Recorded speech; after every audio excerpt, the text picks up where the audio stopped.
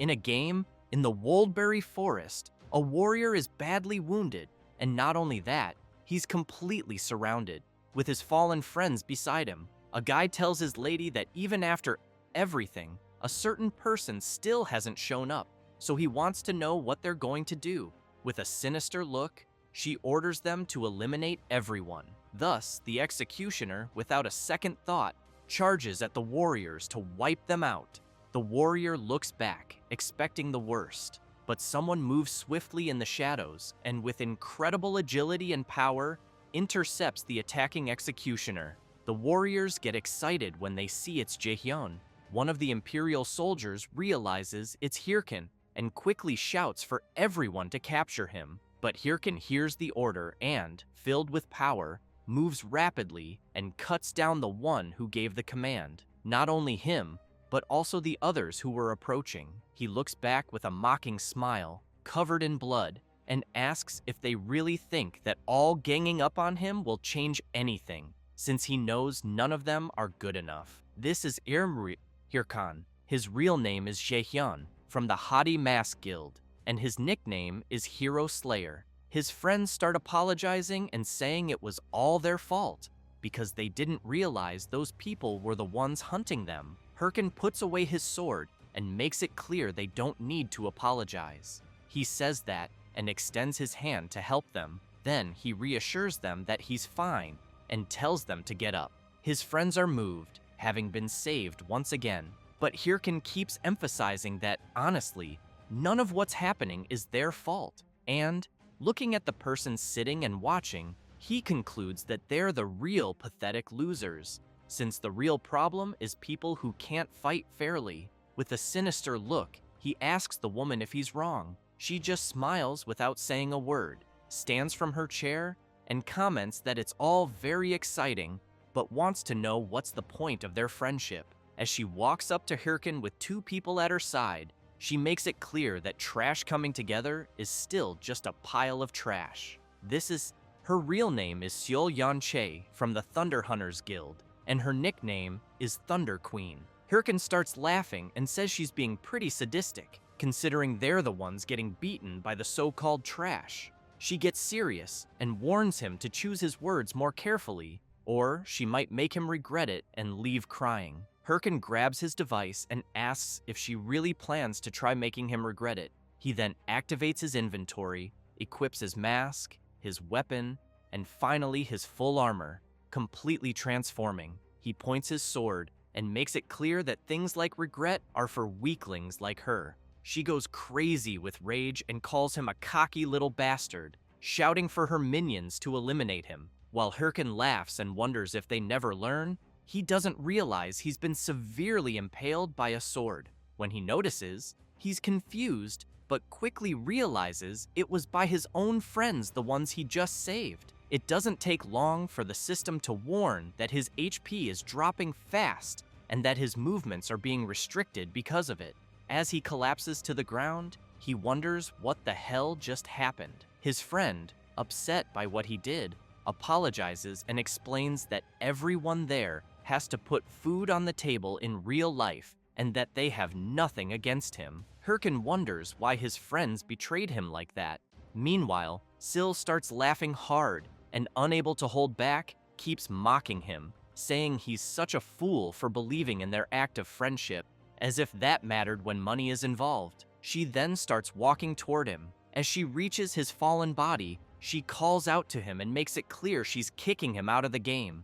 She also emphasizes that if she kills him every time he logs in, she bets he'll eventually quit playing. While Hirkan is lying on the ground, furious, he hears her say that she heard he's a full-time warlord player and that without the game, he's just a useless piece of trash in real life. With a completely mocking expression, she wants to know if he really looks like he's gone back to being just trash. He becomes restless, claws the dirt with his nails, and charges at her, screaming for her to shut the hell up. But in an instant, blood sprays through the air, leaving him in disbelief. She's also surprised, seeing his friends stopping him with several swords stabbed into his body. She thanks them all, With the little strength he has left, Hirkin starts trembling and still insists on knowing why his friends did this, since the guild they had meant everything. His friend, guilt-ridden, simply asks Hirkan to die already. Then he says they were paid a few billion just to eliminate him. Hirkin remains disappointed in his friends, even after everything he did for them. He makes it clear that they once said they'd all be a family, but looking closely at their greedy faces, he realizes it was all just an illusion. Then, several system messages appear, saying that he has died and will receive a 48-hour login restriction penalty. He suddenly wakes up in the real world, terrified, screaming, and thinking he lost everything. The game in question is Warlord, a VR game that took over the world, highly profitable and powered by AI. Jaehyun thinks that game was what made him more than just trash. He remembers when he was playing and met the friend who betrayed him. At the time, he seemed really nice and even invited him to form a guild together. But every time he thinks about it, he gets even more furious, because what happened was unforgivable. He grabs his shirt, puts on some slippers, and runs through the city, thinking he must find and kill everyone involved. He grabs his phone and calls Dong-soo, wondering if he knew everything he went through and if they really think they can just move on alone. But as he runs like crazy, he doesn't notice the red light for him. At that moment, a truck comes speeding and gets dangerously close to hitting him. While he's thinking that if he had known things would end like this, he never would have wasted time caring about anyone. And now, unfortunately, he's about to be hit. Unable to dodge, he gets hit and thrown hard to the ground. While falling, he hears his phone say the number he called is unavailable and starts questioning how. Of all things, he ended up getting hit by a truck. He keeps thinking over and over that he can't die there. He also remembers the face of his friend who betrayed him and Sil, who totally screwed him over in the game. With the last bit of consciousness, he thinks he must get his revenge at all costs. Then something strange happens, and a system message says he's connecting.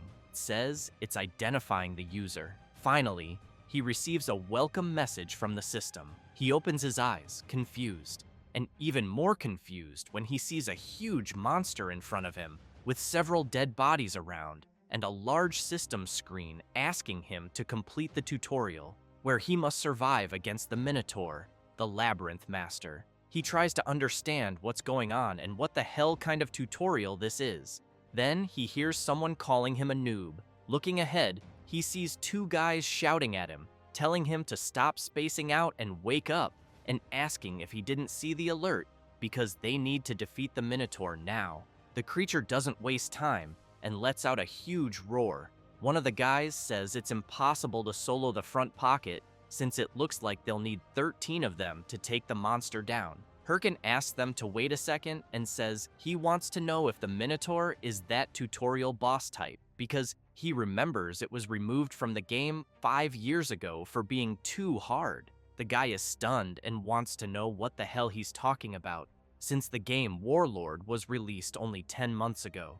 That makes Hirkin even more confused about the situation. He starts thinking about the release date, but soon says he understands. Hirkin crouches down and picks up the sword. Then he starts walking toward the Minotaur, while the others want to know where he thinks he's going. Ignoring them, Hirkin gets ready, and as he charges straight at the boss, the guys wonder if he's crazy. The Minotaur notices his opponent's approach and prepares his powerful attack. However, Hirkin manages to dodge it at the last second. Increasing his speed, he lands a fierce blow, completely slicing up the tutorial boss. As the Minotaur's pieces fall to the ground, the guys who were there are left speechless, unable to believe what they just witnessed. But they soon exchange sly smiles and call out to Hirkin. One of them reaches out and says Hirkin is really good, then asks if he wants to join their guild. But Hirkan sees this request as a replay of when his old friend first invited him, so he gets super frustrated again. Then he says he just made a decision. While the guys laugh and ask what he decided, they are brutally wiped out by Hirkan's frustrated rage. Completely drenched in their blood, he says that if he ever trusts anyone again in his new life, he can be considered a damn dog. After returning to the real world, he's startled and wonders where he is, realizing he's in a huge V-Gear store full of people. Then he remembers that 5 years ago, he couldn't afford a VR device and had to use a demo unit. That scares him even more because it means he really went back in time. But he tosses the VR helmet aside and thinks that in that case, there's no time to waste. He runs out full speed, thinking he has 5 years of future knowledge and all the skills he developed. And if he puts them to good use, he's sure he can get his revenge. Without hesitation, he pulls out his credit card and asks the clerk for a V-Gear device. She looks a bit startled by his request, but quickly says, "All right," and that she'll process the payment. Jaehyun thinks that's great and starts wondering where he should begin. Then he hears someone calling him. It's the clerk, who awkwardly tells him his card doesn't have enough funds to buy the device. He's completely stunned. Then he looks down and remembers it makes sense. No way he'd be playing there if he had money. He starts to panic, wondering what he'll do and if he has to start making money first.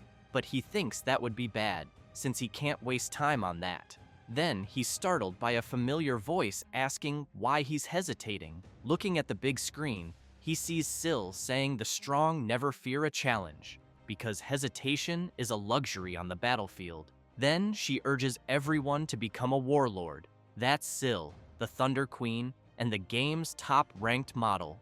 Jaehyun watches the game ad on the massive screen, shocked that he just saw the person who took everything from him. He immediately remembers her saying he had gone back to being the same trash as always. Furious, he turns around and thinks he's in no position to be picky. The afternoon passes, and at his house, a V-Gear device is being installed. The technician tells Jaehyun the setup is done and the V-Gear is ready to use.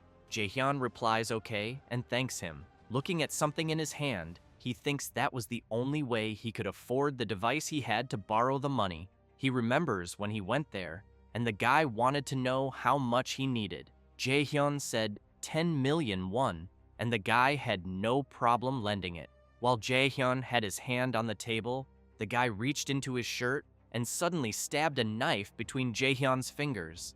And with a sinister look, he made it very clear that if the protagonist couldn't pay, things would get really difficult. Jaehyun was a bit hesitant about that, but said it was fine and that he'd manage to pay. Remembering this, he thinks it doesn't matter. As he starts getting ready to log in, he thinks that even if he has to crawl through hell, as long as he can take down the people who betrayed him, he won't have a problem with it. Then he shouts, "Link start!" The system appears, notifying that user identification is in progress. Once identification is confirmed, the system welcomes Hirkin back to Warlord. He immediately thinks it's been a while since he was there and knows it's time for her to show up. But he wonders what was her name again. Then an entity appears and congratulates him on completing the tutorial. She introduces herself as Ariadne and says she's there to guide him through class selection. Ariadne begins using her power and explains that he must choose a basic class and that there are 3 options currently available. The skills he develops in his basic class will determine his advanced class later. A warrior is a fighter who uses close-range weapons in battle, and if he enjoys action-packed combat, this class is perfect. Hirkin becomes a little intrigued, thinking about the warrior class since he used it last time, and knows it allows for fast leveling, but he also knows that playing solo with it gets pretty tough later. So he replies that he doesn't want that class. Ariadne describes the priest class, which is a support role that heals and empowers allies with magic. But the protagonist also refuses and makes it clear he's not going to waste time helping others. With that, Ariadne says only one option remains and hopes the minister's play will be exciting. She then releases her power, which starts enveloping Hirkin, surprising him with the energy surrounding him. It doesn't take long for the system to announce he's chosen a basic class and will be teleported to his class tower. When he arrives, an old man sitting on a book welcomes him and calls him a young seeker of knowledge. He introduces himself as Golko and says he'll be the guide on the path of magic. He then asks what type of magic the protagonist wishes to learn. Without hesitation, Hirkin answers that he wants to learn dark magic. The room falls silent for a moment. The old man asks if the protagonist really said ancestral magic and apologizes, saying his ears aren't what they used to be. Hirkin replies no, and that he said he wants to learn dark magic. Shocked, the old man asks where he even heard of that, since dark magic is powerful but devours the user's soul. The protagonist confidently replies that he knows he's fully aware of it and is willing to bet everything. Gulko starts trembling and releases a black spring. Then his expression changes completely, and he says he hopes they can dive straight into this. He laughs, saying it's been a while since he saw a young person choose that path. After summoning a book of dark magic in front of the protagonist, he says that if he's ready, he should place his hand on the skill book, but warns again that this path is too treacherous for weak hearts. Without hesitation, Hirkin quickly places his hand on the dark book and with a confident look says to get on with it and emphasizes that his heart is far from weak. He starts laughing as the dark energy begins surrounding him. As the energy takes hold of him, Gulko comments that someone interesting has finally shown up. Hirkin remembers a legendary video from his past life, the Necromancer player soloing a boss raid. He concludes that this is exactly the kind of power he needs right now. With that, the system announces that he has become a Reclaimer, his current title, Airhead, and that he's gained the skill, Bone Shard. Hirkin gets excited about the skill and immediately decides to test it, throwing a skull onto the ground. The system notifies that a skeleton warrior, infused with the protagonist's magic, is starting to take form. Hirkin just watches his magic take effect, and as soon as the skeleton he summoned stands before him, he thinks that this time he's going all in on necromancy. He turns and says it's time to level up and that he thinks the training dungeon should be just ahead. But then he looks at the skeleton soldiers he summoned and sees its head has fallen off. The two of them just stare at each other in silence. After that, a portal opens and someone steps out of it. It's the protagonist, with the system announcing that he has entered the beginner training dungeon. He's quite frustrated because seeing his summoned skeleton lose its head so easily makes him think back to how the summons he saw in his past life weren't that fragile. So he doesn't get it and opens the status window of his summon. He sees his skill, Bone Shard, Proficiency F, Summoned Unit, Level 1 Warrior. Usage, creates a Bone Shard. Target, infuse it with mana to summon the skeleton. Hirkin wonders if maybe he overdid it a bit. That's why he thinks he needs to level up quickly. Then he hears a sound and quickly turns to see what it is. Several charcoal wolves are approaching. Hirkin gets excited. It's finally time to test his skill. Some say charcoal wolves aren't that strong, but they're very fast, making them perfect to test combat performance. So he casts his Bone Shard skill and commands it to go after the wolves. As soon as the skill hits the ground, the skeleton soldier is summoned. The system then notifies that the skeleton warrior has detected an enemy and assumed a combat stance. The wolves, upon seeing the summoned creature, seem a bit intimidated, but the protagonist simply tells his summon to eliminate them quickly. The skeleton soldier charges at the creatures. Hirkin is excited, thinking this looks better than he expected and that at this rate, he'll reach max level fast. But with just one of the wolves' attacks, his skeleton soldier is completely shredded. He's left extremely disappointed by what he just witnessed. The skeleton's skull is thrown to his feet, making him furious and confused at the same time. He quickly opens the system screen and asks it to wait because this can't be right, and he wants to check the skills again. Clicking for more information, he realizes he probably forgot to set the mode, so he switches to Defense Mode 1. But the result is the same, and this time, the wolves are just gnawing on his summon's bones. He switches to Mode 3, Special Action, but that mode makes the warrior do the dance of enthusiasm. Hirkin starts crying, thinking he's completely screwed. He sits down and thinks this is a nightmare he's going through. When he tries to delete his character, the system notifies that character selection is unavailable because newly created accounts can't delete a character for 3 months. Hirkin reflects that unfortunately, he can't delete the account, can't change classes, and to make things worse, his loan payments start next month. He starts wondering if he should find another way to fix this. He also questions why nothing is going his way, just when he thought he was finally getting somewhere. Looking at his summon, he knows that idiot doesn't help, so he asks his summon to just stand still, please. He wonders how the hell that necromancer from his past life endured so many battles. Then he remembers something. He looks at the status window and sees that it's possible to improve in combat. He recalls that when he defeated the charcoal wolves, his summon was watching him the whole time, as if it were learning the movements. Then he smiles, throws his club to the summon, and makes it clear that it's lucky to be his minion, because, even if it doesn't seem like it, they used to call him a genius he trained a whole life and turned them into rankers. And there's only one thing his summon needs to remember about combat. He says this as he charges forward to land a blow, emphasizing that if the summon doesn't dodge, it dies. After landing the punch, he throws his summon far away and immediately tells it to get up again. Then, the same thing. He keeps doing it over and over, landing multiple hits on his summon, always slamming it hard against the wall, until he yells, telling it not to just stand there like an idiot after getting hit. It's supposed to dodge first, then counterattack when there's an opening. The skeleton soldier wipes its face and prepares for combat again, but this time, it's against the charcoal wolves once more. This time, however, it manages to dodge the wolves' charge and then lands a counterattack right on the jaw, and finally, a powerful spinning strike. With that, it defeats all the charcoal wolves.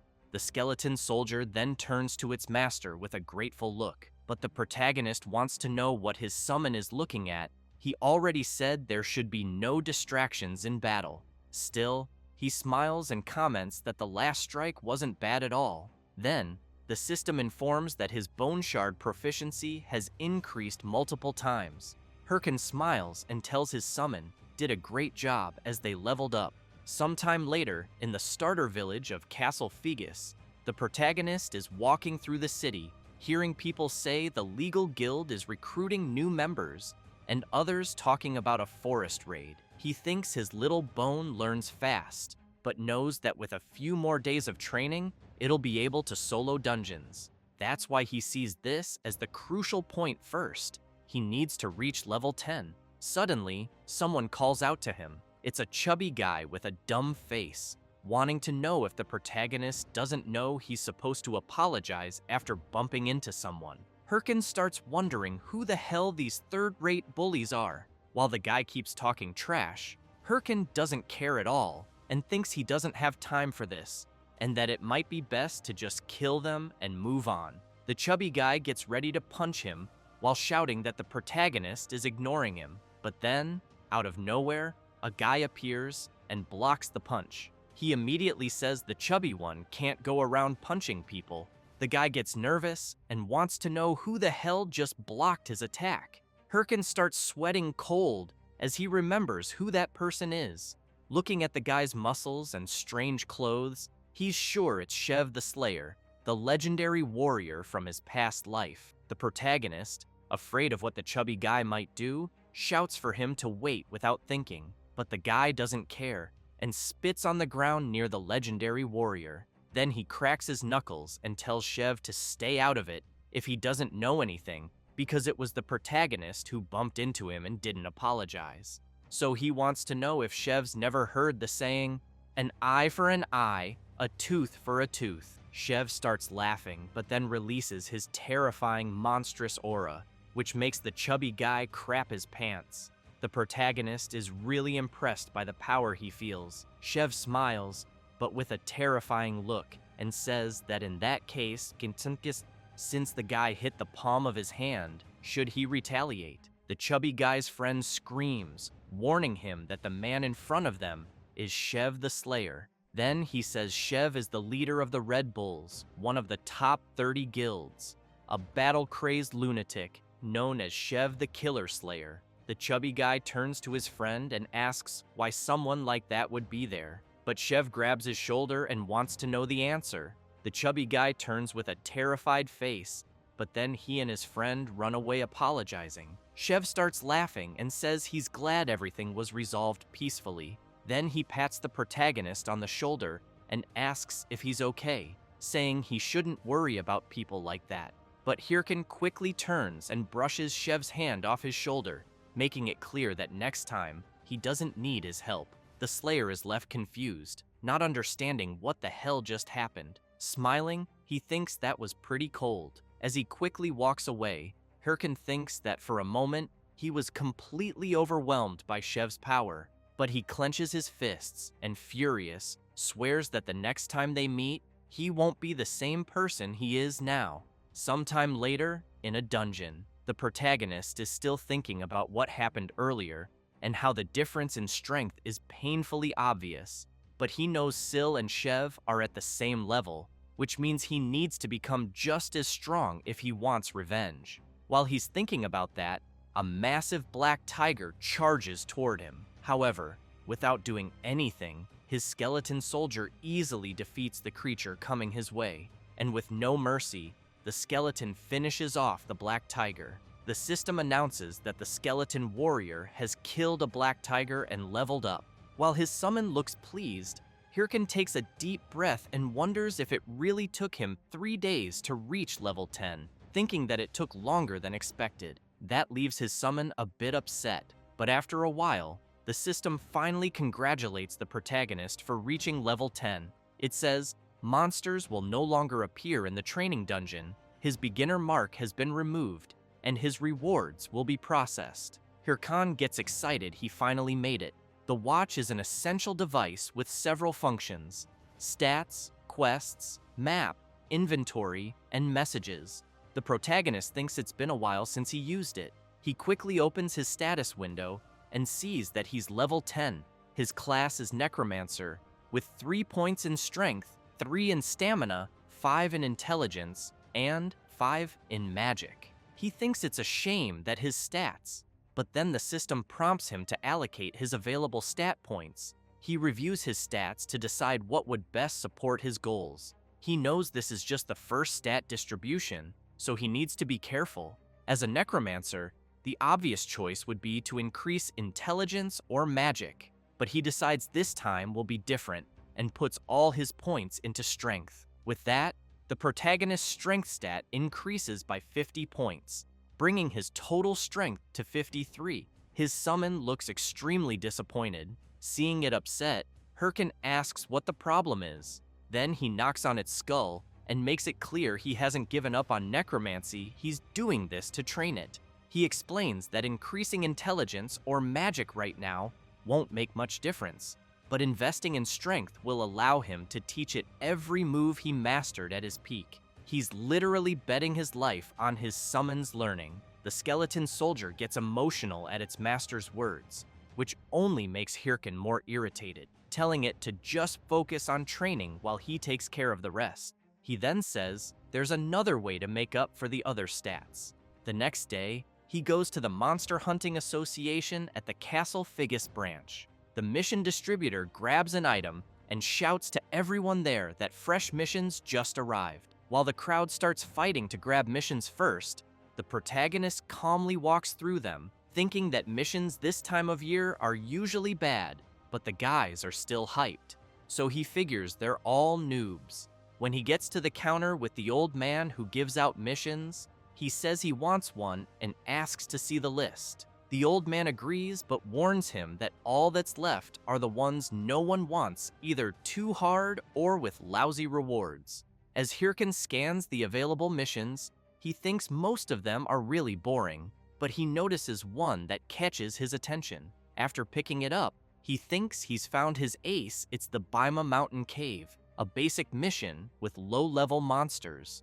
The old man finds it strange and asks if he's sure he wants that one, since the reward is just 10 gold coins. He replies yes, and the system notifies that the quest has been updated. Then he thinks that at first, it seems like just any quest. But if completed before level 15, it'll grant him an ultra-rare title, Rising Star. The protagonist reflects on how people often question the value of a simple title, but he knows that titles increase a player's stats. For example, a scatterbrained mage who gets mocked by a wolf might just be a low-level alchemist with poor attributes. But once he obtains the Rising Star title, it increases attributes by percentage. In other words, this is his first step toward becoming a broken character. So he turns around, and after leaving the quest association, he thinks it's time to gear up.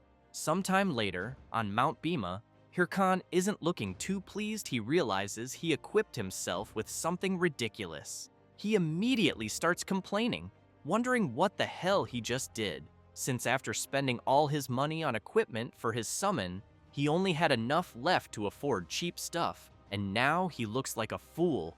But he knows he just needs to finish the quest quickly and buy real clothes. So he runs off to complete the quest right away. Meanwhile, elsewhere in the forest, a bloodied hand rises.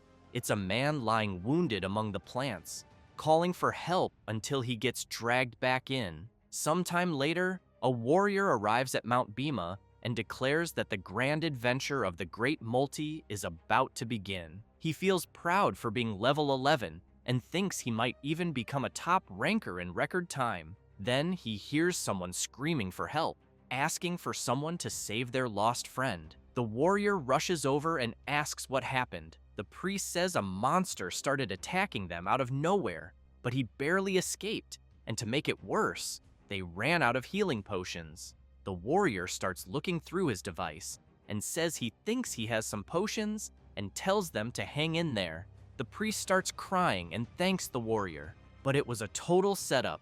Another guy was ready to strike the warrior while he was off guard.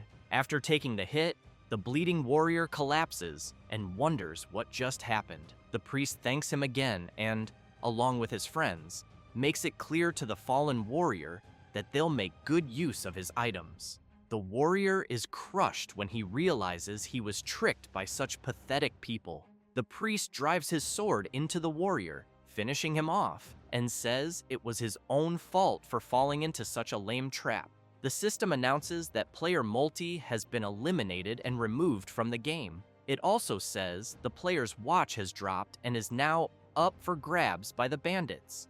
The bearded warrior laughs and says nothing beats messing with noobs. With several watches on his arm, the priest turns around with a sinister look and tells his friends to go find the next sucker. They are members of the Ralph family, part of the infamous player killer gang. Meanwhile, elsewhere in the forest, the protagonist's summon is ready to battle some fierce creatures that charge at it. Hirkan snaps his fingers and switches his summon to attack mode, making it rush at the creatures without hesitation. And with little effort, it completely obliterates them. The system reports that the skeleton warrior killed an ancient wolf and gained 375 experience. After another kill, 366 more. And finally, another 379. As Hirkan watches his summon handle the creatures, he thinks that now that he bought it a sword, it can defeat an entire pack of ancient wolves on its own. He also knows he made the right choice by prioritizing gear for the skeleton. Pleased, watching his creation grow stronger, he thinks that real gamers focus on performance, not appearance. The skeleton soldier looks back, sees his proud master, and immediately wonders why he's looking at him like that. However, Hirkan turns and replies that it doesn't matter if his summon is done dealing with the ancient wolves, then they should just leave already, because he needs to level up and get rid of the horrible outfit he's wearing. Little Bone runs after his master, but something suddenly comes flying, and an arrow hits the summoned skull dead on. This startles the protagonist, who wants to know where the hell the arrow came from. Someone approaches, apologizing. It's the same cheating players from earlier. The priest says he's really sorry, and explains that he saw the protagonist's creature from afar and thought it was a monster. They keep insisting they're sorry. Hirkan was about to say it was fine, But then he notices the blood-stained watches on the priest's arm, as well as the warrior's sword. He quickly concludes they're scum, so he starts acting, smiling and saying it's fine, but asks if they happen to have a mana potion. The priest apologizes again and says unfortunately they don't, but offers to help him level up, since his mana will naturally recover with each level up. The protagonist keeps pretending he doesn't suspect anything and says that sounds good. The priest insists it was their fault, so they'd be happy to help. Looking at the monsters ahead, he calls his group to battle. He explains that they'll weaken the monsters and the protagonist can deliver the finishing blow. As they move in, the priest quietly asks if everyone knows the plan. They all respond yes. The warrior whispers that he'll take aggro first.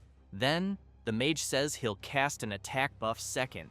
And finally, they'll accidentally let the monster loose toward the clueless protagonist. That way, the poor idiot will panic when he sees the beast charging at him, so they all just wait for it to happen. However, they're quickly left speechless, unable to believe what they're seeing. The protagonist's summon easily defeats the creature. Hirkin then says he's fine and asks them to just keep going. They start wondering what kind of summon he's using, and maybe his level is higher than they thought.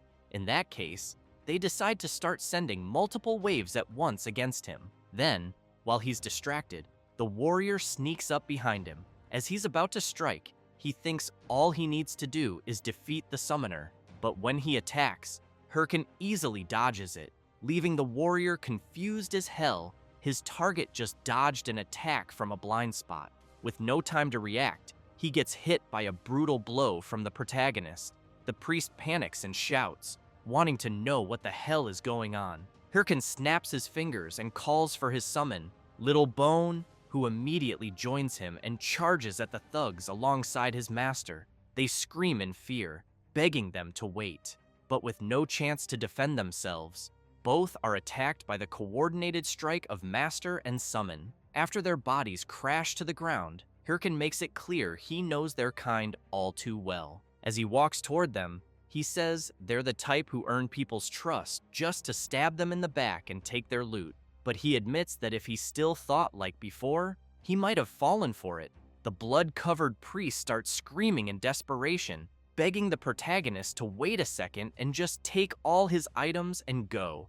But sadly, Hirkin makes it clear it's too late. He no longer trusts anyone. He says that, then mercilessly finishes off his opponent. At that moment, the system announces that player Ralph has been eliminated and that the 8 watches he carried have been dropped. After seeing how many watches Ralph had, the protagonist becomes furious, thinking the guy really was a scumbag. But something about it also makes him happy. He knows he'll make good use of the drops. First, he's going to get himself some proper clothes, but as he turns around, he sees his summon kicking the already defeated warrior, so he calls out to him and asks if he wants any of the drops lying around. Then the protagonist extends his hand and starts healing the wound caused by the arrow his summon took. It doesn't take long for Little Bone to be fully healed. He then raises his sword and strikes a heroic pose.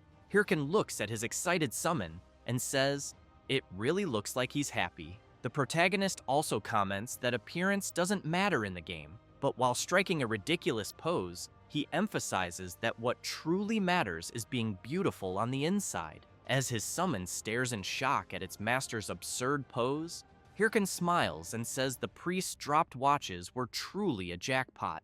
There's less than a 1% chance that when someone sells another player's watch, the inventory will drop random items like rare gear with stat bonuses. For example, the goblin's black pants he equipped, which grant 5 extra points in mana and 5 in intelligence. Also the Sword of Ancient Essence, which gives 10 more points in mana, plus the skill books, from which he obtained the Book of Demonic Curse.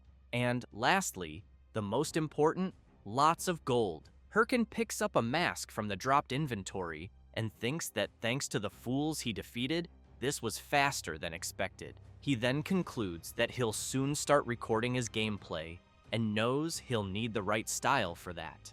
But after thinking about it, he remembers something that makes him uneasy. He starts recalling his past life, how he once asked the friend who betrayed him to imagine their whole guild wearing traditional hey-ho masks. At the time, he was so excited, saying the next day they'd rename the guild to Hey-Ho Mask. Remembering this leaves him a bit down, and he even considers completely changing his style. However, he begins doing something to the mask, altering its form entirely, and thinks he refuses to let anyone take what's his ever again. Furious, he tells himself he'll prove he was right, and this will be the beginning. So as soon as he equips his sinister mask, he runs off and calls for his summon to follow.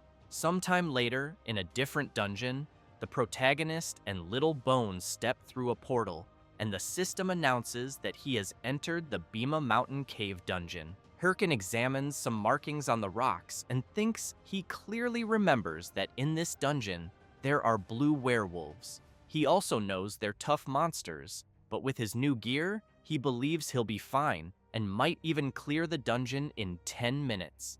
So he calls his summon to go all in.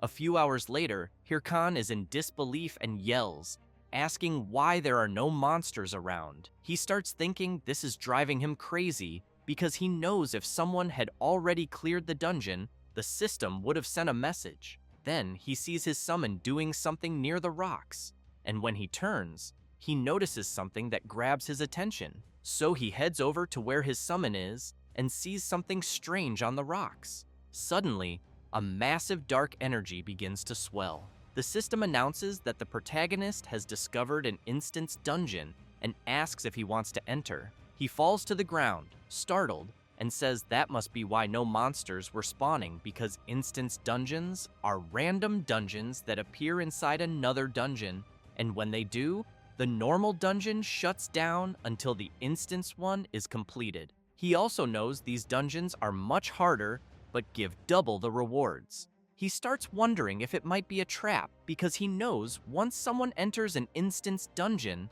they can't leave until it's completed or they die. So he gets up and tells his summon that, logically, he should just walk away because if he dies, he won't be able to play for 2 days. It would make much more sense to just farm easy missions, but he knows that's not what matters right now. With that, the system confirms he's entered. After stepping through the portal, he says that as long as he doesn't die, he should be fine. But soon, a bright light covers his face, and as he tries to look around, he wonders if the place he's in is an ancient arena, also feeling an intense atmosphere. Then he gets startled by a powerful tremor, which was caused by a massive, sinister werewolf standing before him. It's a corrupted werewolf of unknown level. The creature doesn't hesitate and immediately launches an attack at the protagonist, who is still trying to understand what's happening and, unable to defend himself, is struck and thrown hard against the wall. Little Bones sees his master in trouble and immediately gets furious, assuming a battle stance. But Hirkan laughs and says this is perfect. He keeps laughing and says his luck is insane since a corrupted monster appeared. He's convinced this must be material for a main quest. He then calls for his summon and makes it clear that if they can't defeat the werewolf, they can say goodbye to dinner. With that, he charges at the creature. Little Bone gets ready too. Then, he lays down his sword for his master to step on and leap toward the corrupted werewolf. The creature lets out a loud howl, but Hirkan uses his skill curse release, and his sword is instantly infused with the energy of the demonic curse. The werewolf has no idea what this mere human is doing, but in the blink of an eye, it's struck and has one of its arms sliced off. The werewolf starts screaming in pain as the system notifies that the protagonist's skill is active and the target's stats have been reduced by 10%. As the werewolf howls in agony, Hirkan looks at his sword and reflects on the demonic curse, thinking that for a first try, it wasn't bad at all. However, the werewolf starts releasing a bloody aura and, now extremely enraged, charges straight at the protagonist. At that moment, a system message appears, warning that the corrupted werewolf is enraged and all of its status effects have been nullified. Hirkan simply prepares for the worst, thinking he was already expecting at least this much from a dungeon boss. Then he smiles and says he was saving this for later, but right now seems like the perfect time to test it. He activates his inventory, and a dark energy begins to surge, completely engulfing him, until an explosion occurs, unleashing all the energy, and Hyrule appears fully equipped in sinister battle armor, laughing and asking where he left off. A slot is one of Warlord's unique game features. When activated, the slot channels pure energy from the world of Warlord, enhancing attributes and shaping the player's body. As for the form, it's completely unpredictable, as it varies for each player, which is why most players usually call it Supreme Mode. Hyrule calls out the corrupted werewolf to bring it on and show what it's got. The beast becomes furious and lets out a powerful roar. Then it charges at the protagonist, but as it tries to strike, Hyrule dodges without much trouble. He keeps avoiding multiple lunges from the werewolf. Then he jumps back to gain some time, but the creature doesn't care and unleashes another powerful attack. While evading the werewolf's strike, the protagonist thinks that his opponent is definitely a boss. Given its speed and power, he starts to wonder how many of the beast's attacks he could withstand. The werewolf comes charging again, showing several possible openings. Noticing one of them, Hyrule, with his sword radiating energy, lands a powerful slash on the werewolf, making it scream in pain. He then smiles and says that this is why he finds the game so fun, but he's startled by a tremor, as the werewolf is still not defeated and is attacking again. Hyrule takes a deep breath and realizes his opponent is still enraged and that he can't afford to relax in battle. While airborne and the werewolf about to grab him with its claws, the protagonist looks to the side, wondering if his summon is just hiding something. Then, Little Bone jumps onto the werewolf and manages to cut off its other arm. Hyrule immediately shouts to his summon, saying it's time for the attack they practiced. The werewolf is left confused and helpless as it's hit by their combo attack. The attack was so fast that they managed to land several simultaneous strikes, slicing the enemy completely, and the system announces that they have defeated the corrupted werewolf. Hyrule then deactivates his slot and comments that it wasn't bad at all. Next, the mission card the protagonist selected starts spinning and glowing brightly. It reveals that the Mount Bima Cave mission, Defeat the Monsters, has been completed, and the protagonist received 10 gold coins as a reward. The system also announces that the skeleton warrior defeated a high-level monster, and the skill, Bone Shard, has been upgraded to rank E. Additionally, the protagonist also obtained the werewolf's skull and hide. While his summon celebrates, Hyrule notes that it seems like instant dungeons really do have the best drops. The system continues by announcing that the protagonist obtained the Corrupted Tracker's Necklace, a unique chronicle item. It boosts all class-related attributes, plus 18 to all stats. It's bound to the user, non-transferable, with only one requirement: the user must have the Corrupted Tracker title. Hyrule is quite surprised by this drop. He knows he can't sell it, but it's still a higher class item than any standard one. He gets even more surprised as he also earns 3 new titles. Rising Star, which grants plus 3% to intelligence and mana. Hyrule knew he was going to get that one. The next title is Hero Challenger, granting plus 3 to stamina. Hyrule comments that he even got a group title, since he soloed an instant dungeon. And finally, the Corrupted Tracker title. He's quite surprised and wonders if this is the introduction title for the first chapter of the main quest, the Corrupted Count. Hyrule knows that the main quest is the foundation of the Warlord game world, being a crucial storyline, and because the rewards are insanely good, every player wants in no matter what. It's the core content of Warlord for players. While trembling from all the rewards he received, he thinks that even in his past life, he barely made it to Chapter 4. He gets excited and thinks that what he got wasn't luck, but a jackpot. So he yells to log out immediately. Back in real life, he sees a breaking news live stream, with a player announcing that his guild, Hydra, has officially entered the final phase of the Corrupted Count scenario, and that they aim to complete it within 3 months. Jaehyun pauses the live stream and feels really down, because what he thought was a jackpot in-game turns out to be nothing in the end. Then he gets furious and starts banging his head on the desk, since that player and his guild are already in the final phase. He considers that maybe he has no choice but to stay out and wait for the next chapter. But then he gets an idea. He goes back to his computer, thinking that maybe this is actually the perfect opportunity, since he knows the entire world is currently focused on the corrupted count, and the first main quest of Warlord is about to be completed. So he wonders if anything would change if he posted his video about the corrupted count, thinking it might go viral. Jaehyun thinks it was a great idea to have recorded everything, so he knows he needs to edit and upload it to WTube as fast as possible. However, he also knows that editing is the key, and he can't just leave that to anyone, meaning there's only one person for the job: the legendary editor from his past life, the filmmaker, Romeni. She sees the protagonist's request and wonders who this person named Hirkin could be. While checking the request, she questions what a level 15 could even accomplish. Maybe the starting cave, guessing it's just some rich newbie making a flashy video for social media, until something catches her eye and she ends up genuinely shocked, remembering a certain person. Then she gets really excited upon realizing who it is. This is Romeni, a freelance video editor, and her in-game nickname is Hell's Mouth. Meanwhile, elsewhere, a woman is watching some news on her tablet. One of her employees rushes in, asking if she called. She says a new video about the corrupted count has just been uploaded. She hands the tablet to her employee and says it's quite interesting, since a level 15 defeated a corrupted werewolf solo. The four-eyed guy laughs and says her team also saw him, but made it clear that corrupted werewolves are low level, so they didn't think it was worth tracking. She smiles and says she liked it.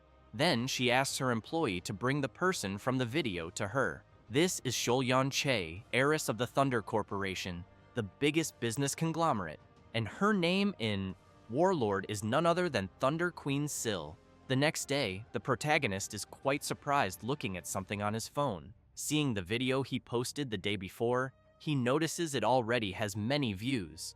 To be exact, over 6,000 views. He feels awkward, knowing it took him months to reach that many views in his past life. Looking at the message Romeni sent, asking if he saw the view count, he realizes something else has changed. She contacted him first. He knows that normally she never reaches out first, as she's supposedly a very mysterious person. Then she asks when he'll send the next video. Jaehyun lies back in his pod, takes a deep breath, and says he's wondering that too, since he has no idea what to do for the next video, and there's no way he's going to find another monster like that werewolf with the ear again. So he thinks it's better to start making videos only once he reaches level 50. That said, he turns on the VR device, begins logging into the game, and thinks he needs to strike while the iron's hot. Meanwhile, Shev the Slayer is watching the protagonist's video. He comments that no matter how many times he watches it, the protagonist's moves always seem impressive. However, he becomes intrigued by something while watching the video and wonders if he doesn't already know him from somewhere, as he seems very familiar. Then a beautiful woman arrives. This is Yell, affiliated with the Red Bulls. Shev tells her he's talking about Hirkin, the one with the Ha-Ho mask, and that he's one of the trending topics right now. She wants to know if her friend is watching the video again, saying it would be strange if he weren't familiar when Shev watches it all the time. The blonde guy takes a deep breath and, all excited, shouts that the game makes you feel like you're moving in real life. So when people play for the first time, they tend to be shy with their movements. But that's not the case for the protagonist. Then he asks if she saw how the protagonist trained his summon, since it's on another level compared to other necromancers. Yell starts getting annoyed with her friend's chatter and yells at him to shut up. Then she starts pushing him and tells him that if he's going to keep talking nonsense, he should go back inside because they're going live in 5 minutes.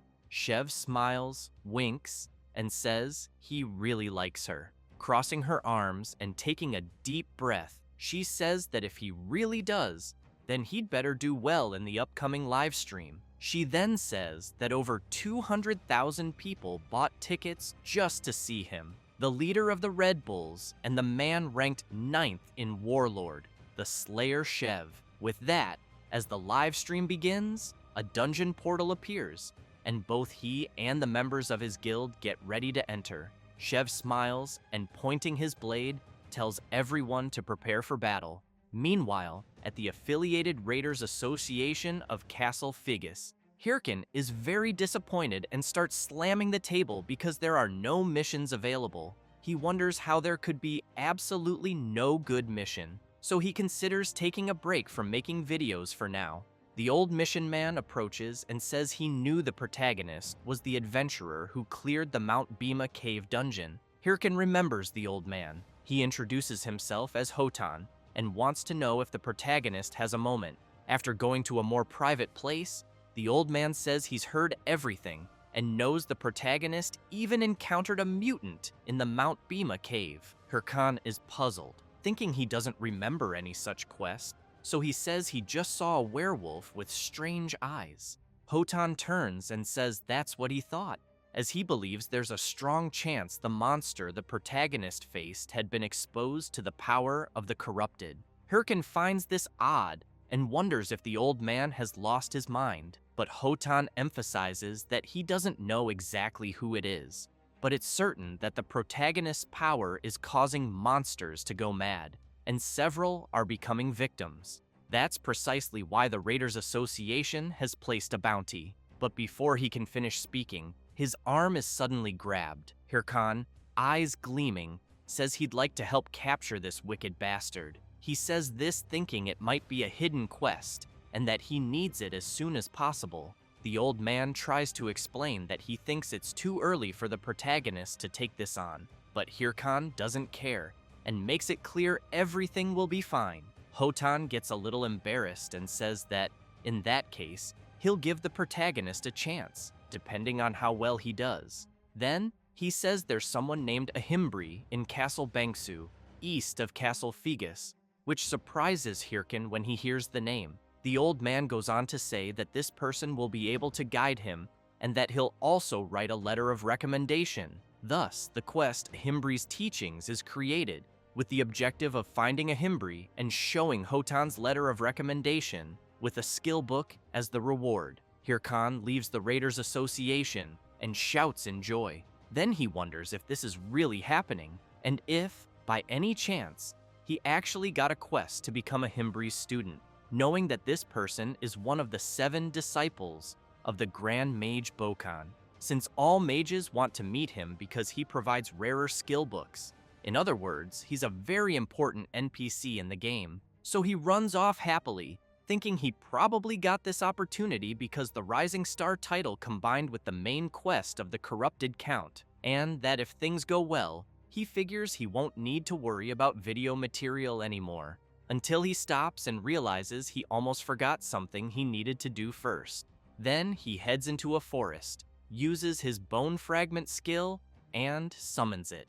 After Little Bone appears, he realizes he hasn't checked the rewards from the last battle, so he decides to start by using the werewolf skull he didn't sell. The system asks if the protagonist wants to use the werewolf skull to enhance the skeleton warrior. He says yes. The system then informs that the skeleton warrior gained werewolf traits and received 2 extra points in toughness. Hirkin knows it's now time for the Corrupted Tracker's necklace, so he wastes no time and equips it. The system announces that the effects of the Corrupted Tracker's necklace have been applied to him, giving him 18 extra points in all stats and boosting all class-related attributes. Hirkin knows everything is going well, since his preparations are complete. Next, he grabs 2 more bone fragments and throws them on the ground, summoning 2 more skeleton warriors, which leaves his primary summon confused. Hirkin tells Little Bone that from now on, there will be 3 of them, and they'll fight as a unit, so they'd better get along with each other. As the protagonist sets out with his 2 new summons, wondering what kind of monster might be in the area, Little Bone goes crazy, thinking he was supposed to be the master's only pupil. Doesn't take long before they encounter a level 25 forest bear. it starts attacking repeatedly, forcing the protagonist to dodge them all, until the wild bear finds an opening and charges. Hirkin panics, thinking he won't be able to dodge in time, but then he smiles, snaps his fingers, and says he grabbed the bear's aggro. With that, one of his summons leaps at the enraged bear, but unfortunately, the summon takes a heavy hit and is thrown back violently, several bones shattered.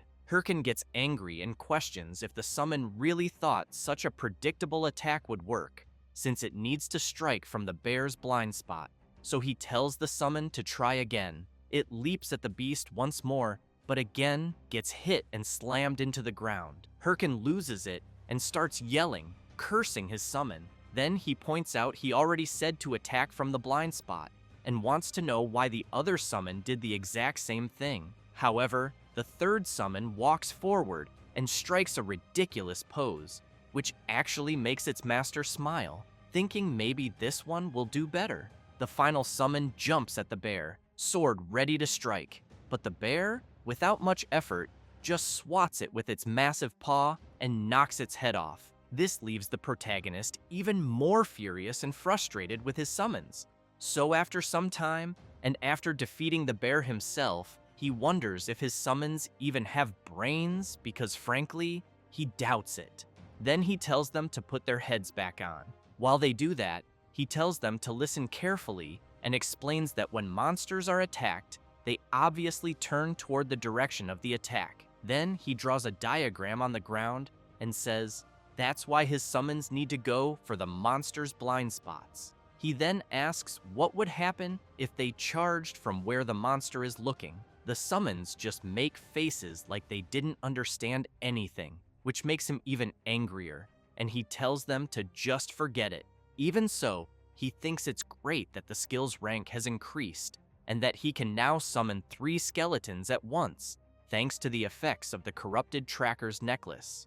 But he knows the problem is that his summons can't work together. They just repeat what was told to one of them before, but since they haven't learned to fight as a team, they don't know how to do it. So he finds himself in a dilemma, knowing that his summons cost triple the mana, but are even worse than before. Then he gets up and says whatever, since he already reached level 20 like he wanted, and it also seems like he won't be able to make combat videos for a while. So he turns around and tells his summons to get up too, because they're going to train all the way to Castle Bangsu. He thought he'd leave the fighting to his summons while he sat back and relaxed like a necromancer should, but it seems he won't be able to avoid the front lines.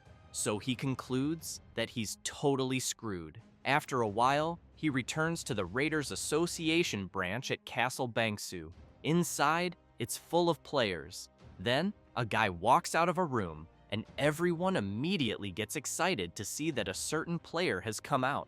They desperately want to know what quest that player accepted, and that's when the protagonist enters, thinking everyone there is like a bunch of hyenas. He covers his face and concludes that clearly, you can find people like this anywhere, knowing they don't even try their best on their own and just want to leech off others. Then he hears someone call him. A bald guy wants to know if the protagonist has a good quest, suggesting they could do it together. But Hirkin couldn't care less and tells the guy to fuck off. As he walks up the stairs, he reflects that he can't let anyone find out he's doing a Himbri's quest. At the top of the stairs, he hands over Hotan's letter of recommendation. The player inspects it, confirms everything, and politely asks Hirkan to head to the second floor. Meanwhile, people keep acting like parasites and desperately try to get in, claiming they're in a party with Hirkin. As he walks, he wonders what kind of reward a Himbri might give him, thinking it must be good, since it's a hidden quest, and that he'll try to build a long-term relationship with him. As soon as he walks through the door, he politely asks to come in, but is shocked to see tons of books and a huge mess. A person among the clutter wants to know who the protagonist is, since he doesn't remember scheduling anything. This is the NPC Ahimbri. Hirkin hands over the letter of recommendation, introduces himself, and says he's there on Hotan, the old man's recommendation. The NPC looks at the letter and comments that the protagonist seems to be a novice dark mage, and therefore assumes he must be pretty skilled for his level. Hirkin laughs and says it was just luck, but he thinks it doesn't matter as long as he gets the reward. Ahimbri says he understands and proceeds to give the protagonist his rewards. Hirkin gets excited after receiving the Bone Armor Skill Book and the Helm of Madness book. Then he thanks Ahimbri for giving him 2 super rare books. Ahimbri says that's it for business and asks the protagonist to leave. The system then announces that the Ahimbri's Teachings quest has been completed. He tells Hirkin to be careful on the way back.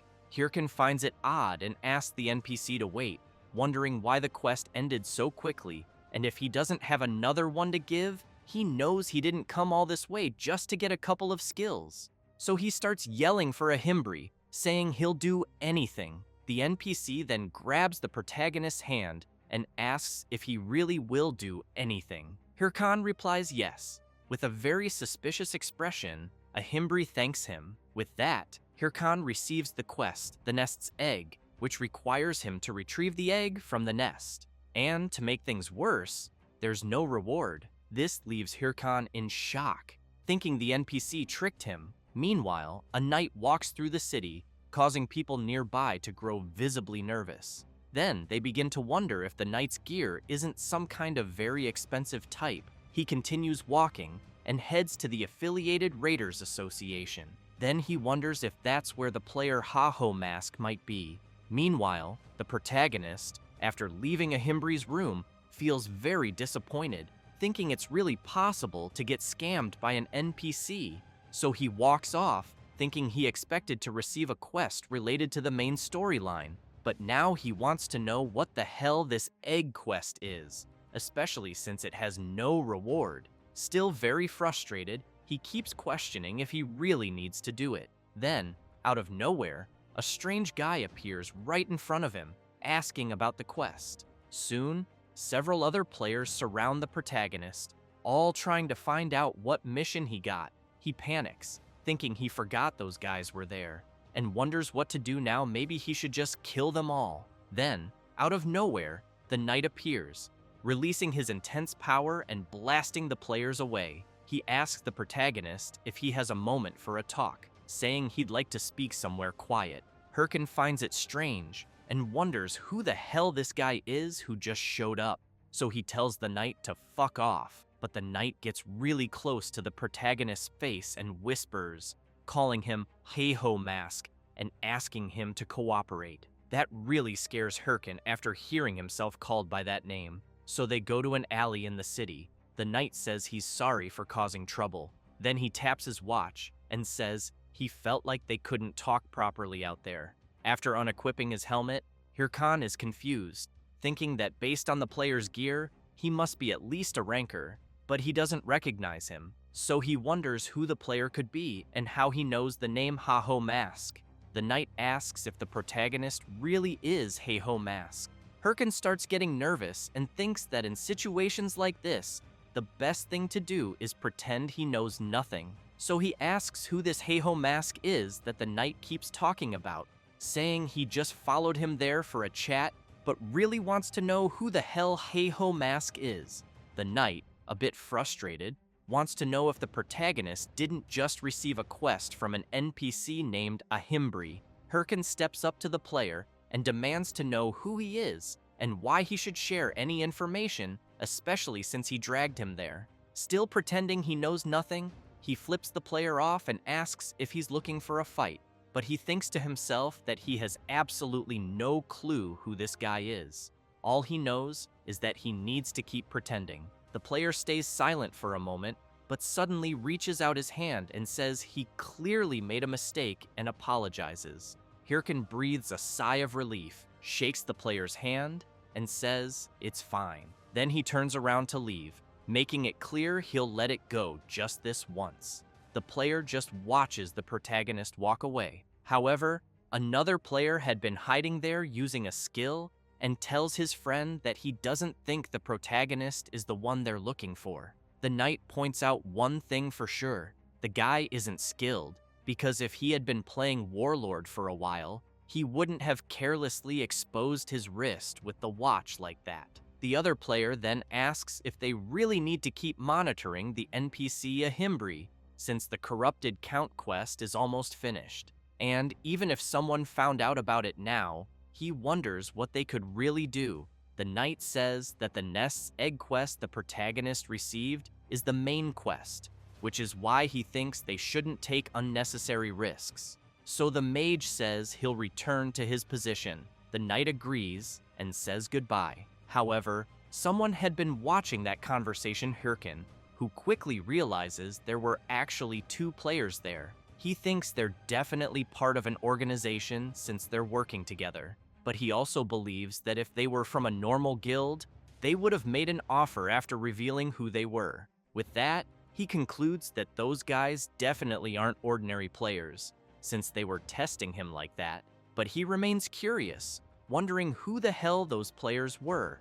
The next day, Hirkin is still puzzled about what happened, thinking there must be something more to the Nest's egg quest he received. He figures they probably saw his video and already knew the Heiho mask would receive Ahimbri's quest, especially since they let him go so easily. That's why he thinks they don't care who Heiho mask actually is.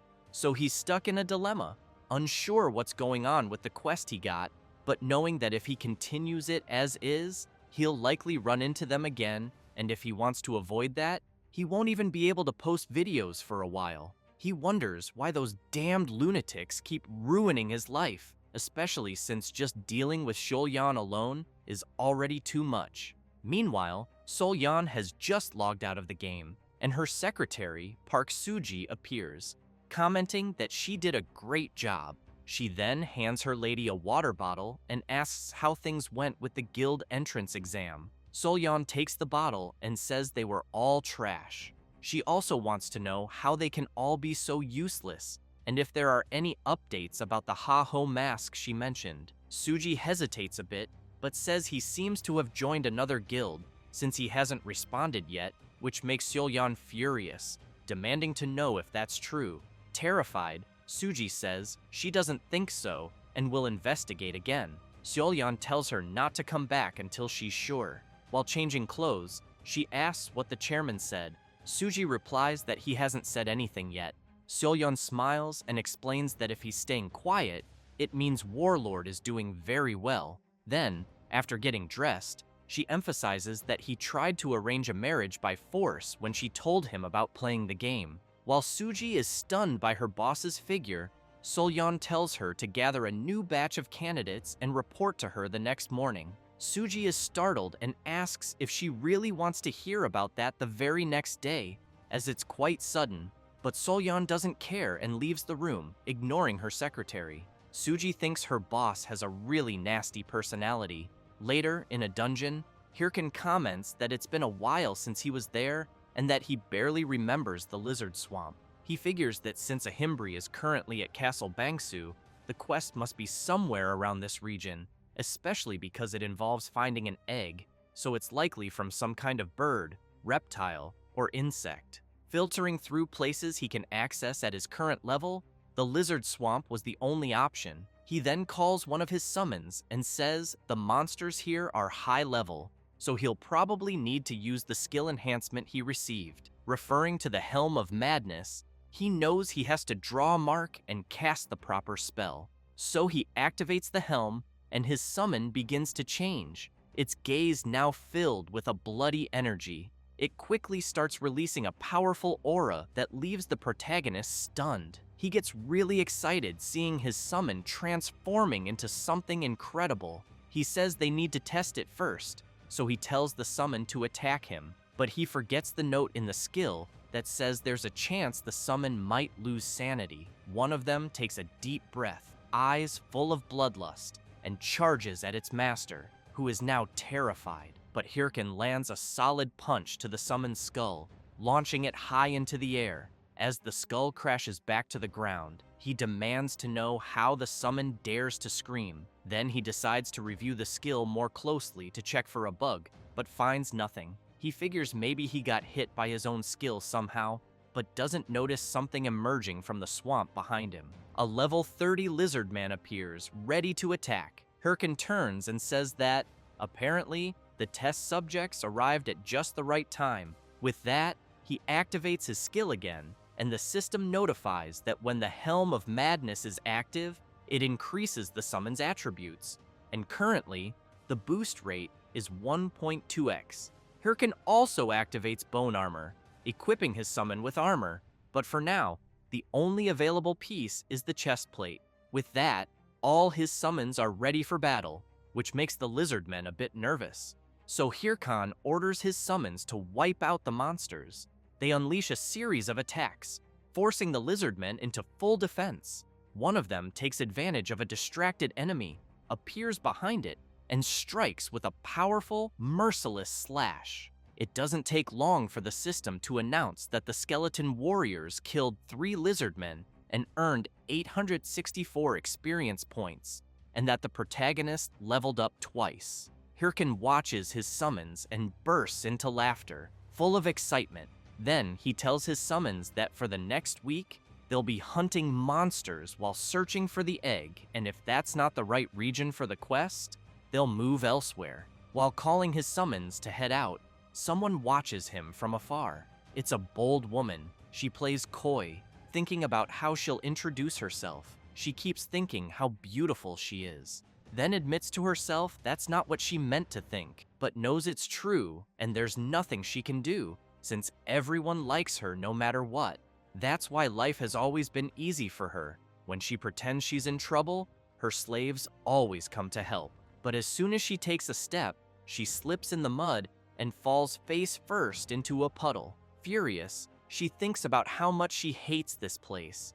She then remembers that one of her slaves brought her there to help her level up, but in the end, he died quickly, and now she's stuck there. Watching the protagonist from a distance, she knows the monsters there are too strong and the terrain is difficult. Then, as she stares more closely at the protagonist, she gets an idea. Maybe she just found herself a new slave. He hears a strange sound, and when he looks back, he sees Ilya stumbling before collapsing on the ground, asking for help. She puts on a pitiful face and says she hurt her legs because of the monsters, but inside, she's thinking the fool in front of her will fall for her act and won't resist helping a damsel in distress. But the protagonist doesn't care at all and simply turns away, continuing on his path. That leaves her completely stunned, wondering why the hell he acted like that. As she shouts for help, Hirkin just thinks another lunatic has shown up.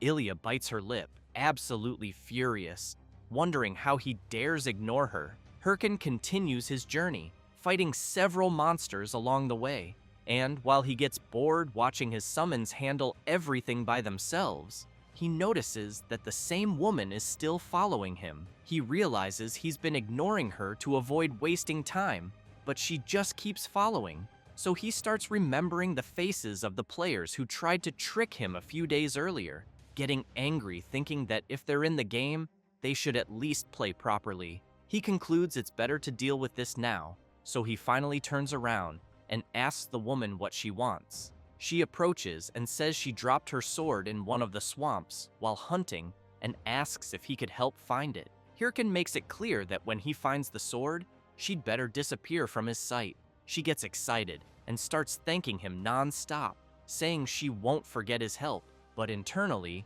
she thinks she just fooled another idiot. After walking around the area, they eventually find the sword she mentioned. Ilya thanks the protagonist again. He says it's fine and reminds her not to forget the promise she made to disappear once she got the sword. He takes a deep breath and orders his summons to go retrieve the sword. They quickly head over.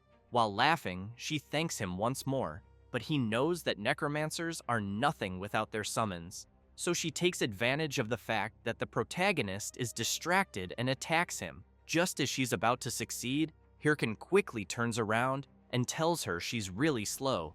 Then, while she's still surprised and trying to figure out what just happened, he grabs her clothes and throws her high into the air, making her fall straight into the swamp. She emerges from the water and starts cursing him. Furious, she demands to know if he really thinks he'll get away with something like that, because her bodyguards will find him and destroy him. Hirkin starts laughing and tells her to look behind her. She turns around, wondering what's back there, and sees several lizard men. While Ilya tries to defend herself as best she can, Hirkin makes it clear that she still has a long way to go before she can trick him. He also points out that he could see her intentions from the very beginning. He then thinks to himself that he's been fooled too many times and can't afford to let it happen again. So he turns and says she's already wasted enough of his time, then calls his summons to leave. However, he gets frustrated when he sees them mimicking the same flirty behavior they saw from the woman.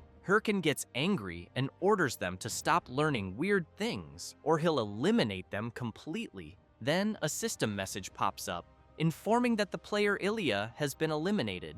The protagonist gets excited and says he wasn't expecting to earn points for that, since he didn't eliminate her himself. Then he remembers her yelling that her bodyguards would come after him, and figures they probably don't even exist. He'd even bet someone like her doesn't have anything like that. However, a group is watching the protagonist through a recording device, and they are furious. Sometime later, still in the swamp dungeon, someone is injured and has a sword pointed at them. Hirkin, while leaving his sword stuck in the player, tells the protagonist to screw off and calls him an enemy of Lady Ilya.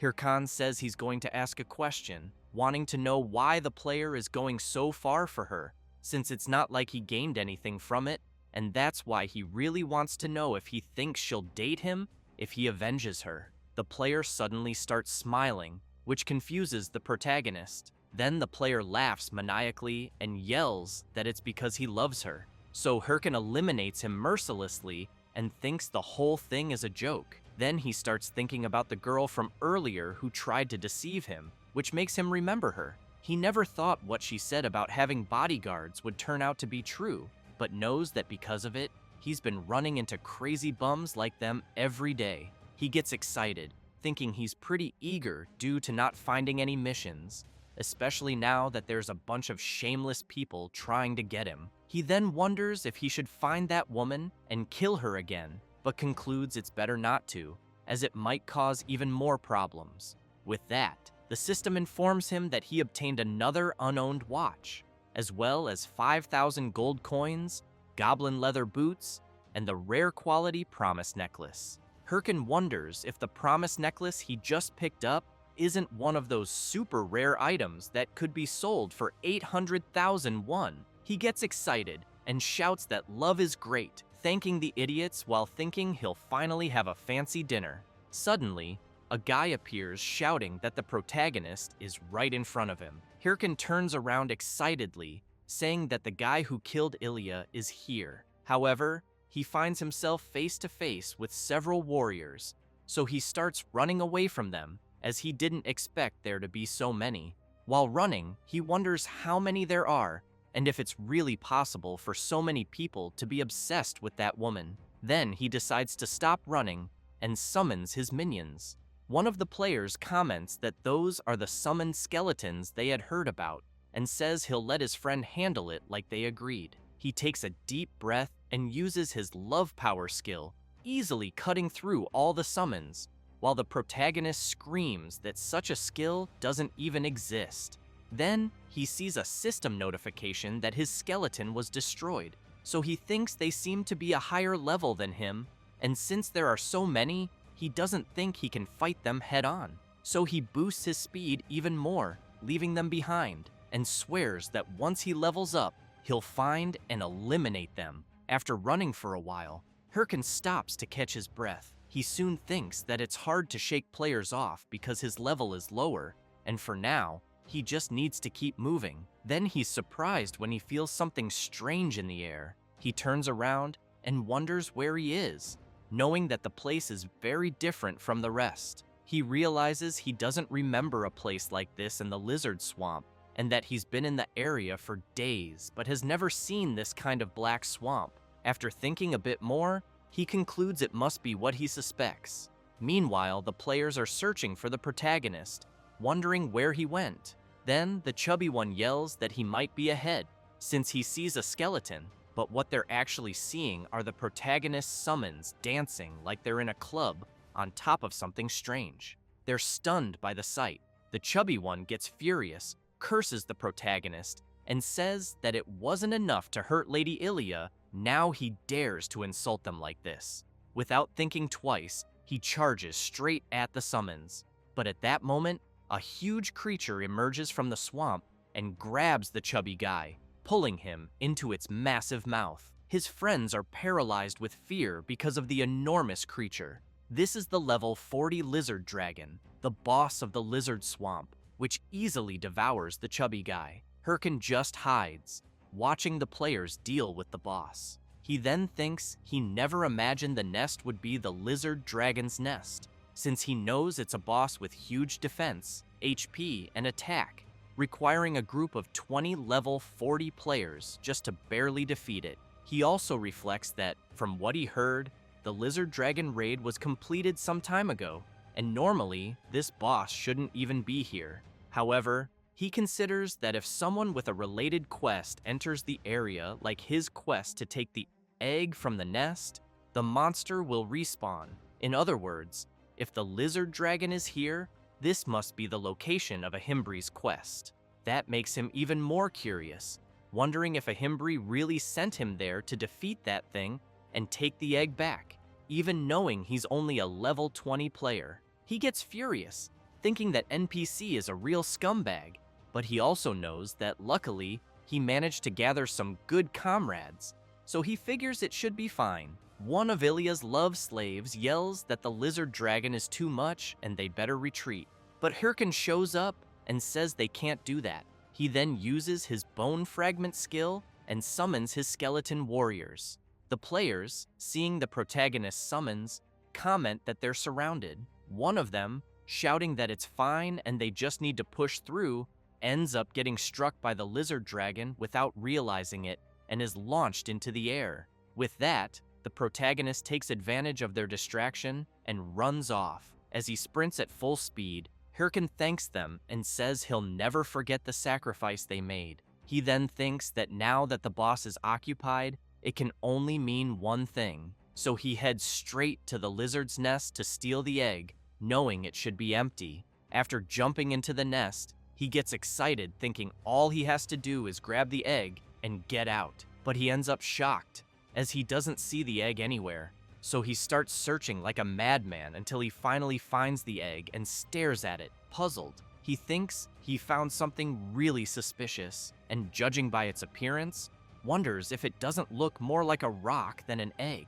Then he gets spooked when the system informs him that his skeleton warrior was destroyed. He turns around and assumes the lizard dragon must be returning after detecting an intruder. It doesn't take long before the boss returns to the nest, furious. The protagonist tries to hide and thinks he's totally screwed. He also knows that now that the boss is back, he won't be able to search the nest any further. But looking at the thing that looks like an egg, he figures that if that's the case, he has no choice but to take it, even if it isn't really an egg. After returning to where the players were fighting the boss, he sees a chaotic scene with several bodies. Hirkin approaches one of them laughing, and while grabbing the player's watch, he says that Warlord is a really interesting game, and that there are so many crazies because everyone has too much freedom. The player gets furious and curses at him, but Hirkin stabs his sword near the player's face, and as the guy gets scared, the protagonist tells him to listen carefully to what he's about to say. He explains that he was just playing around until now, but that he has a lot to lose in this game. So he makes it clear that next time they meet, they won't get off so easy, and that this is a warning to them, and that woman too. After saying that, he turns and runs off at full speed. After walking a bit, he thinks that he swears. If those players keep bothering him, even after his warning, it'll be all-out war. Then he thinks it's time to make some extra cash with everything he got in the swamp dungeon. So he posts on the game forum that he just found a lizard dragon in the lizard swamp and wants to sell the exact location for 100,000 won. After returning to where Ahimbri is, he places what he thinks is an egg on the table and awkwardly tells Ahimbri that he brought what he asked for. He then hopes it really is the right item, since he doesn't want to search the whole map again. The NPC observes it closely, which makes the protagonist anxious. until a Himbri says that this is the item he was looking for and thanks the protagonist. He gets excited, thinking that in the end, he managed to bring the correct item. A Himbri comments that he was faster than expected and thought someone like him would take much longer. Hirkin gets nervous, wondering if he knew that and still gave him this mission. What kind of NPC is this?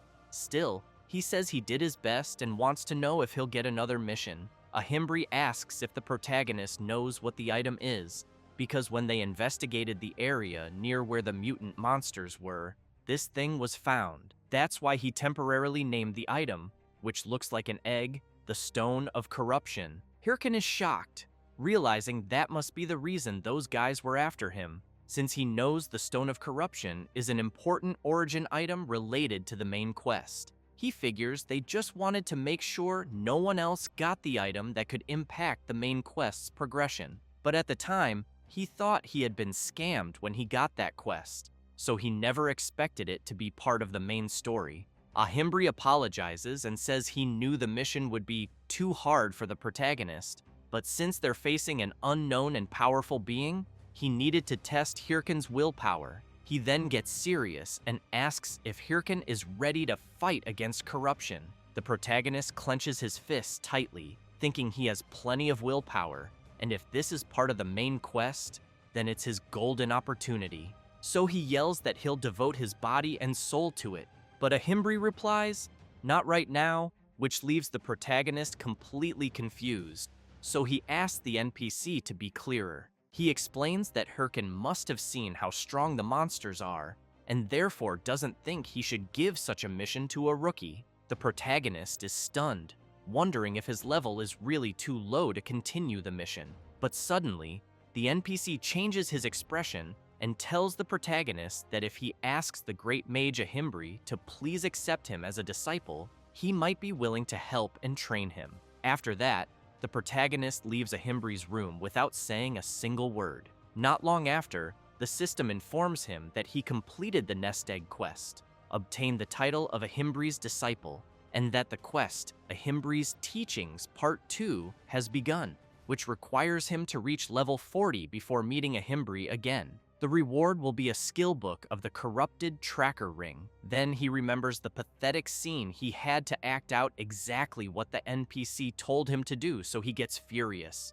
thinking Ahimbri really is a con artist. Meanwhile, in some dungeon, a fierce monster has been completely defeated. They shout to end the battle, and for anyone needing healing to head to the healers. One of the players tells his captain that their guild finally did something big. He agrees and asks the warrior to tell everyone to regroup after resting. He then runs over to another player, thanks him, and says he was even stronger than expected. That player is the knight who went after the protagonist. He replies that it was no problem at all, and that it was all thanks to the other players who supported him so well. The guild captain insists that wasn't the case and says that if it had been just them, at least 5 members would have died. That's why he believes it was thanks to him that they completed the raid with no casualties. He also admits he had doubts when he heard there were helpers who accepted money to assist in boss raids, and says he's really glad he hired him. Then he takes a pouch of coins and says it's all they have to offer. The knight notices that this isn't the promised payment.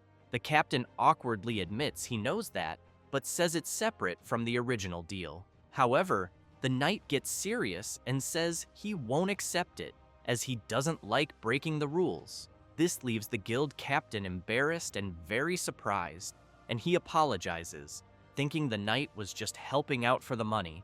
While the captain wonders why a ranker would take on such a low-level raid, the knight walks off, saying he's going to collect all the items from the nest, as promised. The captain yells to warn him that there probably isn't anything of value in the nest. Meanwhile, the player thinks he got really lucky, since he never imagined he'd get a chance like this to obtain the Stone of Corruption. He remembers being worried when he heard the lizard dragon had respawned, thinking that Hey-Ho Mask might already be on the quest.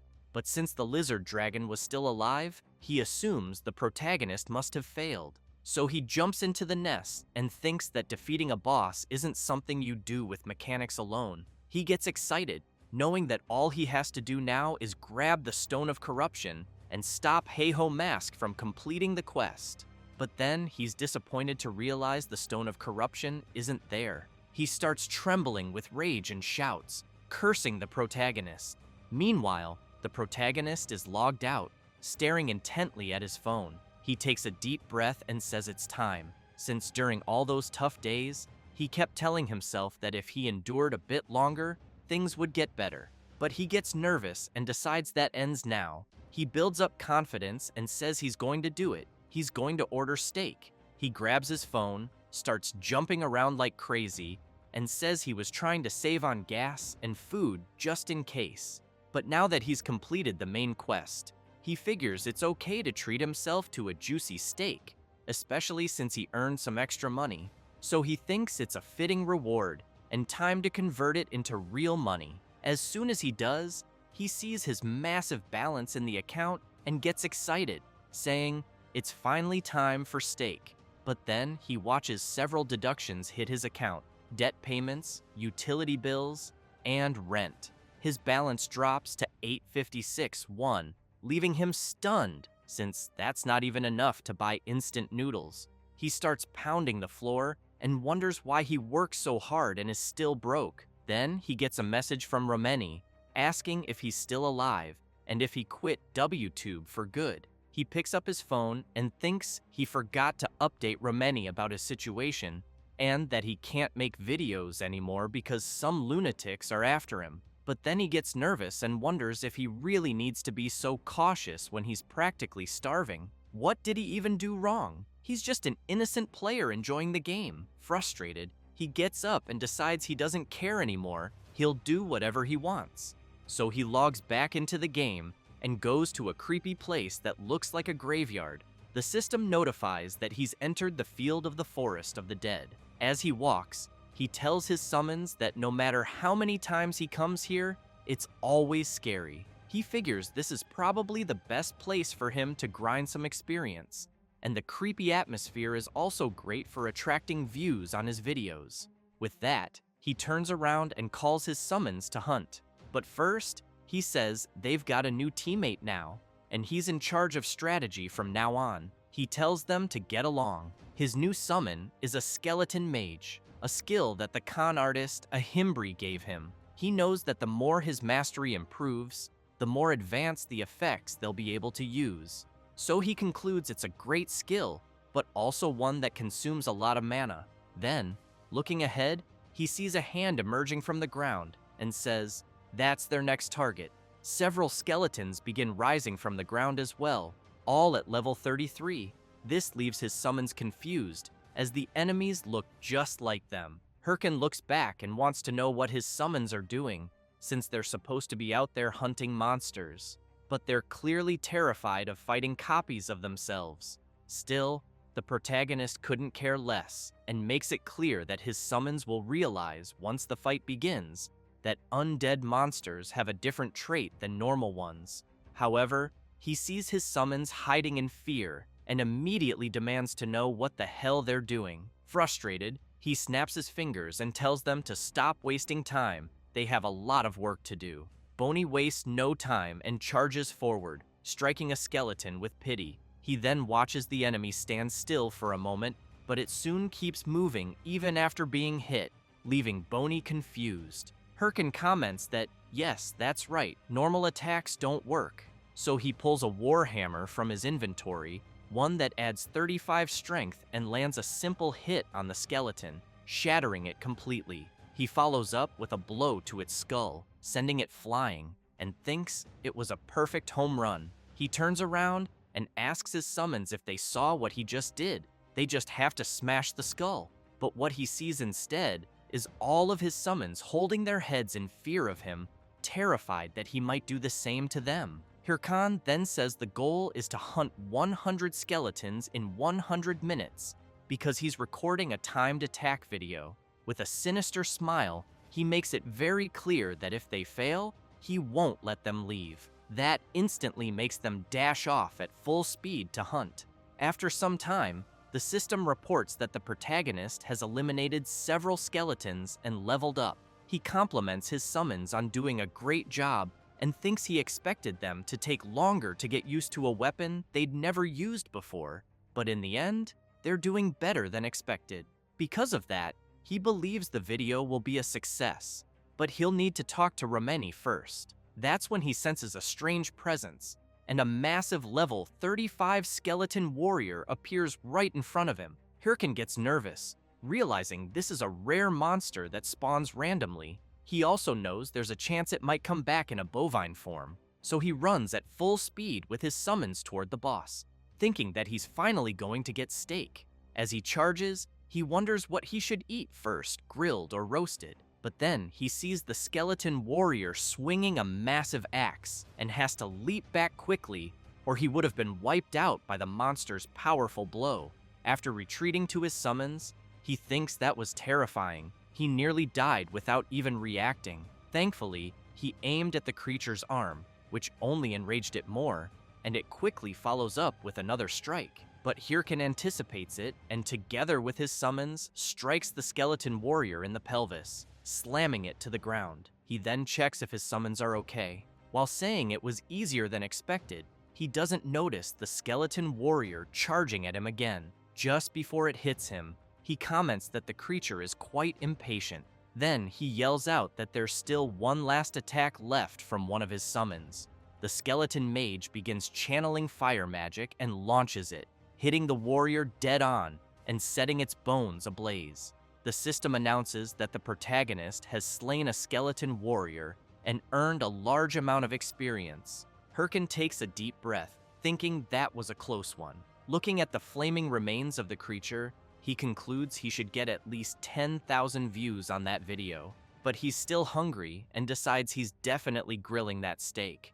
At that moment, the system alerts that the field boss has detected the death of one of the protagonist's subordinates, which leaves Hirkan confused. The system then continues warning that the field boss has found intruders, and finally, that the field boss is awakening. A massive magic circle appears right next to them. Then, its head begins to emerge, followed by its body, until a colossal creature fully materializes before Hirkin and his summons. He's left speechless, unable to believe what he's seeing. The level 40 golden skeleton boss has appeared. He knows that the golden skeleton is the Forest of the Dead's boss, and the first mage class boss, a powerful one known as the Rookie Killer. He also recalls that the condition to make it appear was defeating several skeletons.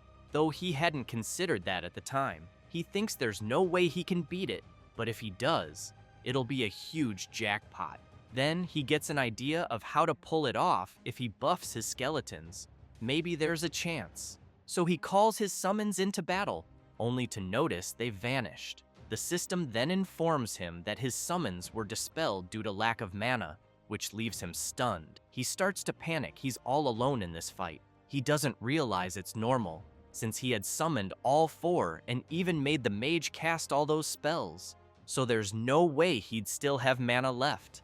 Facing the colossal creature, he knows he has no choice. He grabs his watch and says it's time to warm up his body for the first time in a long while. He activates his slot and equips his battle armor. With that, he faces the boss and dares it to bring it on. Without hesitation, he takes the initiative and charges forward. The golden skeleton quickly begins channeling its skill, growing stronger, and once it's ready, it fires at the protagonist, who has to dodge the powerful attacks. Hirkin knows that a single hit would kill him, and yet the boss is launching multiple attacks. It's no wonder it's called the Rookie Killer. While the golden skeleton continues attacking, Hirkin realizes he has no chance of winning if he allows it to keep casting spells freely. He jumps, and just before striking, thinks that all he needs to do is stop it from casting. He delivers a powerful blow to one of the golden skeleton's palms,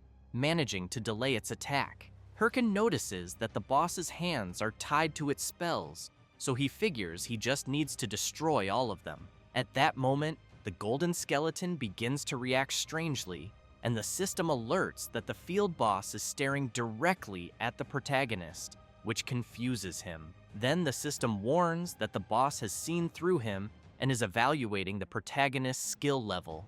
After making several gestures with its hands, the golden skeleton releases an intense wave of dark, negative energy. Hirkin gets scared, wondering what the hell is happening. In a blink, he's bombarded by the boss's dark energy. While running from the attacks, he tries to understand what's going on until he sees he won't be able to dodge one of them. At the last second, he leaps to the side, causing the attack to crash into the ground, but the impact launches him violently across the area.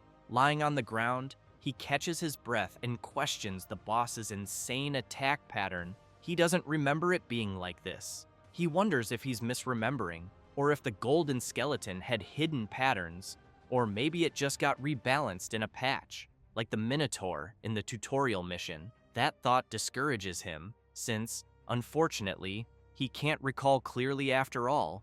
It's been years since he last hunted a golden skeleton. Still, he grabs his weapon and thinks how frustrating this is, having no skeletons to summon and not even remembering the boss's full attack pattern. Looking up at the colossal creature in front of him, he wonders how he's going to defeat it. The boss quickly launches another attack, forcing the protagonist to dodge again. He keeps doing this with every attack the golden skeleton makes. As he gets a little closer to the boss, he thinks he can actually dodge the attacks as long as he knows their trajectory. Unfortunately, he also knows that this leaves him with no time to counterattack, so he reflects that he needs to find a blind spot as fast as possible. That's when he gets startled. The boss grabs him with one of its arms. It pulls him in and lets out a tremendous roar right in his face. Hirkan thinks he's completely screwed. Watching the creature channeling an attack right in front of him, he wonders how many attack patterns this thing has. But he smiles and says he has a trump card too. He uses his demonic curse skill to inflict a debuff on the boss. The system announces that the target's stats will be reduced by 13%. With that, the protagonist breaks free from the boss's grip and charges at it. He comments that he didn't know how he'd get an opening, but the boss ended up giving him one. Then he channels power into his fist and delivers a powerful punch straight to the golden skeleton's face. A huge explosion follows from the impact. The skeleton's bones begin cracking and breaking at once, which gets Hirkan completely hyped. The golden skeleton starts to fade away. Not long after, the system informs the protagonist that he has defeated the golden skeleton, earned lots of experience points, received a hefty sum of gold coins, obtained the title Skeleton Slayer, and leveled up. He breathes in relief. As he deactivates his slot, he thinks that was a close one, certain he would have failed if it had lasted 10 more minutes. Then he pulls up his status screen and sees that he's currently at level 36, with 9 titles. His stats show 109 strength, 35 stamina, 101 intelligence, and 141 mana. He gets excited, knowing he's reached level 36. However, he also realizes that things will get dangerous from here. Even though 141 mana is a decent number considering he invested the bare minimum in that stat, he knows it's still not enough. So far, he's been pushing forward thanks to his titles and level ups. But now that he has more skills to use, it's just not sufficient. After all, he increased his strength for his skeleton warriors, but what's the point if the skeleton warriors vanish? He hangs his head, thinking he's already earned all the mana-related titles he can at this point, and wants new gear, but unfortunately, he has no money for that. Then, out of nowhere, he smiles and says he doesn't care and doesn't even know anymore. He skips off saying that, for now, he'll send the video to Rameni and focus on reaching level 40, and that later, for sure, he's going to eat beef ramen. Sometime later, after he sends the video he recorded in the Forest of Monsters dungeon to his editor, she watches it. She pauses it, takes a deep breath, and punches her teddy bear hard. Furious, she keeps beating the stuffed animal and asks if the protagonist is actually insane. But suddenly, her personality shifts, and she gets all giddy, jumping around the room and saying that Hirkan managed to defeat a boss stronger than him without taking a single hit, and he did it with no practice at all, proving he's truly talented. She sits down in her chair, relieved, and says the video is so good it barely needs any editing, and she'll soon send him the final version. Then she starts wondering what title to use for the video. Thinking of something cool, she suddenly has an idea and excitedly declares that she'll title it The Solo Emperor. Later, in the game, at the Bangsu Castle branch of the Adventurers Association, Hirkin arrives saying to Ahimbri that he's back, stronger just like he asked. He notices the protagonist all dirty and asks what happened and why he looks like a beggar. Hirkin laughs and just tells the NPC to hand over the reward already. The NPC agrees and says he'll give the promised reward. The system then announces that the protagonist has completed the quest, Ahimbri's Teachings Part 2, and has received the skill book, Osteology. He's very impressed by the skill book, knowing it's a very rare necromancer ability not found on the market. The skill increases the stats of all summoned skeletons by 5%, reduces the mana cost to summon and maintain them by 10%, and also allows summoning one additional skeleton. But what he needed most was precisely that mana cost reduction, so he starts thanking the NPC frantically. Ahimbri also shows Hirkan that he obtained the corrupted tracker ring, and that he should use the corrupted stone he brought to harness its power. The corrupted tracker ring is unique in the game's history and grants 2 bonus points to class-specific stats and 9 points to all attributes. When used together with the corrupted tracker necklace, all attributes are boosted by 21 more points.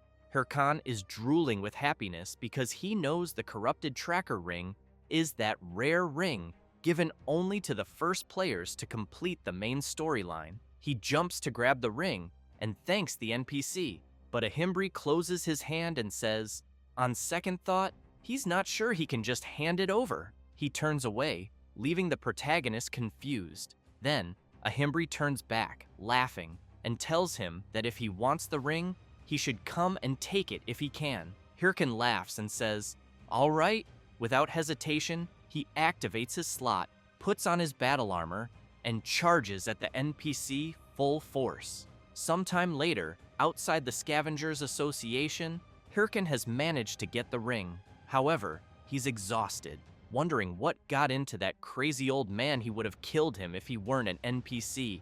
But in the end, he got the ring and the next quest. Ahimbri had told him that he'd lost contact with an agent named Miggy and that he thought the protagonist should visit Suryu Castle. Remembering that, he decides to let it slide for now. However, he knows that the Suryu Castle area is high level, so he figures he should level up more on the way. Then he sees several messages on his watch. It's Rameni with urgent news, saying she just posted the Golden Skeleton video on WTube and thinks he should take a look. The protagonist opens the video and immediately sees that it has over 2 million views, along with many comments praising him and asking for more, many of them including donations to the channel. He's blown away, wondering what the hell is happening. He drops to the ground in disbelief and starts counting how many zeros are in his account.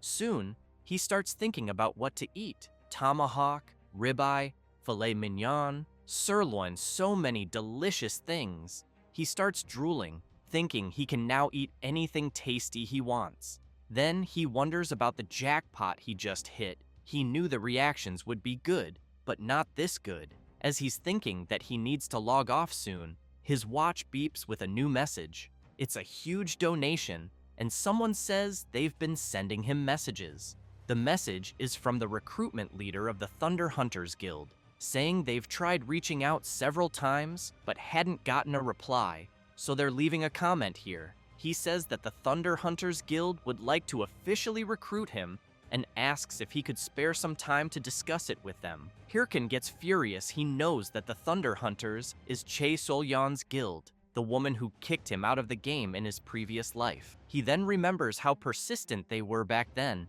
and apparently, they're still doing the same thing. Furious, he flips off the message and says he wouldn't join the Thunder Hunters even if his life depended on it. But after thinking a bit more, he feels like he said this before. so he recalls his past life when he was furious and saying it was annoying as hell, and he wants to know why Chae Sol-yeon is being so persistent after being rejected so many times, especially since she was already in a guild. One of his friends at the time commented that he was pretty lucky, since the Thunder Hunters were one of the best guilds even among the top 30, and that the guild leader was the daughter of a rich family, so if he joined, he'd definitely get a six-figure salary. His other friend added that it made sense they were after someone like Hirkin. Then he smiled and explained that it was because the protagonist was really good at the game, and in all the raid videos from his guild, every single comment was just about him. He finished by saying that, honestly,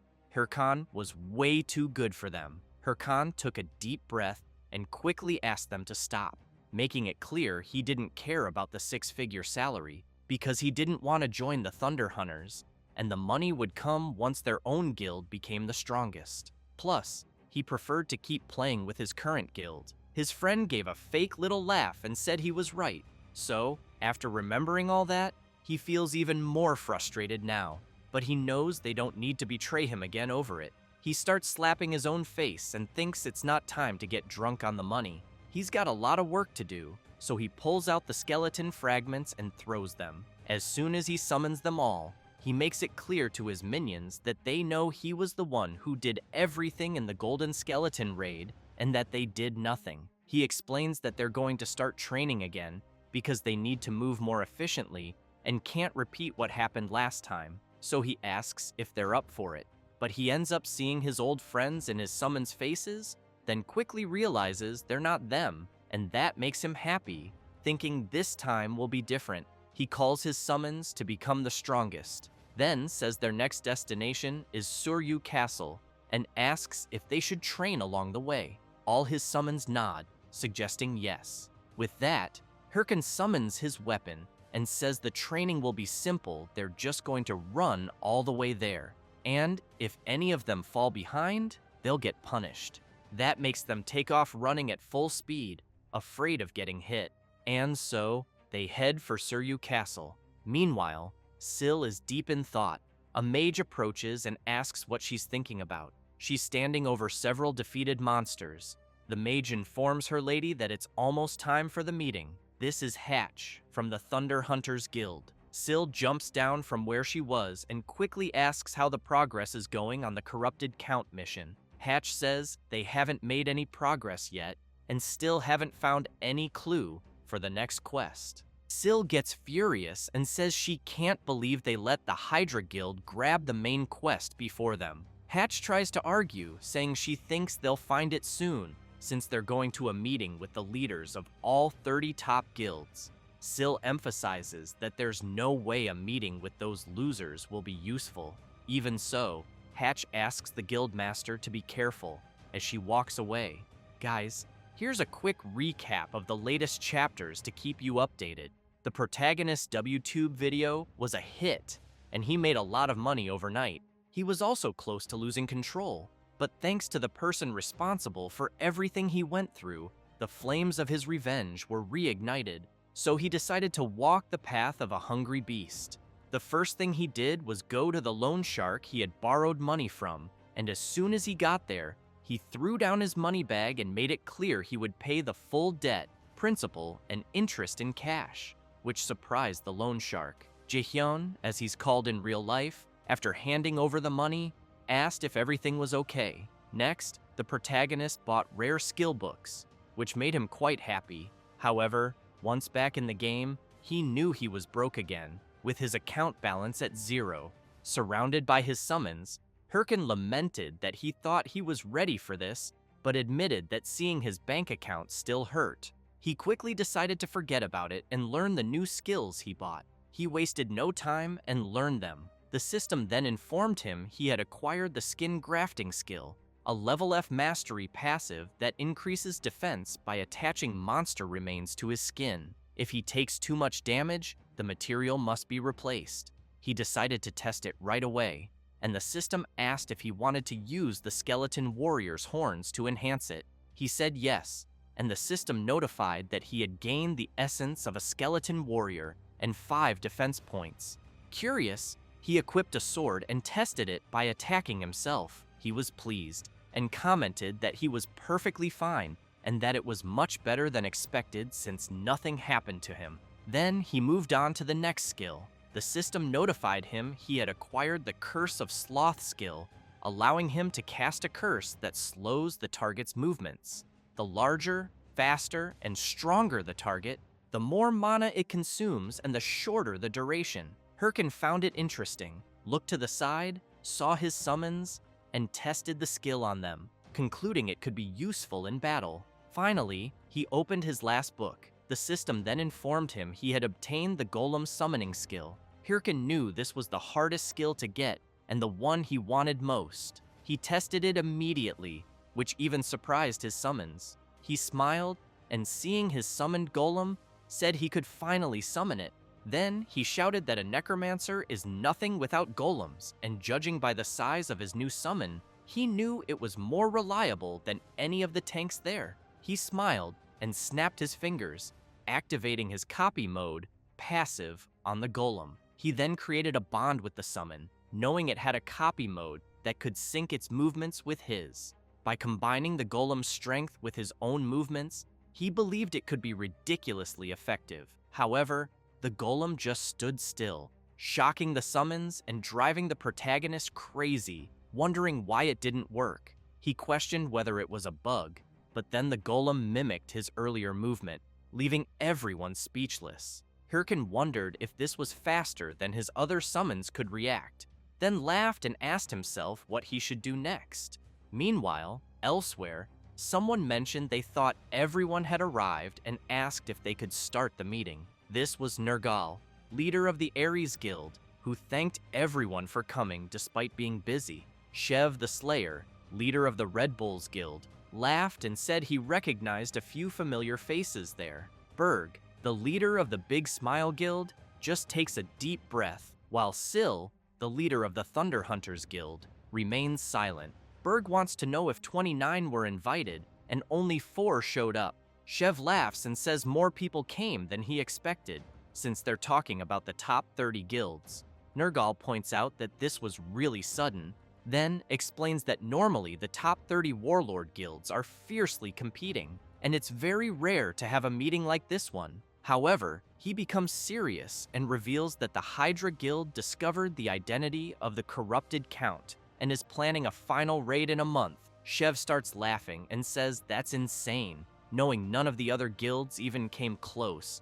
And if that's true, then Hydra pulled something off. But he's quickly interrupted by someone slamming the table. It's Berg, furious, yelling that it's all over if they let Hydra get the corrupted Count, since they'll end up monopolizing all future main quests, sponsors, ads, and content. Syl tells Berg to shut up and releasing her power, says that if he's scared, he should just sit quietly and not bother anyone. Berg doesn't like that at all, quickly equips his claws and asks if she wants to fight. Shev asks them to calm down, saying they're not here to fight. Nergal agrees with the blonde and makes it clear that a fight between them would only benefit Hydra. Then, Nergal emphasizes that this is exactly why he's proposing an anti-Hydra alliance. The 4 guilds present will agree not to fight until the corrupted Count missions are finished, and will share all info about him. He then asks if anyone opposes his idea. Shev says he's not a big fan of alliance schemes, but thinks there's no other way. Berg makes it clear that if they don't stop Hydra, they're screwed. Nergal concludes the meeting, but Syl, without saying a word, clearly didn't like any of it. Later, outside the game, someone's taking a shower. It's her, thinking the meeting was humiliating since they couldn't even defeat the Chapter 1 boss alone and had to join forces with other guilds. But she knows there's nothing she can do for now, because if Hydra gets the corrupted Count first, they're done. So, for now, she knows it's time to lay low and wait for the next chance. She picks up her phone and tells someone to order all guild members to keep an eye on Hydra and report any strange activity, because the corrupted Count will be theirs no matter what. Meanwhile, inside the game at the Tsuryu Castle branch of the Adventurers Association, Hirkan is surprised, wanting to know what's going on.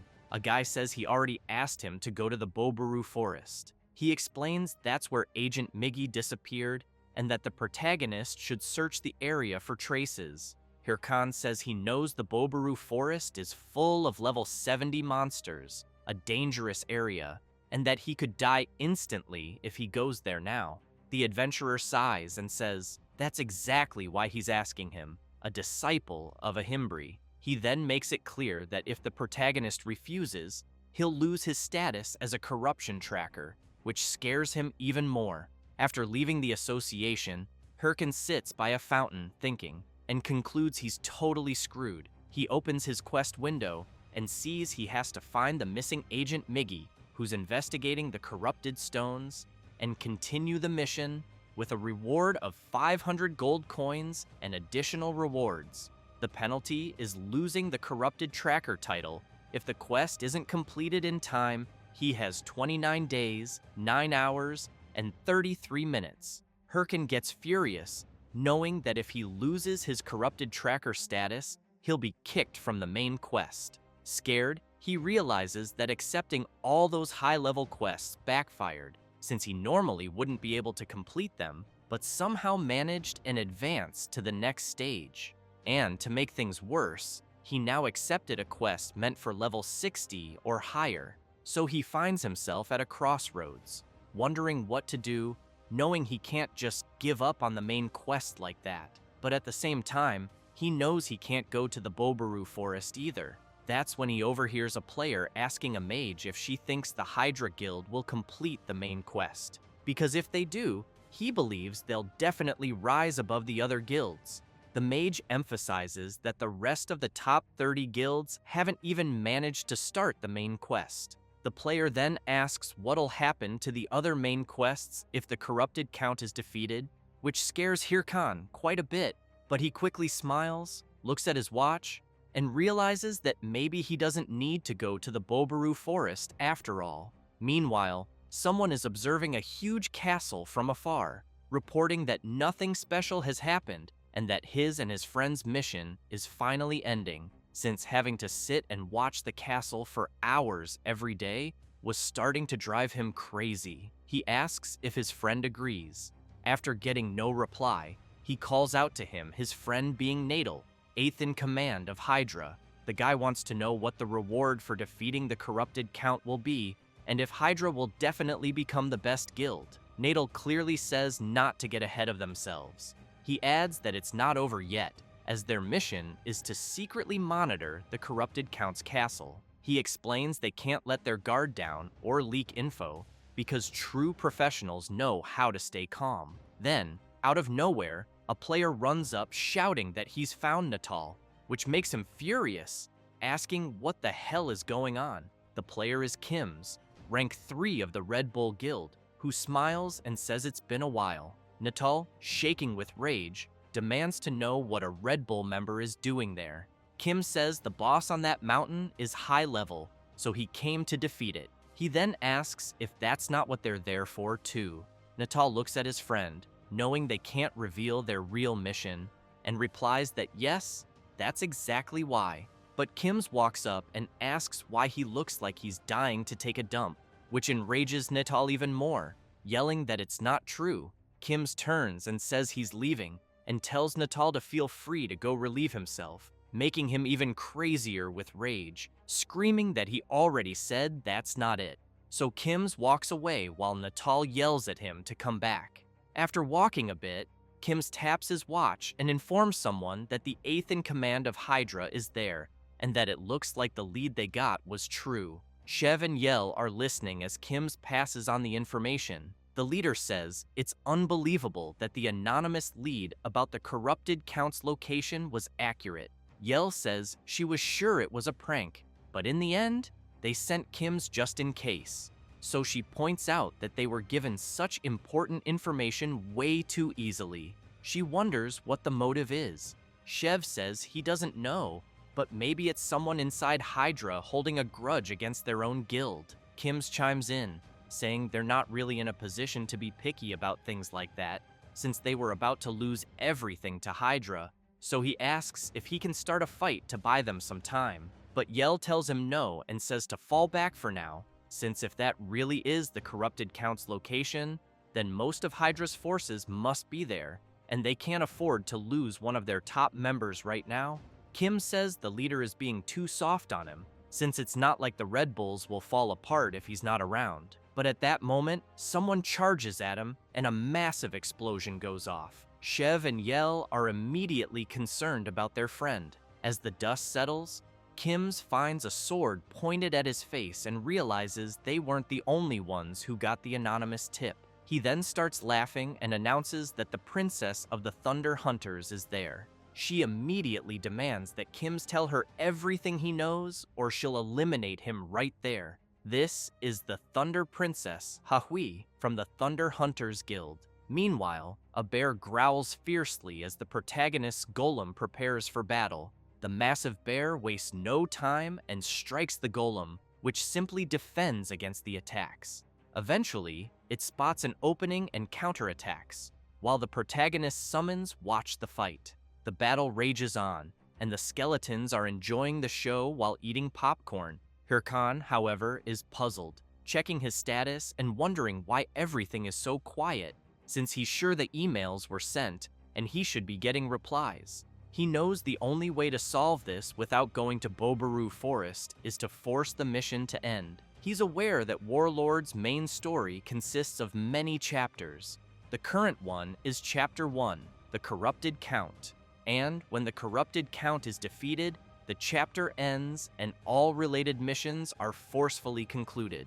He takes a deep breath and realizes that even if he tried to defeat the Corrupted Count himself, he wouldn't make it in time. So he prefers to move on to the next chapter within the remaining time. He then starts yelling that he doesn't care who it is. He just needs someone to defeat the Corrupted Count. That's exactly why he's spreading the information to several guilds, except for Che Solyon's. So he wonders why no one is responding. Suddenly, something catches his attention. The system notifies him that the Hydra Guild is starting a live stream. Meanwhile, his golem is being severely attacked, having its arms broken, and the giant bear doesn't stop, launching another powerful blow. But Hirkan shows up, punching the bear in the head and telling it to shut up and stay quiet while he's thinking. He makes it clear that he needs to watch a stream, so he wants peace. After sitting down to watch the live stream, a host greets all viewers and announces that the Hydra Guild was the first to discover the identity of the Corrupted Count and is planning to attempt a raid. The planned date for the raid is, Hirkan hopes it's sometime this month. Then the host says it'll be in 3 days, which really surprises the protagonist. The stream ends, and he comments that it's sooner than expected, but not shocking, just as he predicted. He starts laughing like a maniac and thinks this is perfect. He then orders his golem to resume fighting the bear. While they fight, he remarks that Hydra probably got nervous because he spread the info to other guilds.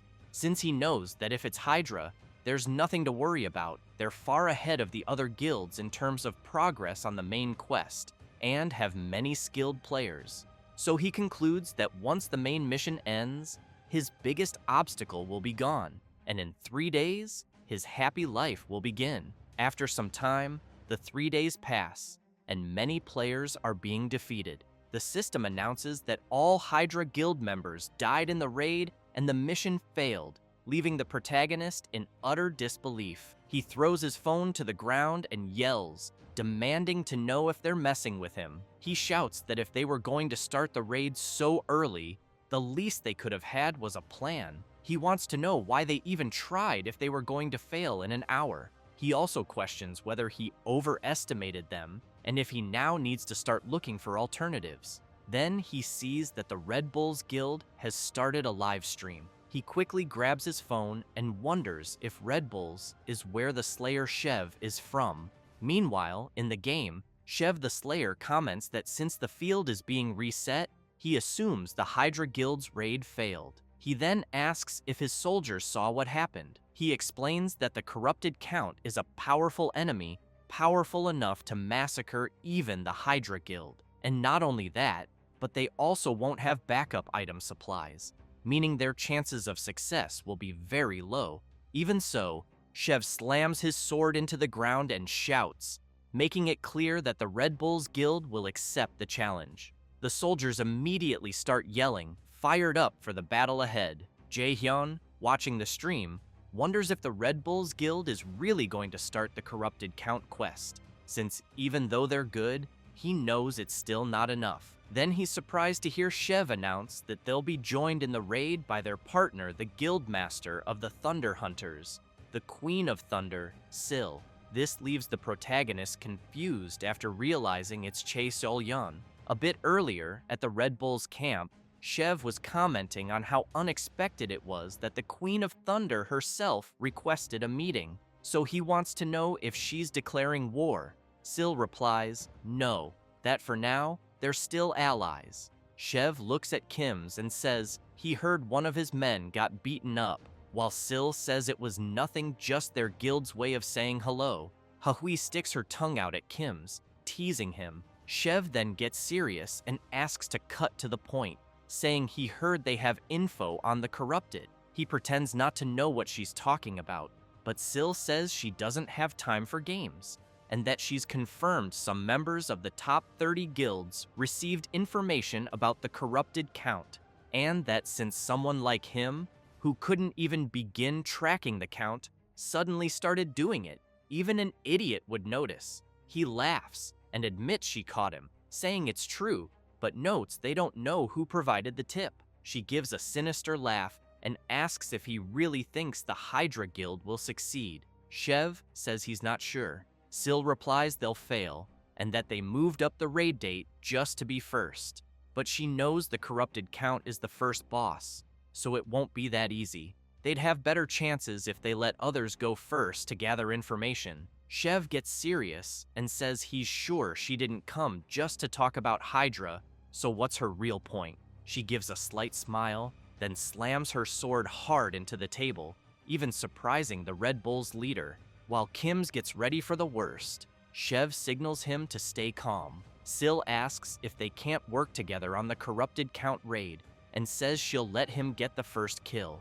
Chev is quite surprised and thinks she's bluffing, but now, with her in the raid against the corrupted count, he sees this was expected. Watching how she fights and slays raid monsters, he realizes she's not just talk. Still, he knows the corrupted count is no joke. As for the count himself, he laughs and says they're not doing bad for scum like them. This is the corrupted count, the main quest boss and final boss of Chapter 1. He then commands his creatures to attack without rest, and declares he'll crush their will completely. Thus, an intense battle begins, with the Red Bulls and Thunder Hunters alliance on one side, and the corrupted count on the other. As the fight drags on, Chev knows their allied forces are reaching their limit. Sil comments that the monsters just keep coming.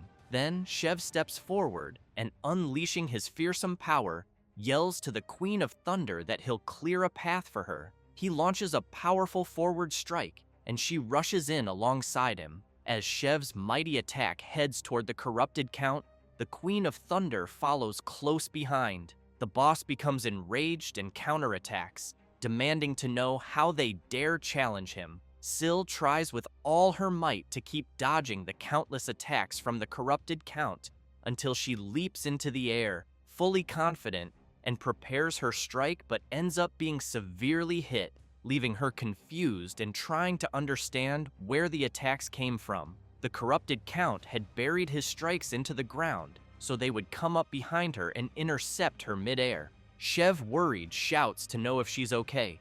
Sil takes a deep breath, gives a slight smile, then unleashes several attacks, breaking free and rushing toward the corrupted count. With eyes full of confidence, she manages to land her powerful blow on the boss. Chev breathes a sigh of relief and says she's scarier than he thought.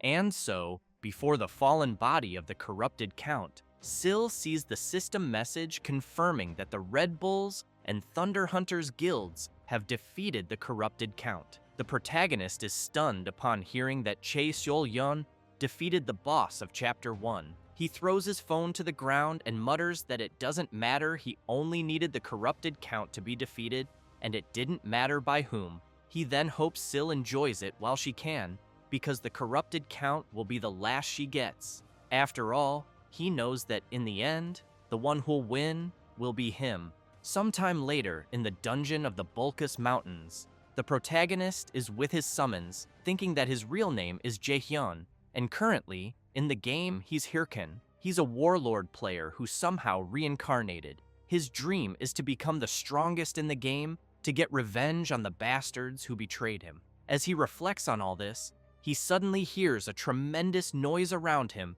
and before he realizes it, a herd of wild boars is charging straight at him, and he has to run to avoid being trampled. A few hours earlier, the protagonist arrived at the entrance to the Bulkus Mountains and saw that the field was blocked.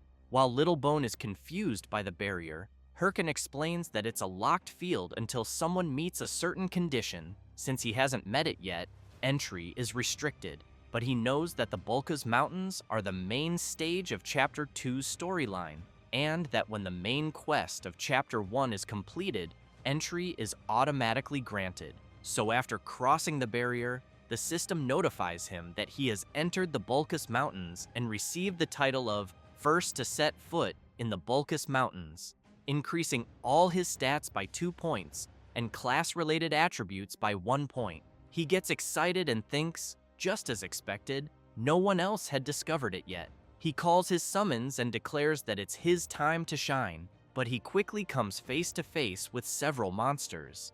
The monsters in question are all wild boars, level 60, fierce beasts that roam in packs. Hirkan, being only level 41, is shocked to encounter them right away. Back in the present, the boars are enraged and charging after the protagonist, who keeps running and wondering how he got so unlucky and how the hell he ran into those boars as soon as he entered. He also thinks some people have probably already noticed the blocked field is now open, so he can't afford to waste any more time there. He knows his chances are low, but still, it looks like he has to try. So he shouts for his summons to activate their helms and charge at the boars. However, the creatures are so strong that they easily defeat the protagonist's summons. As Hirkan retreats, thinking his summons were wiped out in a single hit, the system notifies that the skeleton warrior has been destroyed after taking too much damage. The protagonist then smiles and says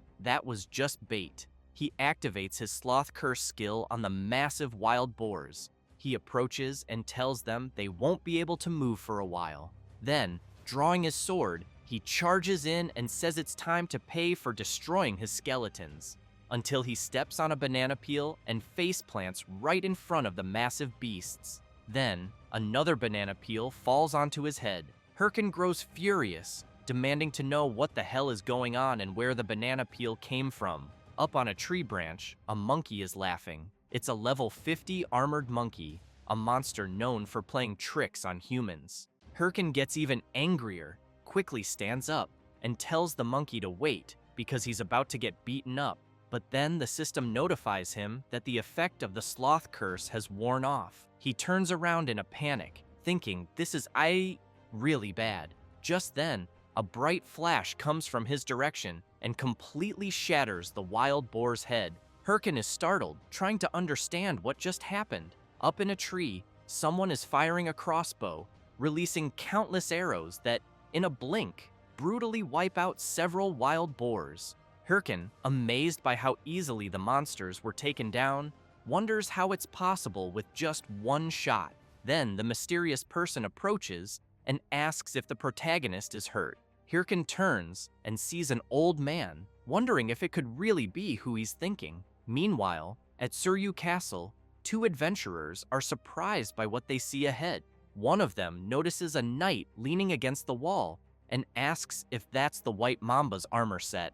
The other responds that it looks like it, and then asks if the person they're seeing is a ranker. The knight, visibly impatient, adjusts his glasses and asks if his companion has found the identity of the informant.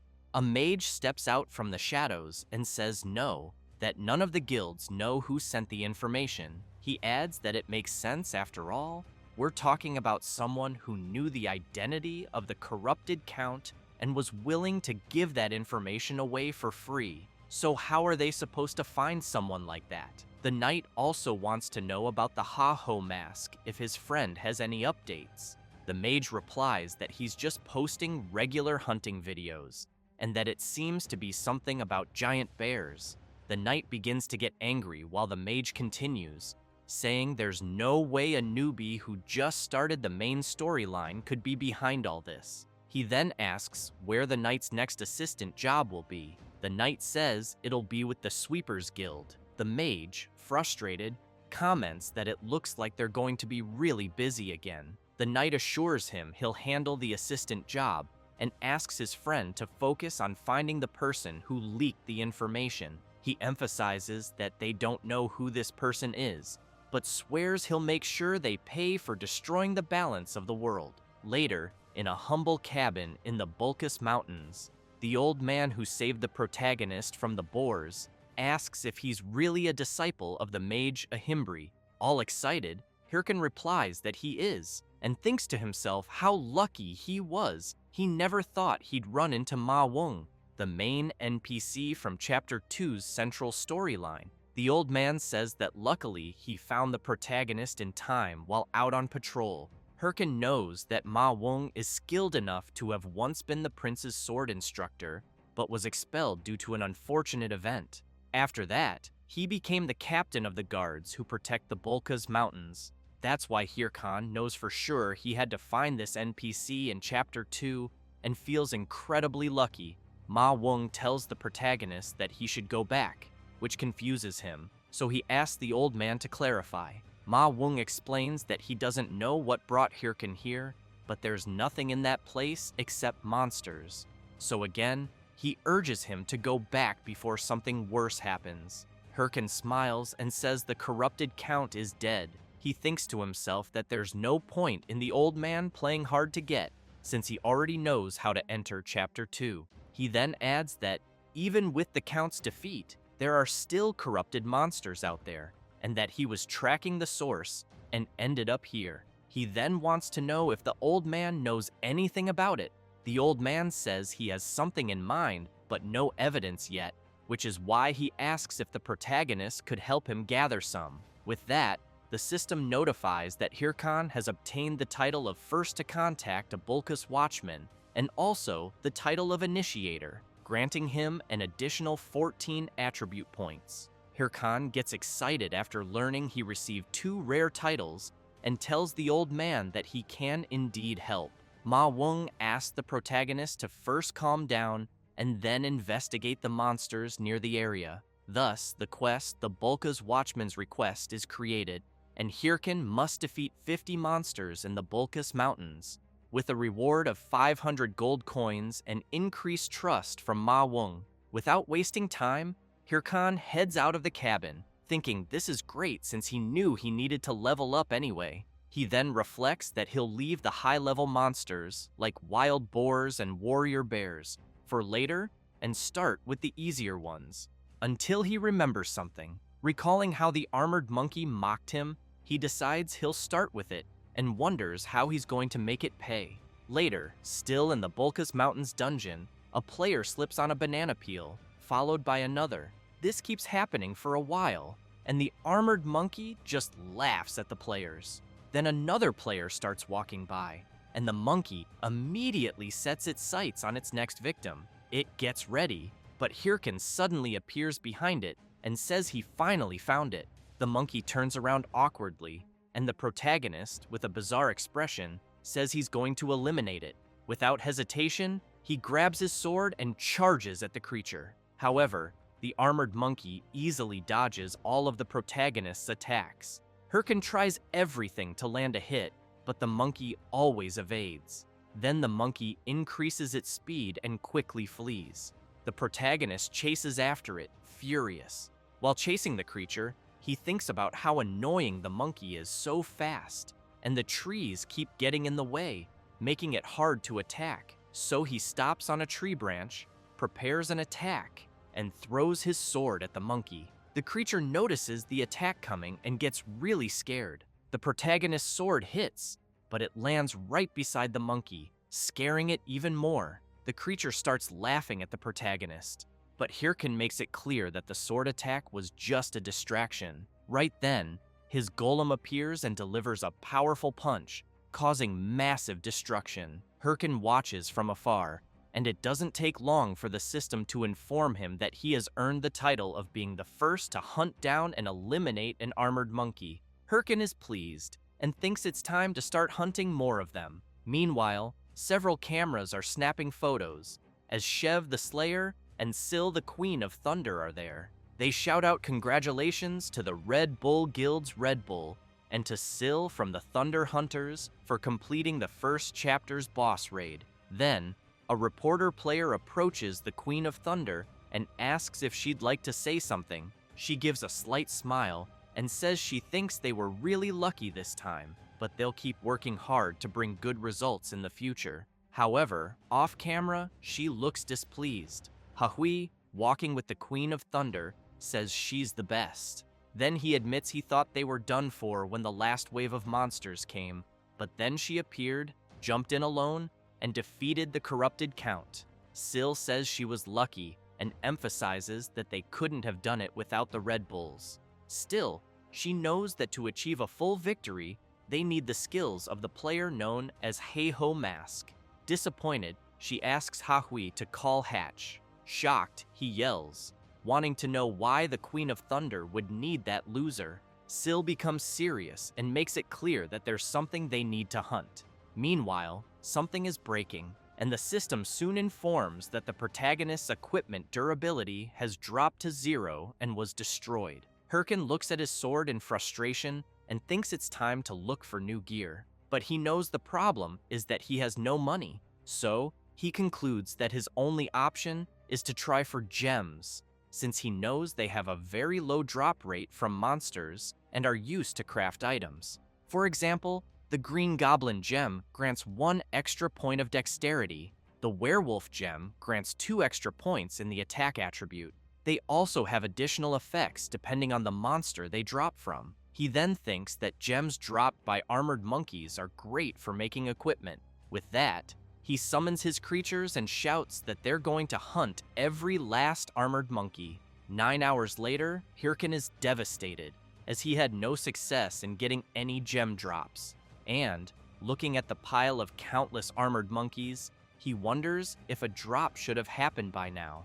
Then, with a crazed expression, he tells his summons that he'll try just one more, because he thinks maybe this time it will drop.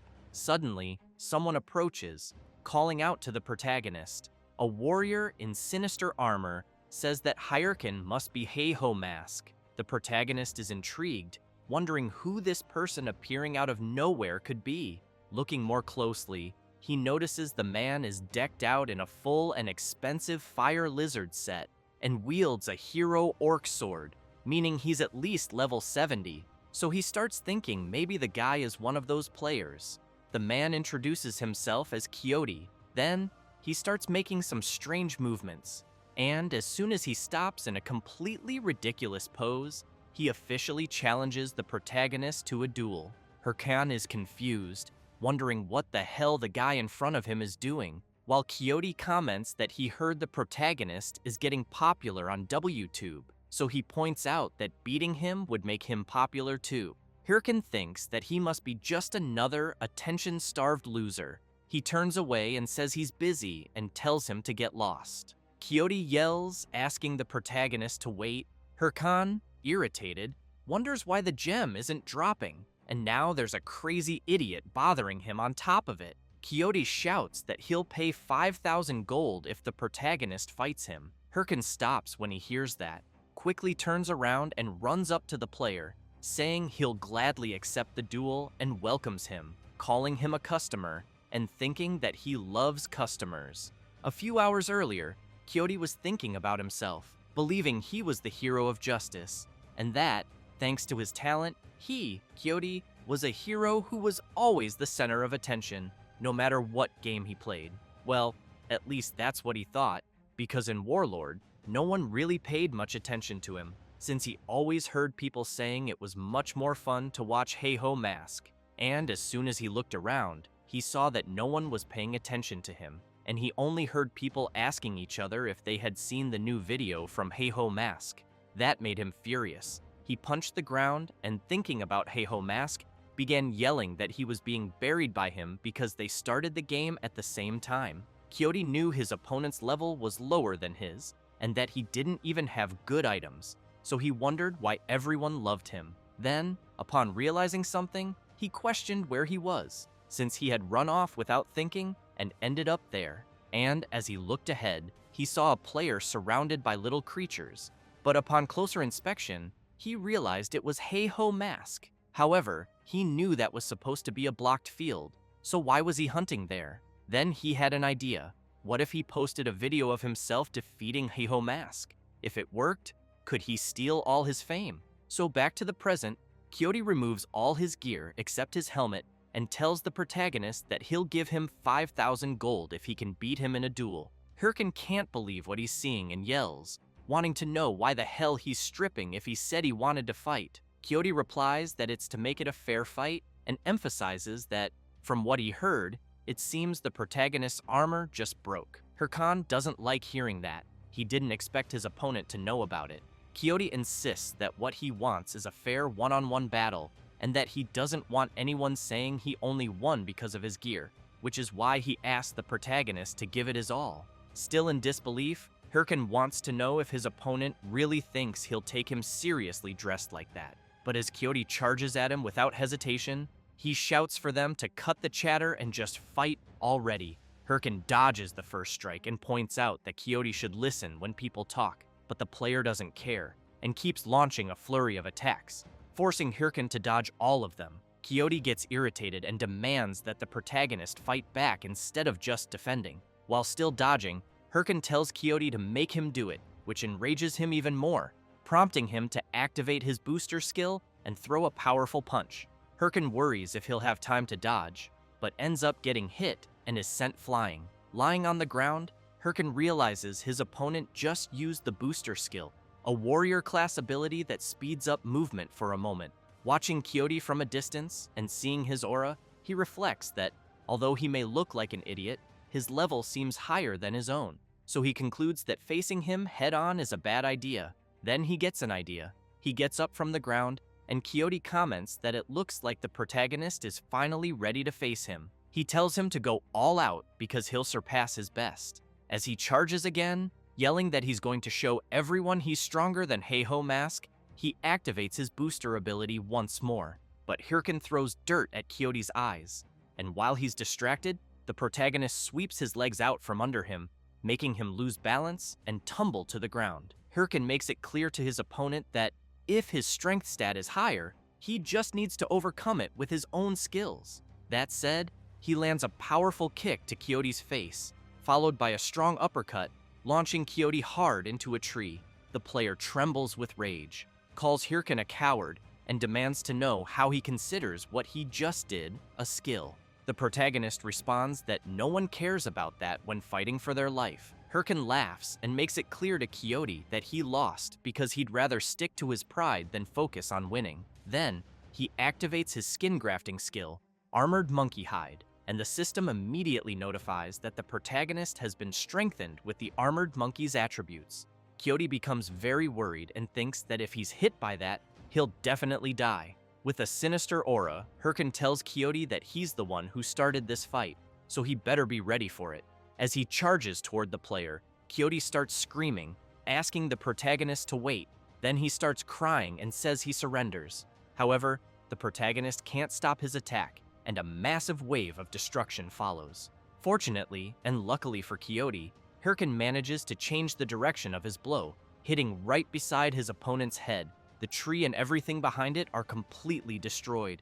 Kyoto trembles in fear, thinking it was so terrifying that he almost forgot he was in a game. Hirkan laughs and tells Kyoto to hand over the 5,000 gold already. However, he adds that he's sure his opponent would prefer not to be forcibly logged out for 2 days, so he suggests they settle things peacefully from now on. Kyoto removes his helmet and shouts that Heiho Mask is an amazing guy. He also says the protagonist is so strong and impressive, which scares him, wondering what's gotten into this guy. The blonde emphasizes that he, Kyoto, admits defeat, and hands over the 5,000 gold he promised, along with his sword. Hirkin looks at the sword in his hand and realizes it's the hero orc sword, marveling at it, saying he knows it grants plus 66 strength, plus 66 vitality, and also ignores 9% of defense, and figures it must be worth at least 15,000 gold at auction. However, he tries to stay calm and asks why the blonde is giving him such a rare item.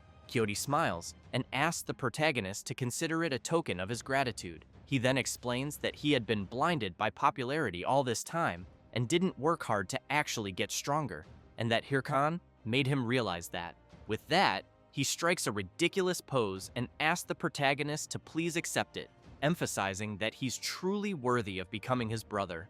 Hirkan is dumbfounded by the scene before him and wonders if that's really the reason he gave him the sword. But he also knows that while Quixote may seem like an idiot, he might have a cool side. Still, he kicks the blonde and asks if that's what he thought he was going to say, then tells him to go to hell and fuck off. He then tells his summons to get him. Later, Quixote is left with a swollen face after getting thoroughly beaten.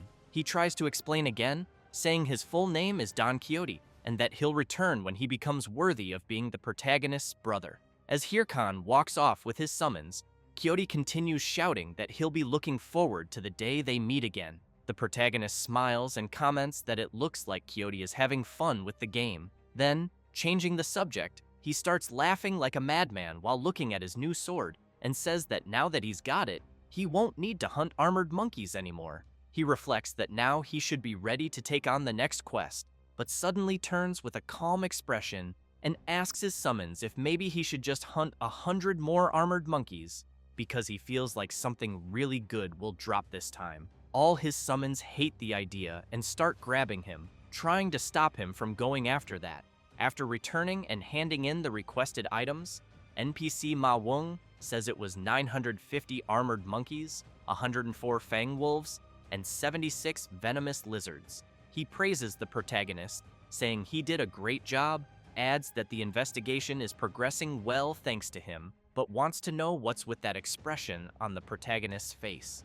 Hirkan gets embarrassed, apologizes, and says he was just thinking about how to spend the money he earned. Wung stands up and says that since the next quest will be especially dangerous, he points to the map and explains that near the mountain peak, a warrior bear has appeared. He adds that warrior bears are about 4 meters tall and are equipped with armor like human warriors. So he emphasizes that if the protagonist can find out where they're getting their weapons from, it would greatly help in discovering the identity of the corrupted one. Hirkan stands up from the chair and comments that, in other words, Wung wants him to defeat them and bring back one of their weapons. The NPC asks if the protagonist thinks he'll be okay going alone, since even guards have trouble dealing with them solo, and suggests he should look for someone else. But Hirkan makes it clear he'll be fine, and already knows how to handle warrior bears. Not long after, Hirkan arrives at a place near the mountain and thinks this must be the spot. He then calls his summons and, all excited, says it's time to spend a little. When he opens the auction window, the system informs him that he can now participate in auctions with other players. Hirkan has in mind that the best item he can buy at his current level is the skeletal snake set. He then buys the skeletal snake shoulder guard, followed by the boots, gloves, and helmet from the same set. The system informs him that his defense has increased by 70 points, mana by 34, and strength by 34 as well, and that his mana consumption will now be reduced by 10% when the full set is equipped. It also shows that he spent 37,996 gold. Hirkan tries to contain himself but can't, and starts spinning on the ground upside down, saying that, so this is what it feels like to have money, and that he'll buy all the skill books for his level with the gold he has left. Soon after, the system announces that he has bought the skill books for Corrosive Spirit, Blindness, Muscle Modification, False Heart, Bone Bomb, and Hardening, and that the total for all those books was 17,593 gold. Even more excited, Hirkan says he knows he's still a bit below the warrior bear's level, but with all that, he thinks he'll be fine. Then one of his summons taps him on the shoulder, and when he turns to see what it is, he finds all his summons staring at him with a strange expression as if asking whether he's not going to give them anything. Hirkin turns back and admits he forgot about them and will look for something nice for them. However, the system informs him that he currently has insufficient funds, which makes him worried, wondering if he's already broke again. So, feeling awkward, he turns to them and says, "Looks like his money ran out." Hirkin immediately gets scared when he sees that the attitude of his summons has turned creepy. While he tries to explain that it wasn't on purpose, some creatures appear behind him. Without any warning or order, his summons charge at the creatures, while the protagonist shouts that maybe he'll get more money when they eliminate them. Hirkin feels a bit relieved watching his summons finish off the boars and thinks, thankfully, some wild creatures showed up at the perfect time. A few moments later, the last wild boar is tied up with a very sad face, and Boney is licking his sword with a very sinister look. Hirkin tells them to stop wasting time and finish off the boar already, as he'll equip them on the way. Then, out of nowhere, a powerful attack hits the big boar. The protagonist immediately turns to see who did that, and soon some players appear, demanding to know who he thinks he is, hunting there without permission, since that area belongs to the Apollo Guild. Hirkin pauses, and looking at the players in front of him, concludes that they're just another bunch of losers. The guys introduce themselves. One says his name is Ajang, the other Wang Zhang, and finally, the last one Iljang, and they declare they are the great trio of the Apollo Guild. Hirkin laughs and says he gets it, but without any mercy or pity, he quickly launches several consecutive attacks on all three. He then makes it clear they're just a bunch of losers trying to annoy him. Turning away, he wonders why he's been attracting so many people lately, and considers that maybe he needs to see a shaman or something. As he leaves with his summons, saying he just wasted his time there, the players are left trembling on the ground. But Wang Zhang, using what little strength he has left, thinks that the protagonist actually dared to lay a hand on his guild and that they'll make him regret it, so he taps his watch and reports everything that happened to his superiors. Not long after, a man next to a giant tiger, upon hearing about the earlier incident, wants to know if the protagonist really attacked his subordinates even after hearing his name. The guild member confirms it and emphasizes that's what Wang Zhang reported. The guild leader then tosses a gold bar to the member and orders him to bring the protagonist in, no matter the cost. He then makes it clear that he'll make him pay for disrespecting his name. Meanwhile, Hirkin is impressed, seeing a beautiful view and realizing he's reached the area where warrior bears spawn. He turns and calls for his summons, only to see them striking ridiculous poses, and quickly demands to know what the hell they're doing. After smacking each one on the head, he yells for them to stop fooling around. He then declares that they're going to hunt a warrior bear, which is level 70 and has 3 phases, so they need to prepare for this battle. He emphasizes that defeating the bear will put them ahead of the top 30 guilds in terms of main quest progress. He stresses that he expects no mistakes from his summons. They immediately salute, signaling that they understand. Hirkin then hears a loud roar, takes a deep breath, turns, and says, "Speak of the devil!" The enormous warrior bear appears right in front of them. Hirkin activates his watch and quickly equips his battle gear. Confident, he declares that he's going to claim this main quest for himself. Meanwhile, a guy thinks that this must be the Bulka's Mountains and hopes that Heiho Mask is still around, since he came to the location right after watching the video about the armored monkey. He takes a deep breath, starts banging his head against a tree, and wonders why the hell he has to go to the ends of the earth, since he was supposed to be someone important and ended up being ordered to fetch a rookie. As he starts shouting, wondering how he'll even manage that because it feels like a crime, a wild boar king is about to attack him. He turns when he hears the noise, but without doing anything dramatic, simply conjures a magic circle and unleashes a powerful hellfire attack on the creature, burning it completely. This is Ballista Hatch of the Thunder Hunters Guild, also ranked 5th among all mages in Warlord, and he's just hoping Heiho Mask shows up soon. Back to the protagonist's battle, the massive bear lets out a loud roar, and Hirkin remembers that before his regression, when he challenged the bear along with his guild members, they failed 6 times before barely defeating it. But he knows that if he fails again this time, he'll lose his lead in the main quest to someone else. So he reflects that to land an effective hit on the warrior bear, he'll need to aim for gaps in its armor and remove it. As he keeps thinking that he can do this, now that he's prepared with his new skills, the massive bear charges at him in a fury. Hirkin smiles and tells his summons to act on his signal. He then charges at the beast, thinking that his new passive skill, leg strength modification, will be highly effective. However, his speed is so high that he ends up overshooting and flying right past the bear. Hirkin tries to make sense of what the hell just happened, while the bear and the summons just watch him soar through the air. But without wasting any time, the massive bear attacks the protagonist's summons, and the system reports that the warrior bear completely wiped out the skeletons, which makes Hirkin furious. The protagonist looks into his leg strength modification skill, which boosts leg power, allowing faster and stronger movement. He gets even more enraged and yells that there's a limit to fast and strong. He then spots a nearby rock, heads toward it, and once again uses his acceleration, charging full force at the warrior bear. But he's so fast that he crashes straight into the bear, which is left wondering what the hell this crazy human is trying to do. Meanwhile, Hirkin marvels at the creature's fur. It's really soft, but he's quickly struck and thrown hard into a rock.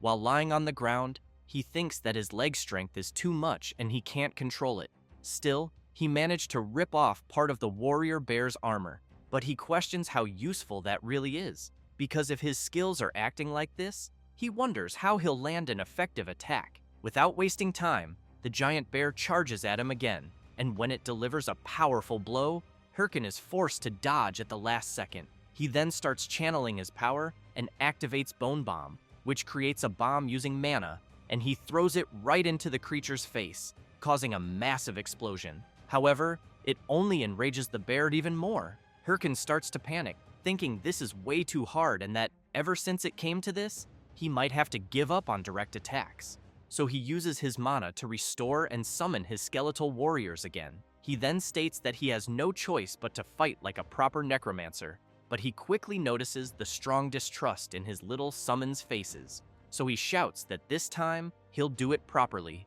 Next, he summons his golem, which immediately appears and attacks the massive warrior bear. The bear doesn't stand still. It strikes the golem with its powerful attack. Hirkin smiles, thinking he still has one last card up his sleeve. He then uses the harden skill on the golem, making it more durable. With that, he snaps his fingers and orders his summons to attack. They quickly charge at the bear, whose sword is being held back by the golem. The skeletal warriors manage to land their hits, but this only serves to make the creature even angrier. However, Hirkin makes it clear the bear shouldn't be mad yet. There's still one big attack left. He then yells for his skeletal mage to finish it off, but both he and the warrior bear get caught in the flames of the skeleton mage's attack. Hirkin can't believe he got hit too, so he turns furiously and shouts, calling his summon an idiot and saying it was supposed to wait until he got out of the way. At that moment, the warrior bear lets out a massive roar, and the system reports that the creature used its battle cry skill, allowing it to recover 50% of the damage taken, and it quickly charges at the protagonist, who's still distracted by his summon. Hirkin takes a deep breath, turns around laughing, and declares that he doesn't care about strategy. Brute force and numbers are always the best option. Then he throws multiple bone bombs at the bear, causing an overwhelming explosion visible from far away. The summons can't believe what their master is doing, but he doesn't care and continues bombing the warrior bear non-stop. Time passes. On top of the fallen creature, the system reports that he defeated the warrior bear and that the protagonist's experience increased. He also received 104 gold. Thus, the NPC Wung's judgment quest was completed. Hirkin looks at his trembling hand and thinks that the warrior bear was the one his entire guild struggled against before his regression. He then clenches his fist tightly, thinking that now he managed to defeat it alone, and that means he wasn't wrong after all. So he walks over to his summons and tells them they did a great job, and that now he can return to the NPC guard and proceed with the next quest. And, striking a ridiculous pose, he shouts that the extermination of the warrior bear is complete. But when he sees his summons talking among themselves, saying that he did it without fighting properly, Hirkin goes absolutely nuts and yells at them to shut up. Meanwhile, at the tavern in the western base of Bulkus, while a few warriors are laughing, the mage Ballista is sitting alone in the corner. He takes a deep breath and, on the verge of losing his sanity, thinks about how he still hasn't found Ha-Ho Mask. He also reflects that he's been combing the mountains for days, and the guy is nowhere to be found. To make things worse, Ha-Ho Mask's video has gone viral, which means the Bulka's Mountains will probably be crowded soon, making his mission even harder. He starts banging his head on the table and concludes that if he returns without the protagonist, Lady Sil will kill him. He then questions whether it's not a bit absurd for his lady to ask him to search an entire mountain alone looking for one man. The mage gets frustrated and curses the Thunder Hunters Guild, not noticing his watch making noise. Then he realizes he's in a call with Sil. He quickly jumps from his seat, trembling, and tries to apologize, saying that's not what he meant. But she replies that he's working hard, which makes him a little uneasy. Sil says she thinks the task she gave him was unreasonable after all. He's searching an entire mountain on his own, and that she understands how hard it must be, even for him. The mage is stunned by her words. He starts laughing, saying he's fine, that it's no problem at all, and asks if he can get back to the mission. Sil then tells him that she sent Hahui to help. Out of nowhere, an explosion goes off in the tavern, blasting a hole in the wall. As Hatch turns around startled, Sil makes it clear that the two will work together to find Ha-Ho Mask. Someone walks through the hole and yells at the mage, calling him an idiot. It's none other than the Princess of Thunder, Hahui of the Thunder Hunters Guild, who's furious and tells Hatch that it's his fault she had to come all the way there. Hatch is stunned, thinking she's one of the people who hate him. He screams that he hates this rotten world. Later, someone from above comments that Bulka seems to be getting pretty crowded and that even a village has formed. It's the protagonist, who also mentions that most players have probably realized this is now the main search area. He then takes off at full speed, leaping from tree to tree, thinking he has to hurry and reach NPC Wung, until he sees three guys coming his way and upon closer look, notices their clothes resemble those of the three guys he saw earlier. So he wonders if they're there to get revenge for their friends. He closes his eyes and tells them to attack already because he doesn't have time, but he doesn't realize they run right past him without paying any attention. He turns around, confused, trying to understand. They just shout for help. Hirkin is puzzled, saying he didn't do anything, but doesn't notice something approaching. In a blink, the three guys are brutally attacked, and Hirkin's face gets scratched in the process. He turns to see what's going on and sees two people. It's Hahui, the Princess of Thunder, and the Mage Hatch. Upon noticing the emblem on their clothes, Hirkin realizes they're members of the Thunder Hunters Guild, but he's quickly startled by a sword pointed straight at him. Hahui demands to know if he's the guy called Ha-Ho Mask from the videos. Hirkin recalls that Hahui is the second in command of the Thunder Hunters and also a fanatic who would crawl through hell if Sil ordered it. And the other one is the level 3 mage of the Thunder Hunters, nicknamed Ballista, a genius mage who never lets a target escape. He also remembers that, before his regression, they were the biggest threats, and he never imagined he'd run into them here. However, he reflects that, seeing as they're looking for Ha-Ho Mask, they're probably there for guild recruitment, but he'd love to kill them all, even though he knows that's impossible right now. So he climbs down from the tree and asks if they're really looking for Ha-Ho Mask. He plays dumb and acts like a fool, asking who that person even is.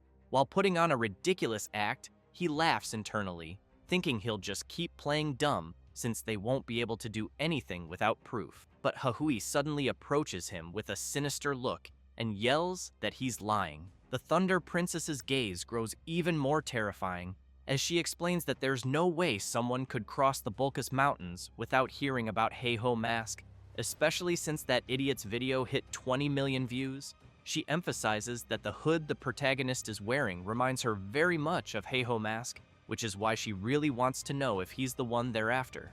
Hirkin gets nervous, realizing she's very sharp. The mage steps in and tells them to stop, saying that's not the issue right now. He then points at the Thunder Princess's forehead and yells that the problem is her. He starts ranting that she destroyed the inn, killed people just because she thought they were suspicious, and now he wants to know how she plans to fix all this, since everyone knows their guild and they won't even be able to deny it. Hatch starts shouting even louder, demanding that she apologize quickly before the guild's reputation takes a hit because of her. Hahui also gets flustered and yells back, asking why the hell she should have to apologize. Hirkin watches, stunned, wondering if they've always been like this. Eventually, Hahui, visibly annoyed, mutters an apology. Hatch watches her walk off and asks what kind of dumb behavior that was. He then turns to the protagonist, apologizes for his partner, and wishes him a good game. But as Hirkin sighs in relief, thinking he narrowly avoided trouble, he fails to notice someone rushing at him. When he sees a fist flying straight at his face, he's terrified, and before he can react, he's punched by the Thunder Princess and slammed into a rock. Hatch loses it, grabs Hahui, and screams, demanding to know why the hell she hit someone again. Did he call her a mad dog, or has she actually gone crazy? She replies that she thought the protagonist would at least dodge her punch. Hirkin wants to know if they really just assaulted an innocent user who had his guard down, so he calls them out. Then, putting on glasses, he announces that he's formally filing a complaint against the Thunder Hunters Guild. He opens the forum window and explains that first, he'll post it on the official forums to make it public, and the title will be Thunder Hunters is a cruel guild that massacres newbies. The mage panics and quickly apologizes, saying they'll compensate him and begging him to just forget about it if possible. So Hatch hands the protagonist a handful of gold coins, and Hirkin comments that since the mage is offering 1,000 gold coins as a gesture of sincerity, he'll let it go. Hatch breathes a sigh of relief and thanks him. He then grabs Hahui's arm and while dragging her away, yells that he can't stand her. Hirkin knows what he just did is pathetic, but for now, it's the best option because he's fully aware that provoking them carelessly would be a disaster. That's why he knows he just needs to endure this a little longer. As they walk away, Hatch asks why the hell she causes problems every single time, and if she doesn't realize image management is vital for a major guild. Slightly confused, Hahui wonders if people don't instinctively dodge when attacked. Hatch asks if she's seriously trying to say it's his fault for not dodging her punch. She replies that it's not that, it's just that guy. He looked like he was just annoyed seeing the attack coming his way, almost as if he thought he had no choice but to take the hit. Hatch says he's begging her and asks if she can just be quiet. She tells him to shut up and calls him a loser. Meanwhile, the protagonist returns to NPC Wung's house and hands over a piece of the warrior bear's armor. Wung comments that this was expected and that something is definitely going on. He thanks the protagonist once again and emphasizes that if it weren't for him, there would have been many casualties. However, he wants to know if he's okay, since he sees him trembling. Hirkin replies that he's fine, but is thinking that the NPC needs to hurry up and move on, because if there's any delay, the top 30 guilds will catch up. With that, the NPC grabs a chest and places it on the table. As he opens it, he asks the protagonist to pick just one. Wung explains that while he was active in the Bulkus Mountains, he marked maps of monster dens. Hirkin remembers that means they're treasure maps, and gets excited, thinking that all kinds of rare items can be obtained from the dungeons marked on them. But just as Hirkin reaches for one, the NPC makes it clear he has a favor to ask. Hirkin gets furious, thinking he knew it, there's no way he'd give something like this for free. The NPC then explains that there have been reports of armed monsters appearing beyond the Bulkus Mountains too, and he wants the protagonist to go to those places and investigate, just like last time. Hirkin takes the map, says yes, and asks where the location is. Wung says it's the Perung Forest. The protagonist makes a face like he just sucked a lemon, and the NPC, noticing, asks if he has something to complain about. Hirkin says no.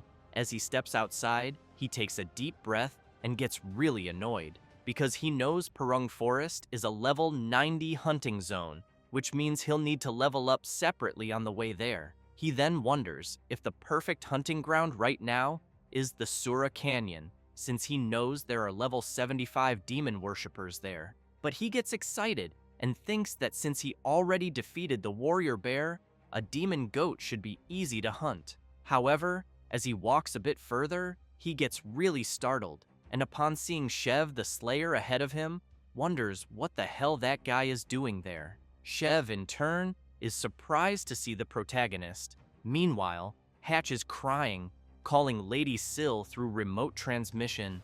The mage says he can't work with such a barbaric person.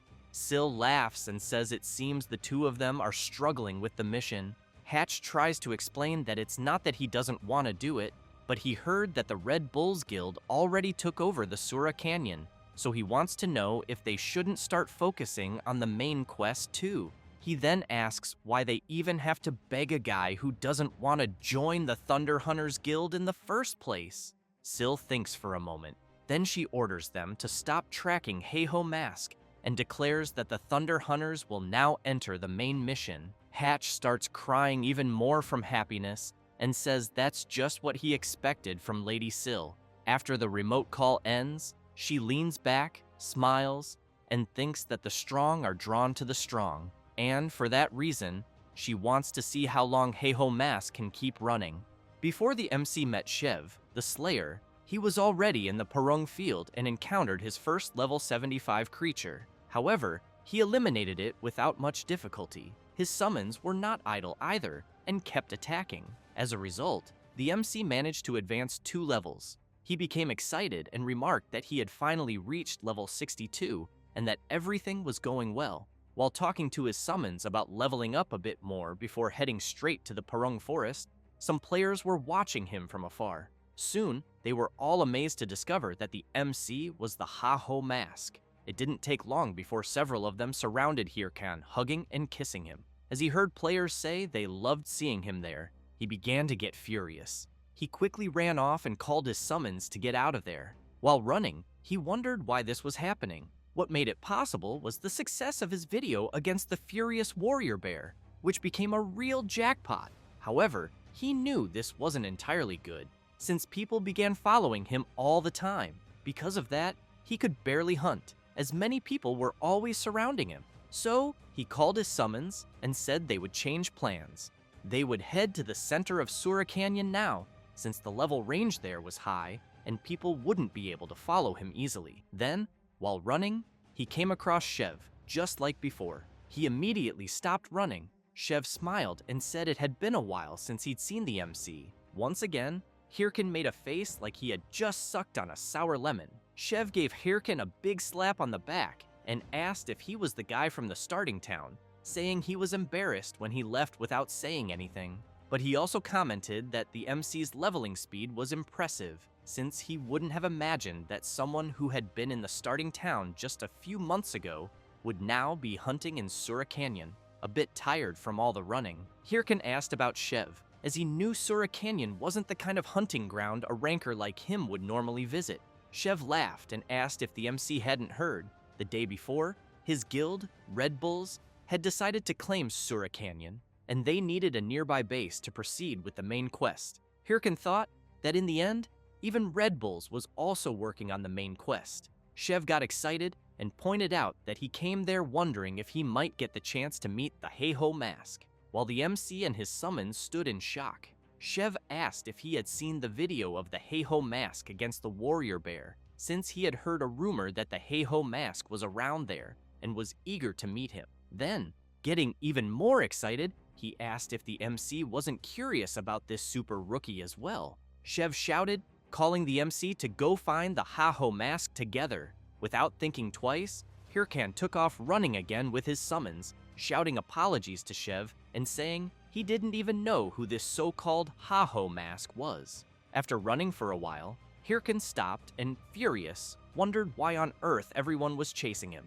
He thought about how Syl from the Thunderous Hunters Guild and now Shev from the Red Bulls Guild, 2 entire guilds were after him, and so he really wanted to understand what kind of bad situation this was. Hirkan began to feel like he was going crazy and stressed that, at this rate, he would have to forget about the main quest, since he wouldn't even be able to level up, and that maybe he should find a new hunting ground, but he knew this was the only decent hunting ground around. Then, he remembered some maps he got from Mr. Wung. As soon as he grabbed one, he said he was sure there was a rare dungeon somewhere around there. It didn't take long before he saw that dungeon marked on the map. Upon reaching a waterfall, he thought that rare dungeons were usually hidden in hard-to-reach places, and that although it wouldn't be easy to get something great, you had to take big risks. So, taking a deep breath, he jumped into the lake with his summons.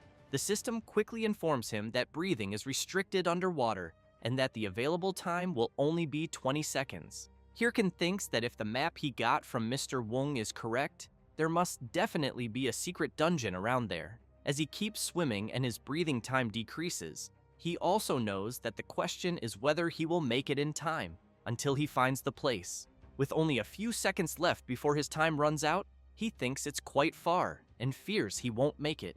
With just 1 second remaining, Hirkan believes it's just a little further. He manages to reach it and bursts out of the water. The system informs him that he has entered the dungeon and that the MC has obtained the title of the one who discovered the secret, as well as the title of Dungeon Explorer. Hirkan is impressed by the place around him. As soon as he emerges from the water, he comments that it was just as he thought. If people are the problem, just hunt where they aren't. As they walk through the dungeon, Hirkan wonders what kind of monsters will appear there, and since it's a secret dungeon, whether there must be some strong monsters. Then he hears a strange noise. A creature appears, its eyes glowing intensely. The MC is a bit startled, but upon looking closely at the creature in front of him, he is left stunned, unable to believe what it could be. The two stare at each other for a while, until Hirkan becomes furious and shouts, wanting to know if the creature is messing with him and whether, by any chance, it wants him to defeat it. However, he is surprised to see the creature emitting fire from its body. Hirkan wonders if this dungeon is the kind of place where elemental-type monsters appear, knowing they are among the rarest monster types in Warlord. That's because the items they drop are materials for attribute gear and are incredibly popular. Thus, he gets quite excited and comments that, in other words, this means he can make a fortune just by hunting them. The little creature, in turn, is shocked by the expression on the MC's face.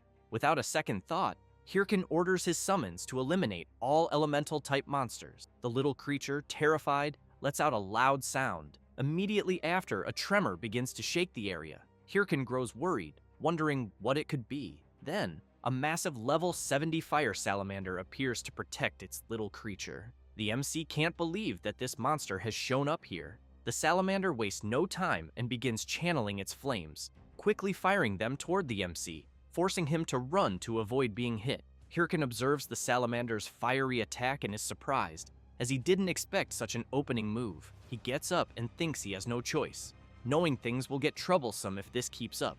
So, he wonders if he should try using his new power. He then activates the Helm of Madness ability on Little Bone. Next, he uses bone armor. Finally, he equips the Black Orc Skull, an item he spent a fortune on to strengthen the skeleton.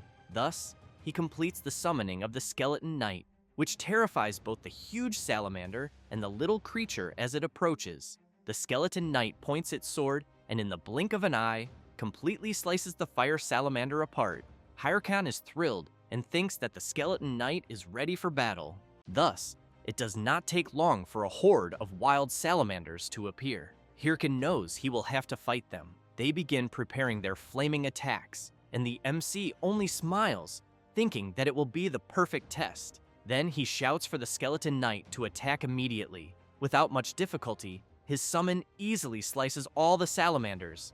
With their elimination, the system announces that the MC has defeated some salamanders and gained experience points. However, he keeps watching the Skeleton Knight showing off to the other summons, but he does not care and shouts saying that hunting on auto is really very good, since he has in mind that he has improved a skeleton and it can hunt alone automatically. Besides, the salamander essence is worth more than he expected, and it will be more than enough to offset the cost of the upgrade. Therefore, he comments that he just needs to keep going until he upgrades all the skeletons. Then he shouts to his summons that they will continue until they kill the boss, so they can go to the Parung Forest. However, an hour later, the MC is furious, thinking that he already knew something like this would happen, since the system is warning him that he has discovered the instant dungeon of the throne room.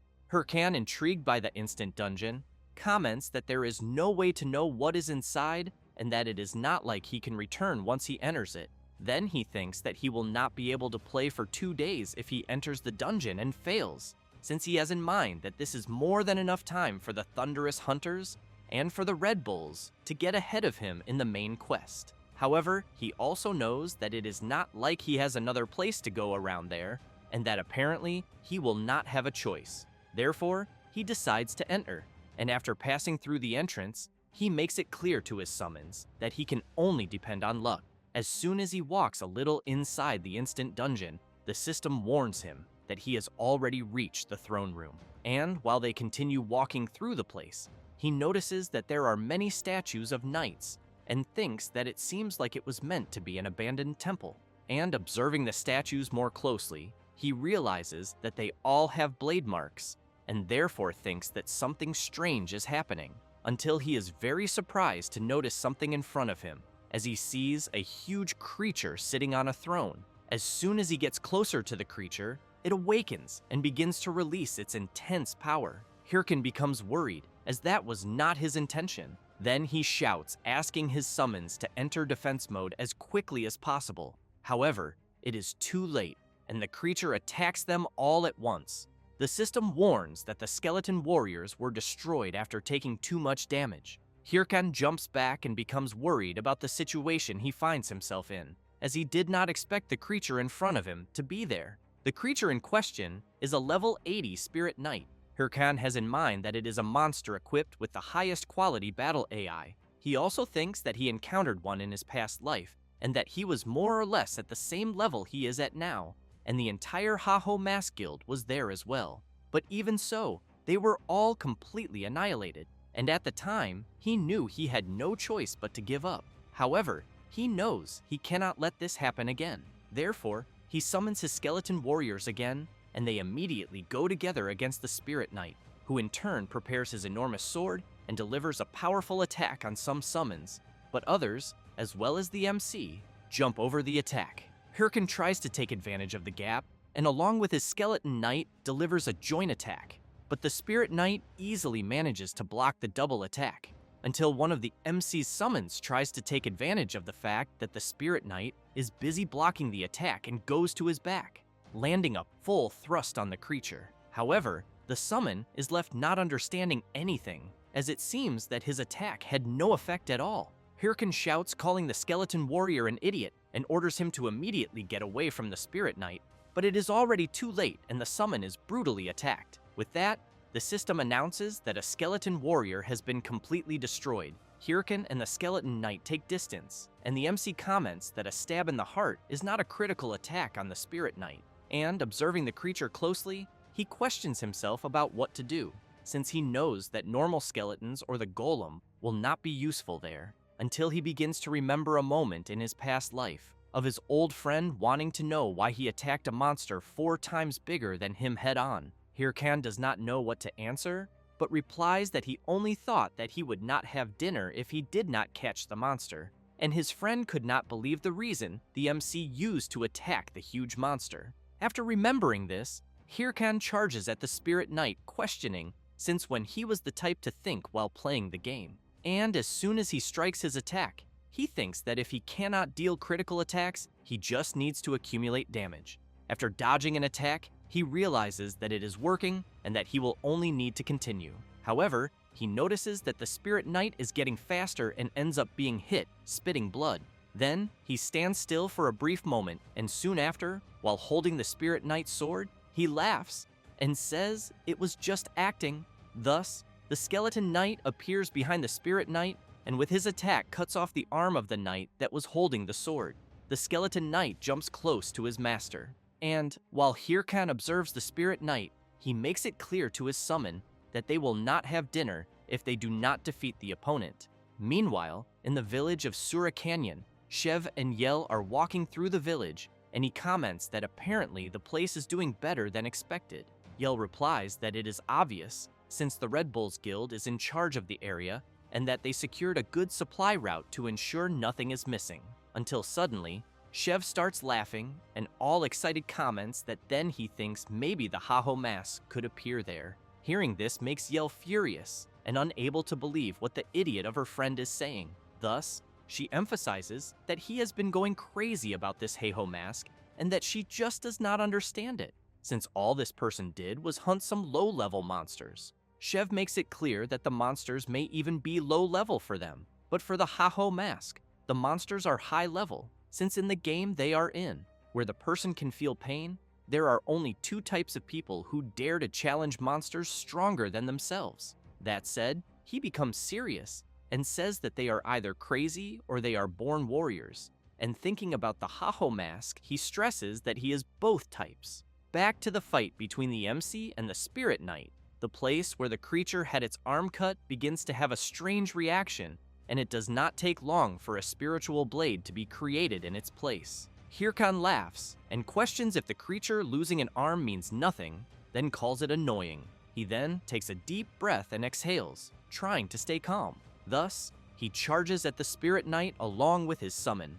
The creature prepares its attack and soon delivers a powerful slash, completely shattering the ground and forcing the MC and his summon to jump back. Hirkan jumps onto a rock and comments that apparently his opponent is really trying to bury him alive, but he does not care, and together with his summon, he keeps jumping from rock to rock, and they go against the creature. The MC delivers a powerful slash from one side and the Skeleton Knight from the other. Then both start running around the Spirit Knight, striking several consecutive blows. Hirkan gets excited when he realizes that it is working, and that they only need to accumulate a little more damage the way they are doing, and thus they will be able to defeat the Spirit Knight. However, the creature begins to emit a strange power and then releases a wave of fire around itself, forcing the MC and his summon to retreat immediately. Hirkan is surprised, questioning if the Spirit Knight has become even stronger, who in turn leaps and strikes at the MC, who is frightened by the tremendous strength of the creature. Hirkan, while trying to withstand the attack, thinks that his opponent's attacks are completely different from before. Then he begins to get irritated with all of this and strikes the Spirit Knight. Next, he shouts, calling his summon to deliver the next blow together. However, he barely finishes saying this and is severely struck by a counterattack from the Spirit Knight, being thrown far away. While lying down, Hirkan thinks that he focused too much on controlling his summons and was careless with his defense. At that moment, the Spirit Knight advances to deliver his powerful attack, but something moves quickly. It is the MC's Skeleton Knight who steps in front of the attack to protect him. While Hirkan is surprised to see that his summon saved him, the system announces that the Skeleton Knight has been completely destroyed. Before vanishing, the summon looks back and gives an all-good sign to his master, and as soon as the Skeleton Knight disappears, Hirkan begins to tremble with rage and leaps toward the Spirit Knight using his Bone Bomb skill. The creature begins to be bombarded all over its body, but still manages to block the MC's assault. Hirkan tries to resist and thinks that just a little more is missing. Thus, more bone bombs surround the Spirit Knight, and a huge explosion happens. Hirkan thinks that he knows it is still not enough, as he needs to do this a few more times. However, the Spirit Knight bursts out of the smoke of the explosion and stands right in front of the MC, who is very frightened because he did not expect this. But he gives a smile and wants to know if the creature knew that Spirit-type monsters do not take much magic damage. But what he really wants to know is if his opponent thought he did not know that when he was using the Bone Bomb. Then, he says that he mixed some of the skeleton fragments into the previous bombs. Thus, he snaps his fingers and activates his ultimate summon, Skeleton Fragment skill, causing several summons to emerge, grabbing the Spirit Knight.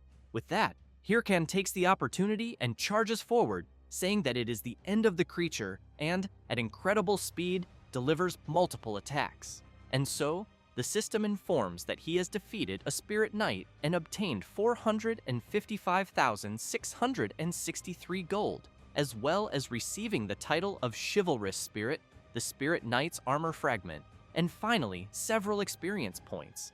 In this way, he manages to level up once again. Hirkan begins to remember something and thinks that in the past, the members of his guild said that there was no way they could defeat a Spirit Knight and that the MC had led them to their deaths. However, seeing his summons all gathered again, he also sees the Skeleton Knight making a gesture that everything is fine. Then he thinks that now it is very different from that damn time. Thus, he tells his summons that they did a great job, but as soon as he sees them putting on a ridiculous act, he turns back and questions why he is not able to leave the instant dungeon. And, while the summons surround him, he wonders if perhaps another boss could exist, but does not notice something emerging right behind him.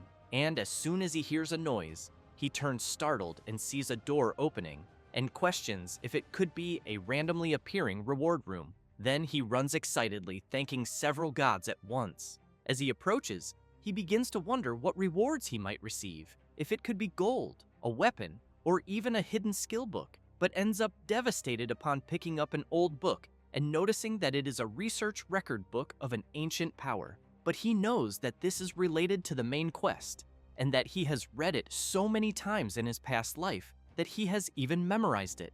And while he starts shouting, wanting to know why he is receiving such a trash item in a reward room, something begins to shine intensely behind him, and as soon as he notices, he turns and is very surprised by what it is. After leaving the instant dungeon, he goes straight to the Parung Forest and thinks that he must have leveled up enough and that now it is time to return to the main quest. Then he calls his summons, which at the moment are all equipped with incredible new armor. Hirkan, seeing his summons acting like idiots, thinks that they are always so excited, but he knows he cannot blame them, since he would never have imagined that what was in the reward room was a stolen skill that allows him to equip his own equipment on the summons.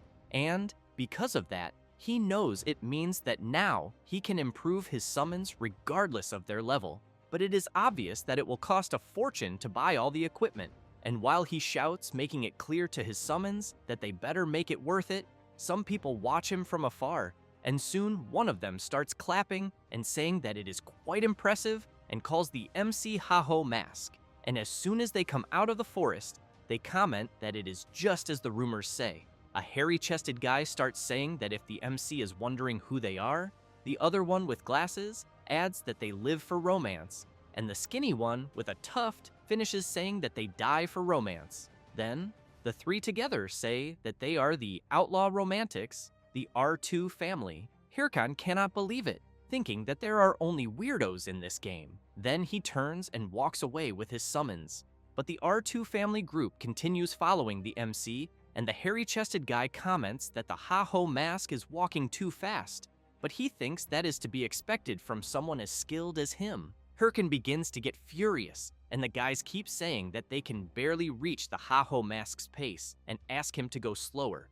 The MC completely loses his temper and shouts, telling them to fuck off and get lost. The hairy-chested guy, a little embarrassed, comments that the MC still has not given them an answer. So they ask Hirkan to join them, and the MC shouts, wanting to know if they really thought he would join. The hairy-chested guy asks the Haho mask to allow them to officially introduce themselves. Thus, he says that they are from the R2 family and are training to reach level 100 in the Parung Forest, but that the monsters there are too strong for them, and that unfortunately, they are not strong enough to hunt the monsters in the area, and that is why they are going around looking for more members for the group. However, for some reason, no one wanted to join. Hirkan thinks that he knows very well the reason, until one of them grabs the MC's hand and insists again for him to join them. Hirkan is quite startled by the guy's sudden approach and tells him to go to hell. Sometime later, the R2 family group is all on the ground with several bruises and injuries on their bodies. And Hirkan makes it clear that he does not care about their romance crap, since he does not intend to work with anyone, so he wants to know if they understand. One of them comments that he understands and that he will not insist anymore. Hirkan makes it very clear that if they follow him again, he will eliminate them once and for all. He says that and leaves with his summons. The hairy-chested guy takes a deep breath and comments that they were rejected again and that the Haho mask was the last hope. The guy with the mustache and glasses wants to know if they should just give up on the Parung Forest until the one with the tuft sees something on his watch and asks his captain if he remembers the musical family from last time. He wants to know if the tufted guy means the group that hung them on a tree for thinking they were creepy. His partner replies yes, and warns that they are asking for help. Meanwhile, the MC is facing a huge ogre with his summons and quickly asks them to prepare because they will all attack at once. Thus, Hirkan leaps, and together with his summons, they completely retaliate against the monster. With that, the system announces that he has defeated a black ogre and gained experience points. Hirkan deactivates his battle armor and, looking at the defeated creature, comments that with it, they have defeated 55 black ogres. Then he thinks that since he has already faced the Spirit Knight, most monsters will be much easier from now on. since the monster's movements will be very predictable. Thus, he clicks on his watch and thinks that it is already good enough, as he is leveling up very quickly. He checks the mission given by the gamekeeper Ma Weng, in which he needs to find traces of armored monsters in the Perung Forest and report, and he will be rewarded by Mr. Weng himself. Then, Hirkan cannot believe it, and questions how it is that he cannot even find a trace of armored monsters there in the forest, since he has not even begun to progress in the main quest. Next, he thinks that he cannot waste so much time, as he is sure that the 30 top guilds have also started the progression of the main quest, and that he knows it is only a matter of time until they catch up with him. Then he starts considering that maybe he should have asked the guys from the R2 family for some information, but just thinking about how they were, he knows he made the right choice, since he would rather die than work together with those guys. Until, out of nowhere, an explosion happens right in the middle of the forest. Then he turns startled and questions who the hell is blowing up the place and what kind of monster is causing so much trouble, until something comes to his mind and he gets excited, calling his summons. Meanwhile, one of the guys from the R2 family group is defending himself from an attack and, very frightened, questions who these monsters could be. Then he begins observing them and realizes that they are armored, and that is why he cannot attack them properly. And besides that, they have formed a battle formation, and it is not like he can simply attack directly. But the strangest thing is that he knows these guys were not supposed to be there, and he thinks that what is behind them all is their boss. Then he thinks that it is a monster intelligent enough to command a monstrous army, and that he thinks it is not something the R2 family can handle alone, until the skinny tufted guy arrives and uses his firewall skill, separating his captain from the black ogres. The mustached guy arrives too and asks his captain if he is alright. Next, the mustached guy informs that the musical family is practically exterminated, and that he also thinks they will not be able to hold on for much longer. At this moment, the tufted guy starts shouting in fear, wanting to know if they should just flee while they still can, as he thinks they will end up dying if they continue there. The captain thinks that his friend is right, since he knows that the chances of defeating them are tiny, until he remembers something, in which he was always asking for help, and people only told them to stay away. And it was always like that.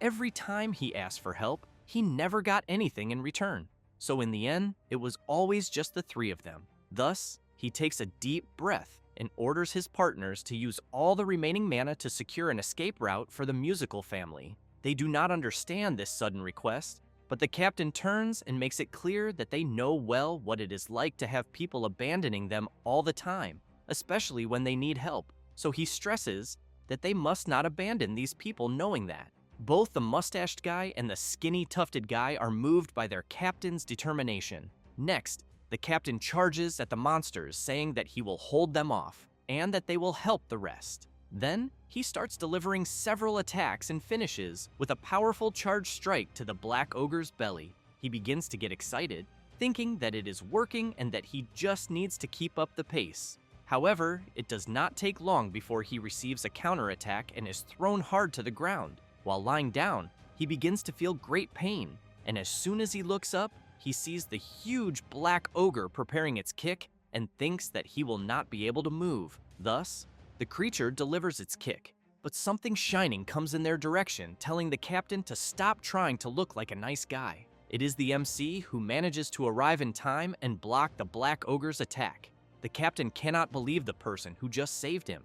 Hirkan makes it clear that he only said what he just said so that he would not misunderstand. Then, he turns and emphasizes that he is not there to help him, as he is only there to make sure the captain's group does not steal his monsters. The captain does not understand anything, and Hirkan calls his summons. Then he orders them to attack the monsters immediately, and thus an incredible battle begins. The hairy-chested guy cannot believe the agility of the MC's summons and questions if they can really move the way they are moving. And observing Hirkan from behind, he knows that this is beyond what a normal necromancer should be capable of. Then he questions who the Haho mask really is. It does not take long for the summons to defeat several black ogres. Thus, the system announces that the MC has defeated several armored ogres and gained experience points. Hirkan breathes in relief and comments that now that he has finished with the small cockroaches, he points his sword at the ogre boss and calls him. Then he wants to know if he is sad for seeing his subordinates eliminated, but makes it clear that he should not worry, as soon he will be with them. Hearing this drives the boss mad with rage, but before that, the MC looks at the captain of the R2 family and asks his summons to take him out of his way, as he does not want any trash getting in his way in the battle against the boss, until the boss stomps on the ground with everything and makes the whole place shake. Then he stands before the MC and lets out a powerful roar. This is the level 80 Helmet Ogre. While receiving medical treatment from the mustached guy, the captain comments that he thinks it is difficult even for the Ha-Ho mask to fight the boss alone, but hears someone saying that they think it is an exaggeration even for the Ha-Ho mask. Then the captain turns and sees that it is a member of the musical family guild. The guy comments that the boss's eyes are marbled black and red, which means that it is a corrupted monster related to the progression of the main quest, and that normally corrupted monsters are 3 times stronger than normal monsters. Meanwhile, Hirkan tries to block the huge creature's strike, but has to jump back immediately to avoid being hit by the boss's powerful sword attack. The MC thinks that he is very resilient, and also that he seems better than his summons, until the guy from the musical family group shouts warning the MC that he must not get too close to the boss, who in turn begins to release his terrible corrupted aura and charges full force at the MC. The guy from the musical guild is worried, commenting that he thinks not even the Ha-Ho mask will withstand this. However, Hirkan takes his sword and while channeling power into it, laughs and wants to know why the boss does not try to block his attack. Thus, he delivers his powerful strike that opens a huge hole in the middle of the Helmet Ogre, who soon falls hard to the ground, completely defeated. Both the R2 group and the guy from the musical guild are stunned, unable to believe what they have just seen. With that, the system announces to the MC that he has defeated a Helmet Ogre and that he obtained gold, experience points, and leveled up. Hirkan deactivates his battle armor and comments that it was much easier than he imagined. Then the system announces that he has obtained a fragment of the ogre's helmet and that now the MC meets the requirements for the mission's completion. Hirkan looks at the mission and comments that now he just needs to return to Mr. Woong's house and continue with the main quest progression, but he knows that before that, he needs to figure out how to divide the drops. Then he thinks that it was 20 black ogres and 1 helmet ogre, and that he is sure it will be worth a fortune, since it is a rare monster. Watching them approach, he knows that normally the player who attacks the monster first can choose how to divide the drops, but ends up furious and questioning if he did not end up doing everything alone after all. Thus, he begins to remember some moments ago when the R2 group was cornered and he was going to wait for them to be eliminated, but ended up hearing their leader saying that he would buy time for other people to escape. Then, he ended up being surprised by this, and his body ended up moving on its own afterwards. The R2 group goes to the MC, and the captain thanks him, saying that they survived because of his help. Hirkan takes a deep breath and thinks that at least they are grateful. However, the captain becomes serious and makes it clear that he does not think they can let the MC leave so easily. Hirkan thinks that he should have guessed that nothing is more important than money. The R2 group captain grabs the MC and comments that he will take a picture, but the guy from the musical family group says that he cannot let him do that, since he was the first to arrive there. Hirkan wants to know what the hell they think they are doing.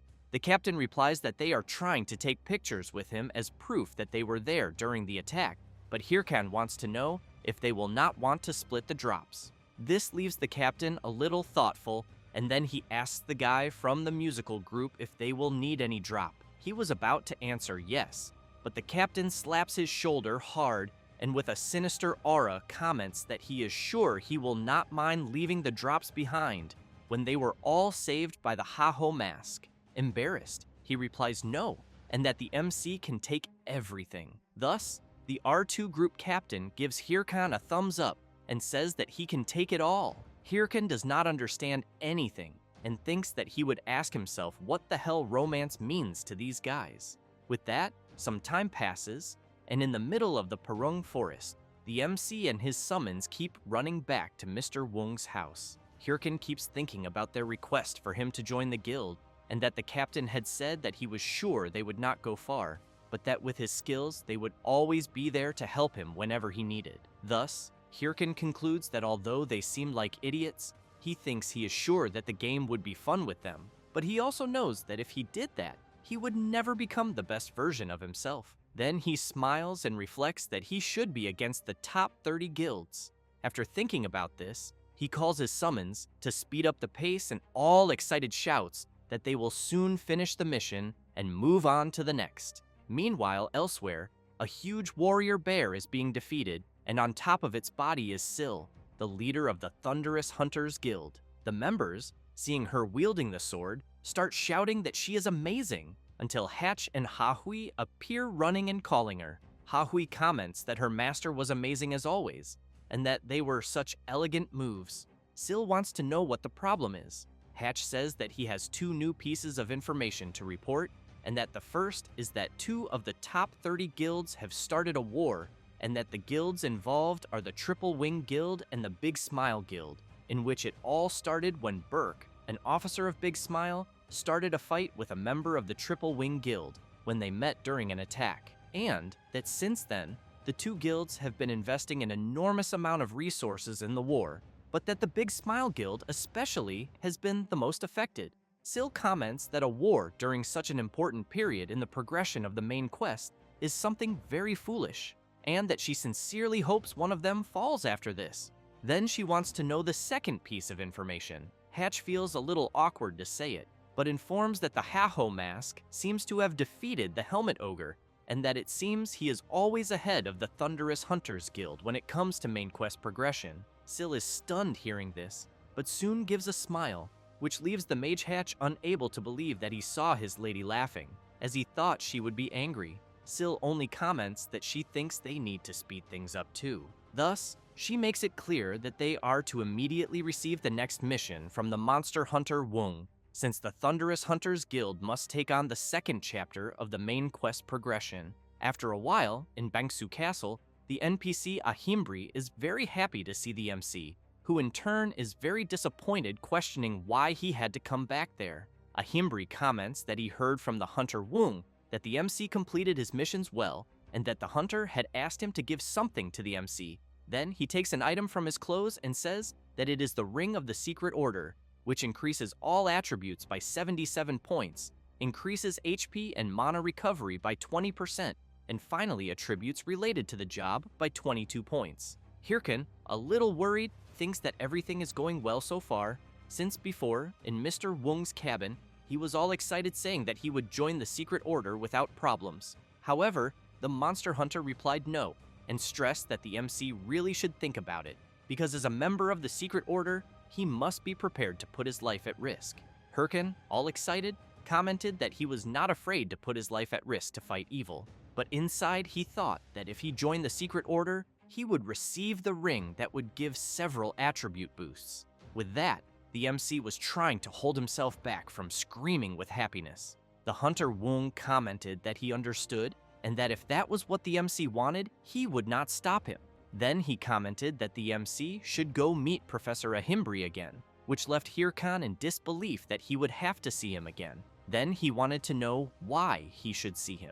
Wung explained that Ahimbri was also a member of the Secret Order, and that he would give the emblem of the order. Hirkan was quite frightened, because he knew that bastard Ahimbri would not give anything for free, and he was not wrong in the end, since the NPC, making a bizarre face, asks the MC to say please for him to give the ring. However, furious, Hirkan slams his hand on the ground, which catches the NPC's attention. Thus, the MC wants to know if the professor is going to keep doing this every time. Then he goes upside down and, trembling all over, starts begging the professor to please give him the ring. Ahimbri just keeps laughing at the MC's face. After getting the ring, Hirkan knows that the reward is too good to refuse. The NPC then comments that now that the MC is part of the Secret Order, he will give him a mission. Then he summons something in his hand and makes it clear that now what the MC needs is a mission that will make him stronger, and that is why he will go to the war zone next. Hirkan looks at the mission in front of him and cannot believe it, since it is a place where there are several bizarre creatures, and the place is in complete chaos, being a true scenario of a chaotic war zone. Thus, after arriving at his destination, Hirkin is impressed since he is standing before the war zone because he knows that in this place there is an endless wave of monsters coming from beyond the castle walls, and that the creatures keep appearing for a certain time, which makes the raid more dangerous than normal ones. But on the other hand, the person is rewarded according to the amount they manage to kill, so it is possible to make a lot of money from it. Then he checks his Warzone mission, in which he needs to defeat the monsters coming from beyond the castle walls, and that the reward ranking will be defined based on the number of monsters eliminated. Thus, he thinks that he had been waiting to go there before he reincarnated but couldn't because the guild members didn't want to. While walking through the area again, he thinks that he will first make some preparations. Someone is watching him from afar. The person thinks they found him, and observing the MC closely, believes they found the Ha-Ho mask. Meanwhile, in another place, some guys are being attacked, and a huge furious tiger lets out a roar that leaves another man terrified. Then, he bows and screams, begging the man in front of him to spare his life. That man is Apollo, master of the Apollo Guild, who calls everyone fools and comments that they couldn't even handle a rookie and still came back empty-handed. The fat man furiously rises from his throne and demands a more precise explanation. The man says that the Thunder Hunters interfered out of nowhere, and then they couldn't do anything since those people are supposedly trying to recruit the MC for their guild. Apollo becomes even angrier upon hearing that. Then, he opens a system window and emphasizes that he thinks the Ha-Ho mask is acting arrogantly, believing that the top 30 guilds are supporting him, and that in this case, he thinks he will use a certain thing against him. In another place, Heavybean, an officer of the Big Smile Guild, one of the top 30, receives a message from Apollo. He takes a deep breath and wonders what the fat man wants now, then answers the call and asks what he desires. Apollo says he has a favor to ask and requests that he teach the player Ha-Ho mask a lesson. Heavybean wants to know if it is that rookie who has been rising recently and why. The fat man grits his teeth and says that the Ha-Ho mask dared to touch his guards and did not apologize. Then he yells that, in other words, he made a fool out of him. Heavybean is surprised by that, and, furious inside, thinks that means it is nothing serious, but apologizes to Apollo and emphasizes that he thinks he cannot do that because a guild like Big Smile should not get involved in such matters. The fat man becomes serious and makes it clear that there is no other choice since, from now on, he will stop sponsoring the Big Smile Guild. Then he wants to know if it was not thanks to his sponsorship that the guild entered the top 30. Heavybean begins to get angry, while Apollo continues saying that if he cannot fulfill a simple favor, then it makes no sense to continue sponsoring him. The guild officer slams the table and calls out Apollo. With a completely different expression, he says that now that he thinks about it, the Ha-Ho mask is just a piece of trash, and that he will teach him a lesson. Then he makes it clear that he will contact him as soon as the matter is settled. After ending the call, he goes crazy and starts screaming that rejecting this request would cost the guild a lot. But on the other hand, he knows that attacking the Ha-Ho mask would ruin the guild's reputation. Then he wonders why the hell Apollo is trying to make his life harder than it already is, until someone approaches, wanting to know if he needs help. That is Cho Wurung, a reserve affiliate of the Big Smile Guild, who wants to know if she just needs to eliminate the MC. Heavybean thinks that if he leaves this matter to her, who is not an official member of the guild, he might avoid tarnishing the guild's reputation. Then he wants to know if she thinks she can handle the Ha-Ho mask. Cho Wurung asks Heavybean to leave the matter to her and emphasizes that she owes her life to him. With a sinister expression, she emphasizes that to reward him, she will definitely eliminate the Ha-Ho mask. Back in the war zone, a soldier beats the drum and shouts for all participants to gather at the castle gate. Quickly, several contestants approach. Begley, captain of the Turb Castle Wall administration, shouts explaining that they are opening the gate and makes it clear that he thinks everyone should be prepared. Hirkan thinks that he knows Begley is a main NPC. The administration captain emphasizes that outside the walls, it is a lawless zone full of monsters, and that the castle gate will open again after 144 hours, and that the reward will be based on the number of monsters killed. However, he makes it very clear that the gate will not open until then, and that everyone should keep that in mind. In addition, they will be giving a special mission, the Blue Giant one, in which they need to defeat the Blue Giant, a mutant that appears in the war zone, and the reward will be a unique skill book. Hirkan is quite impressed to hear that and wonders if the reward will really be a unique skill book, since he knows that such a thing grants a unique rank skill and that he only saw that a few times during his past life. So he really wants to know how they are giving that as a reward. Thus, he looks back and, seeing the expression of the contestants upon hearing about such a reward, also wonders if it is not too much. The participants begin to comment among themselves that they need the unique skill book. Then, they stare at the MC since they know he is the strongest among them and that this means they will have to join forces to eliminate him. Hirkan thinks that he doesn't believe it is a matter of being able to defeat the Blue Giant or not.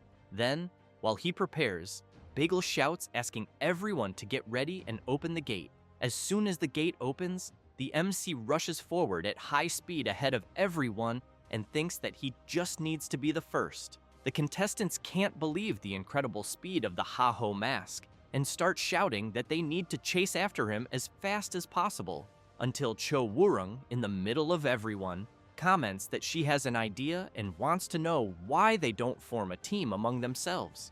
One of the contestants goes to Cho Woo-rung, who is just a rookie, and wants to know if she thinks she can say anything about what they should do. Then he puts his finger on her forehead and tells her to get out of there right away. With a simple move, she brutally attacks the guy, and as soon as he falls completely injured to the ground, Cho Woo-rung wants to know why everyone is so nervous. While the other participants are afraid of her, she comments that she thinks it must be because of the unique skill book, but emphasizes that she doesn't care about it since she just wants to kill the Ha-Ho mask. Then she turns and states that if everyone listens to her, she will give them the book since, after all, they won't be able to get it with the level they have. And that's why she thinks it's a good deal for everyone. They are scared, thinking about what they will do, but in the end, they end up agreeing to join her. From the top of a mountain, the MC observes the scene and, furious, wonders if they really teamed up to try to eliminate him. Then he thinks that he will already be busy hunting monsters, and now will have to worry about them too. However, he smiles and thinks that there is no other choice. Meanwhile, Cho Woo-rung thinks she was lucky to gather so many people and doubts that the MC can win against so many people, but wonders what she should do after eliminating him. Cho Woo-rung thinks that when she manages to do that, Heavy Bean will recognize her, and she will be able to join the Big Smile Guild as an official member, and then she will have her subordinates to praise her. Then, she starts imagining herself being flattered and served, and that, in the end, she can have as many pieces of furniture as she wants, until she gets scared upon hearing someone calling her and warning that the monsters are approaching quickly. She gets ready and shouts for everyone to form up and deal with one at a time. One of the guys shouts that he thinks something seems strange since there are more monsters than usual. Cho Woo-rung has in mind that she knows they won't be able to maintain the formation this way, until she notices the MC sitting on top of the golem. He, in turn, wants to know how she dares to be in his return. Then he starts banging on a golden gong and shouting for everyone to fuck off. She can't believe what she's seeing, because clearly the MC is attracting the monsters. At that moment, the participants start being attacked by the creatures, and a soldier, while trying to hold back the monsters' advance, shouts warning Miss Cho that they won't be able to endure for long because there are too many monsters, and that's why he wants her to give the order for everyone to retreat. Cho kills a creature and thinks that she knows the plan was ruined because she wanted to ambush the MC while he was hunting, but in the end, the ones who got ambushed were them, until she has an idea and orders everyone to hold out as long as they can, because once the lure fades, the monsters will calm down. Then she makes it clear that she will take care of the MC personally. Thus, she rushes out at high speed, jumping from creature to creature, thinking that while the small fish serve as bait for the monsters, she will handle the MC alone. Meanwhile, Hirkan is playing his lure along with his summons until he notices something and sees someone approaching quickly. Cho, as soon as she arrives where the MC is, calls him out and challenges him to a one-on-one duel. He smiles and wants to know if she really thinks he will accept. Then he wants to know if she is the leader of the damned little group ahead. Then he stands up, draws his sword, and wants to know if she knows him, because no matter how much he thinks about it, he can't remember her face.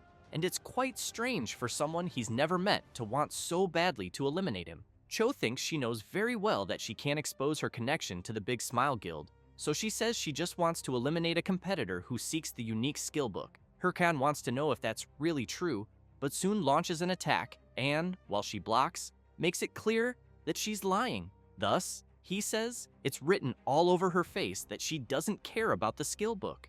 Cho readies her daggers and tries to strike the MC, who in turn blocks her assault and thinks her movements aren't bad. But he quickly crouches and unleashes his Bone Bomb skill. An explosion occurs, but she manages to dodge by jumping back. Hirkan is impressed to see that she managed to evade his attack and emphasizes that there's no way someone so skilled could be unknown, so he wants to know what group she's from. Cho wants to know which one the MC thinks she's from.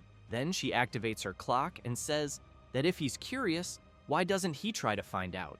Thus, she activates her battle armor and releases an intense power throughout her body. Hirkan concludes that she's really serious because she even activated the armor. Observing her more closely, he reflects that if he eliminates her, he won't know which guild she's from, but he knows she's not an opponent to play around with. Then he understands he's in quite an annoying situation, but still prepares himself and tells her to give it her all. While Cho says she will start with everything right from the beginning, the MC's summons watch her while eating popcorn. She notices the summons and wants to know what the hell is going on. Hirkan tells her not to feel bothered by his summons because he ordered them not to interfere. Cho is intrigued and wants to know why. Hirkan wants to know if she didn't challenge him to a one-on-one duel, so why would he summon creatures for a duel? She becomes even more intrigued by the answer and thinks she had imagined he would just be a superficial guy based on his previous actions, but also seems to have an innocent side. Then she knows that because of that, his death will be inevitable. Thus, she charges at him with everything she has, but is very surprised to see her attack being blocked. Hirkan laughs and wants to know what she's doing because nothing has changed from before. However, she moves behind the MC in the blink of an eye and strikes him. Hirkan becomes concerned and questions whether her speed really increased in an instant. She stares at him with a sinister look and makes it clear that she's not done yet, then unleashes several consecutive attacks in a matter of seconds. Hirkan is attacked from all sides and soon falls to his knees on the ground. Cho comments that he's being really cute since he's even making the pose of a chair on the floor. However, she doesn't care and charges at him again, shouting for him to die for going against Heavy Bean. The MC keeps his head down, but someone trips Cho. It's one of the MC's summons. She is startled, trying to understand what the hell just happened. Hirkan smiles and, while preparing his attack, comments that she's from the Big Smile Guild then. She's frightened seeing the attack coming her way and thinks she won't be able to defend in time. Thus, she's hit, and after a while, the MC ties her to a tree. Then he goes up to her and wants to know why the Big Smile Guild is hunting him. Cho laughs and wants to know if he really expects her to answer his question. The MC wants to know if she isn't Cho Wurong, Heavy Bean's subordinate from the Big Smile Guild. She gets embarrassed and replies that she's not from there. The MC tells her not to lie because he already knows everything. She's shocked and wants to know how he found out. Hirkan thinks he knows that before his regression, she was one of Heavy Bean's most famous subordinates, but that he had never fought her before, and that's why it took him a while to realize it. Thus, he replies that he basically has his sources. However, he wants to know why Big Smile is after him since he knows he didn't get involved with them. Cho takes a deep breath and says she doesn't know, but soon screams asking the MC to eliminate her once and for all. Hirkan says he would never do that and makes it clear that it would be a waste to let someone like her die. But he thinks that besides that, he knows she'll resurrect after 2 days anyway, and that it's better to leave her tied there rotting until he sees something on his watch and questions if the blue giant really appeared. Thus, he turns around and, while leaving, makes it clear that if she tries any funny business again, he'll eliminate her once and for all. Cho lowers her head and thinks that the MC saw through her plan and was one step ahead the whole time. But even so, he said it would be a waste to eliminate her, so she wonders what kind of idiot he is. Then Cho starts trembling all over and, with a completely new feeling she's never experienced before, wants to know how Mask Haho dared to flirt with her. After some time, Heavy Bean is receiving a call from Cho Wurung, and she apologizes. Then she says she failed to eliminate Mask Haho. Heavy Bean says she did well and asks her to rest. Cho replies that she understands and apologizes again. After the call ends, Heavy Bean goes crazy with rage and shouts that even she, whom he trusted, failed. However, he knows he needs to think positively because Apollo still doesn't know and might try again. Then Apollo calls him and wants to know if Mask Haho has already been eliminated because he heard news that one of the top 30 guilds, Big Smile, was defeated by him. The chubby guy also points out that if this is made public, he wants to know what Heavy Bean thinks will happen. He's embarrassed, feels his soul leaving his own mouth, and thinks that everything happening is because of that damn Mask Haho. And while thinking about him, he keeps cursing him. Meanwhile, he wants to know why he's suddenly feeling an itch in his ear. Meanwhile, the MC arrives where the blue giant is, and, all excited, summons his invocations to deal with the creature as quickly as possible. However, it takes longer than the MC expected, and he is completely exhausted. On the ground, he comments to his invocations that he barely managed to defeat the level 85 blue giant. After unequipping his battle armor, he wants to know why the blue giant has the HP of a level 100 monster, since he didn't expect it to take 30 minutes to defeat it, even going all out. Hirkan thinks about some people and comments that he should thank those idiots who ended up killing themselves, as he believes that if it weren't for that, they would have stolen his monsters. But he soon remembers Cho, gets furious, and concludes that there's no way he needs to thank them. Then he recalls the conversation he had with her and thinks about the Big Smile Guild hunting him, wondering why, since he's never encountered them in this life. He also remembers that before the regression, due to his guild's sudden rise, the top 30 guilds felt threatened and tried to eliminate them by working together, and he knew that among them were Sill's Thunder Hunters. So he questions whether this could also be her doing, as he suspects something is wrong. Thus, he tries to think of something but soon shouts that he's no good at that. Then he calls his invocations to make things clearer, because if anyone gets in his way, he will eliminate them. Next, he sees that there are 138 hours left until the event ends, and, all excited, comments that now they will start making money. 138 hours later, the castle gate opens and the participants return angry, saying that it was really difficult this time. One of them emphasizes that they shouldn't have messed with the Haho mask. His friend comments that it was all because he wanted to listen to that Cho Wurung. However, he gets nervous and yells, wanting to know how that was his fault. At that moment, the MC appears covered in cash and makes it clear to them that they don't need to fight since the day is beautiful. But upon noticing one of their faces, he quickly wants to know what's wrong. Then he starts mocking them, saying they're idiots who came back empty-handed.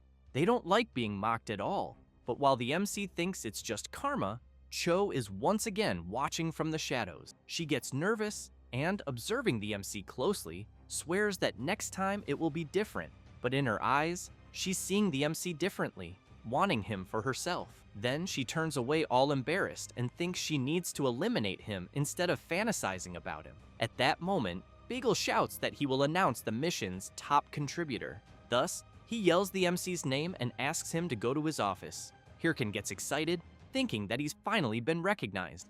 It doesn't take long for him to reach the office of the administrative captain, who comments that the MC was truly incredible since he defeated the most monsters and even the blue giant, so he thanks him for his efforts. However, he says that lately, more strange monsters have been appearing, blue-skinned monsters with ice energy, and some they had never seen before, like the blue giant that the MC defeated, and he firmly believes they are coming from the ice mountain.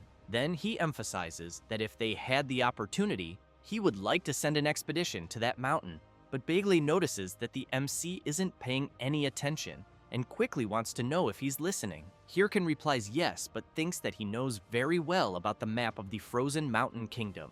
As soon as Bagley mentions the mission reward and wants to send the MC, he gets all excited, and the administrative captain comments that he's quite predictable. However, he says that there's a letter from his master requesting that the MC go to the Urgel Mountains to begin the secret organization mission, and that he will need to speak with the blacksmith Wolf to receive the next mission. The reward itself is unknown. Hirkan keeps in mind that the Urgel Mountain is full of high-level monsters, and it's no wonder he was sent there. But he gets furious and considers that maybe they just want to mess with him. Bagley takes the unique skill book and gives it to the MC, saying it's his reward for winning. While Hirkan keeps kissing his reward non-stop, Bagel comments that he's giving him such a reward and hopes that the MC will take good care of it. Hirkan, all excited, wonders which skill he will get but knows that any unique skill is great. Then, he places his hand on the book and the system notifies that he used the unnamed skill book.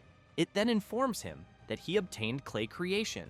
Hirkan gets confused, trying to understand what kind of skill that is. Meanwhile, elsewhere, the Thunder Queen wants to know who it was. Hatch asks her to calm down, but she is extremely furious and unleashes her attack, completely destroying everything in front of her. The mage can't believe the extent of her destructive power, and while he's terrified, dying of fear of his lady, she remains furious, thinking about some idiots who appeared out of nowhere and stole her monster from the main mission her guild was doing in the raid. Syl looks back with a terrifying expression and asks the mage who those bastards were who interfered with her plans.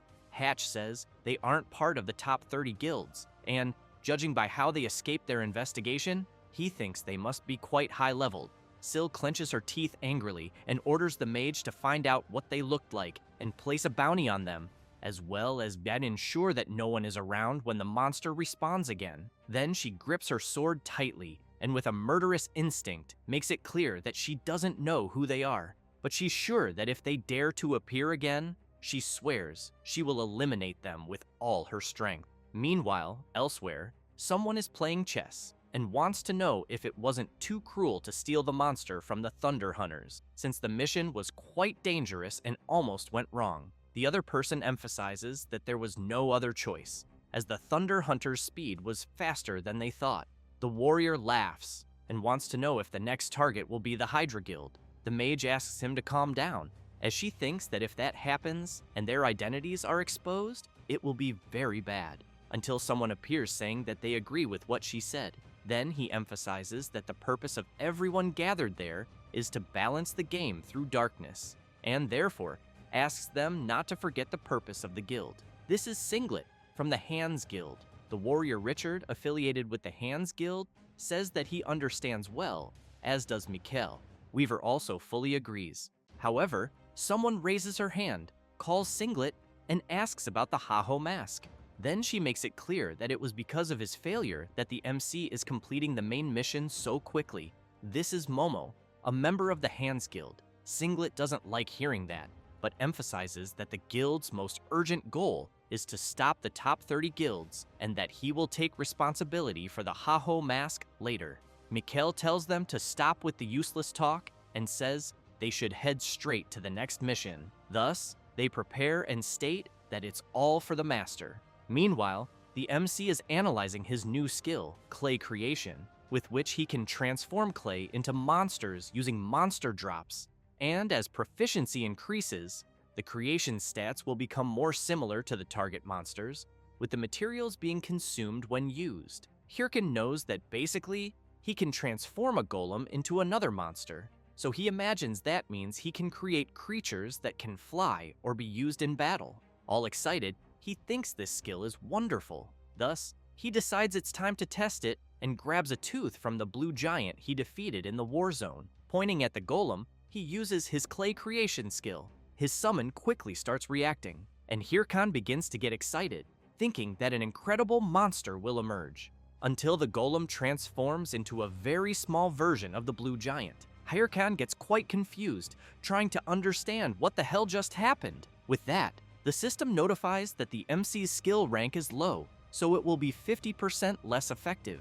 Hirkan can't believe it and yells, cursing the game.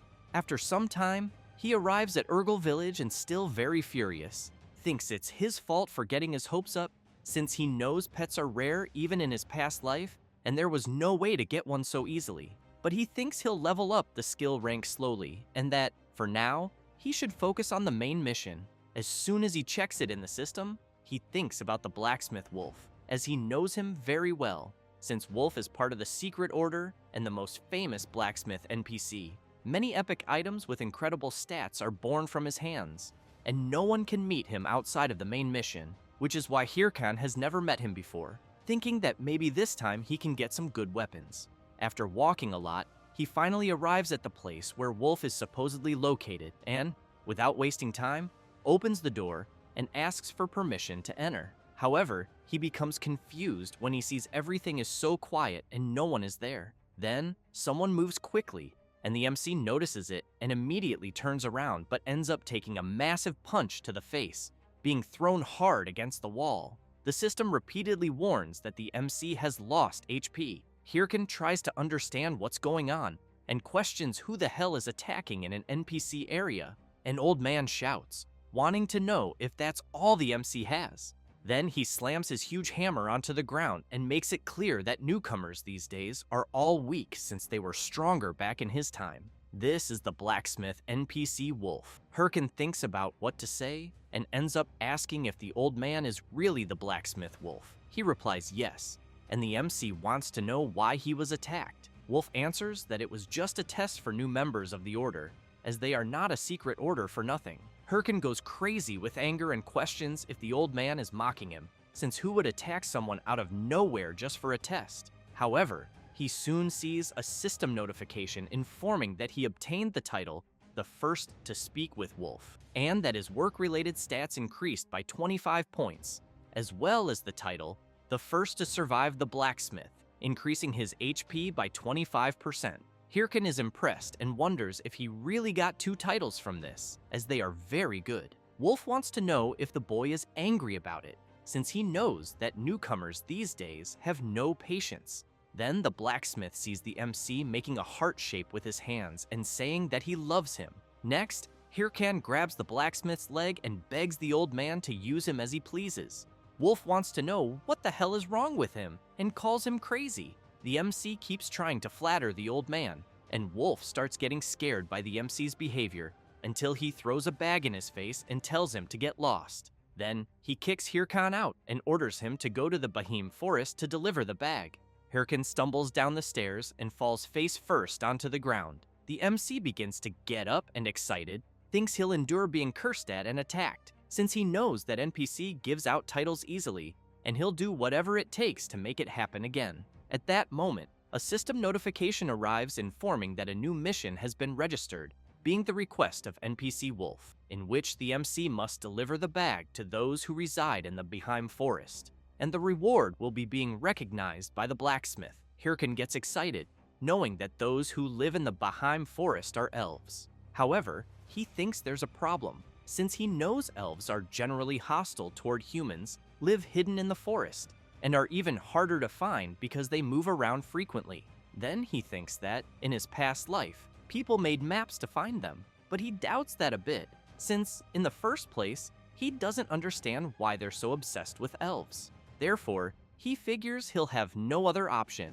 Thus, he goes to the city square, where there are several players, and starts banging his golden gong, shouting that he's buying information about the Bahim forest and offering up to 100,000 gold depending on the information. People start whispering to each other, wondering if that's the Haho mask and why he's there. Hirkan knows it's a bit embarrassing, but for now, it's the best he can do, since if he posted saying he was buying information, he'd risk the top 30 guilds recognizing him. So, he prefers to endure some embarrassment rather than spend the whole day in the mountains. Then, someone approaches, and everyone, including the MC, becomes startled as they see a man carrying a huge, completely defeated creature. This man says to the MC that he must be the so-called Haho mask. Hirkan is shocked, as he knows that the man in front of him is Pitbull Singh. As soon as the surrounding players realize who's there, they start asking if it's really one of the top 100 ranked players and why he's there.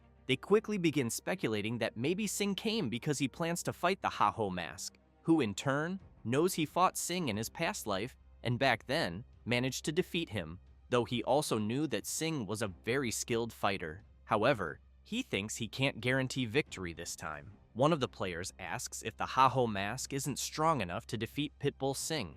Another comments that Singh got the nickname Pitbull because of the cruel way he defeats his enemies, and that his level is much higher than the Haho masks. They keep saying that the MC doesn't stand a chance against him, and that they believe Pitbull Singh could defeat the Heiho mask with one hand. Hirkin goes crazy with rage hearing the other players' comments, and immediately yells at them to shut up or he'll eliminate them first.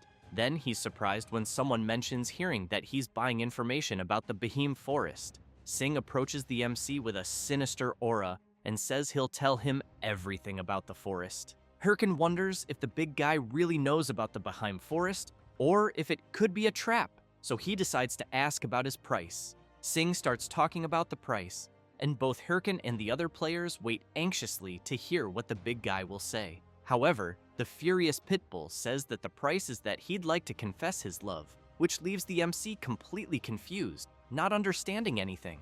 The players around them become embarrassed and wonder if the infamous Pitbull Singh is really confessing to the Heiho mask.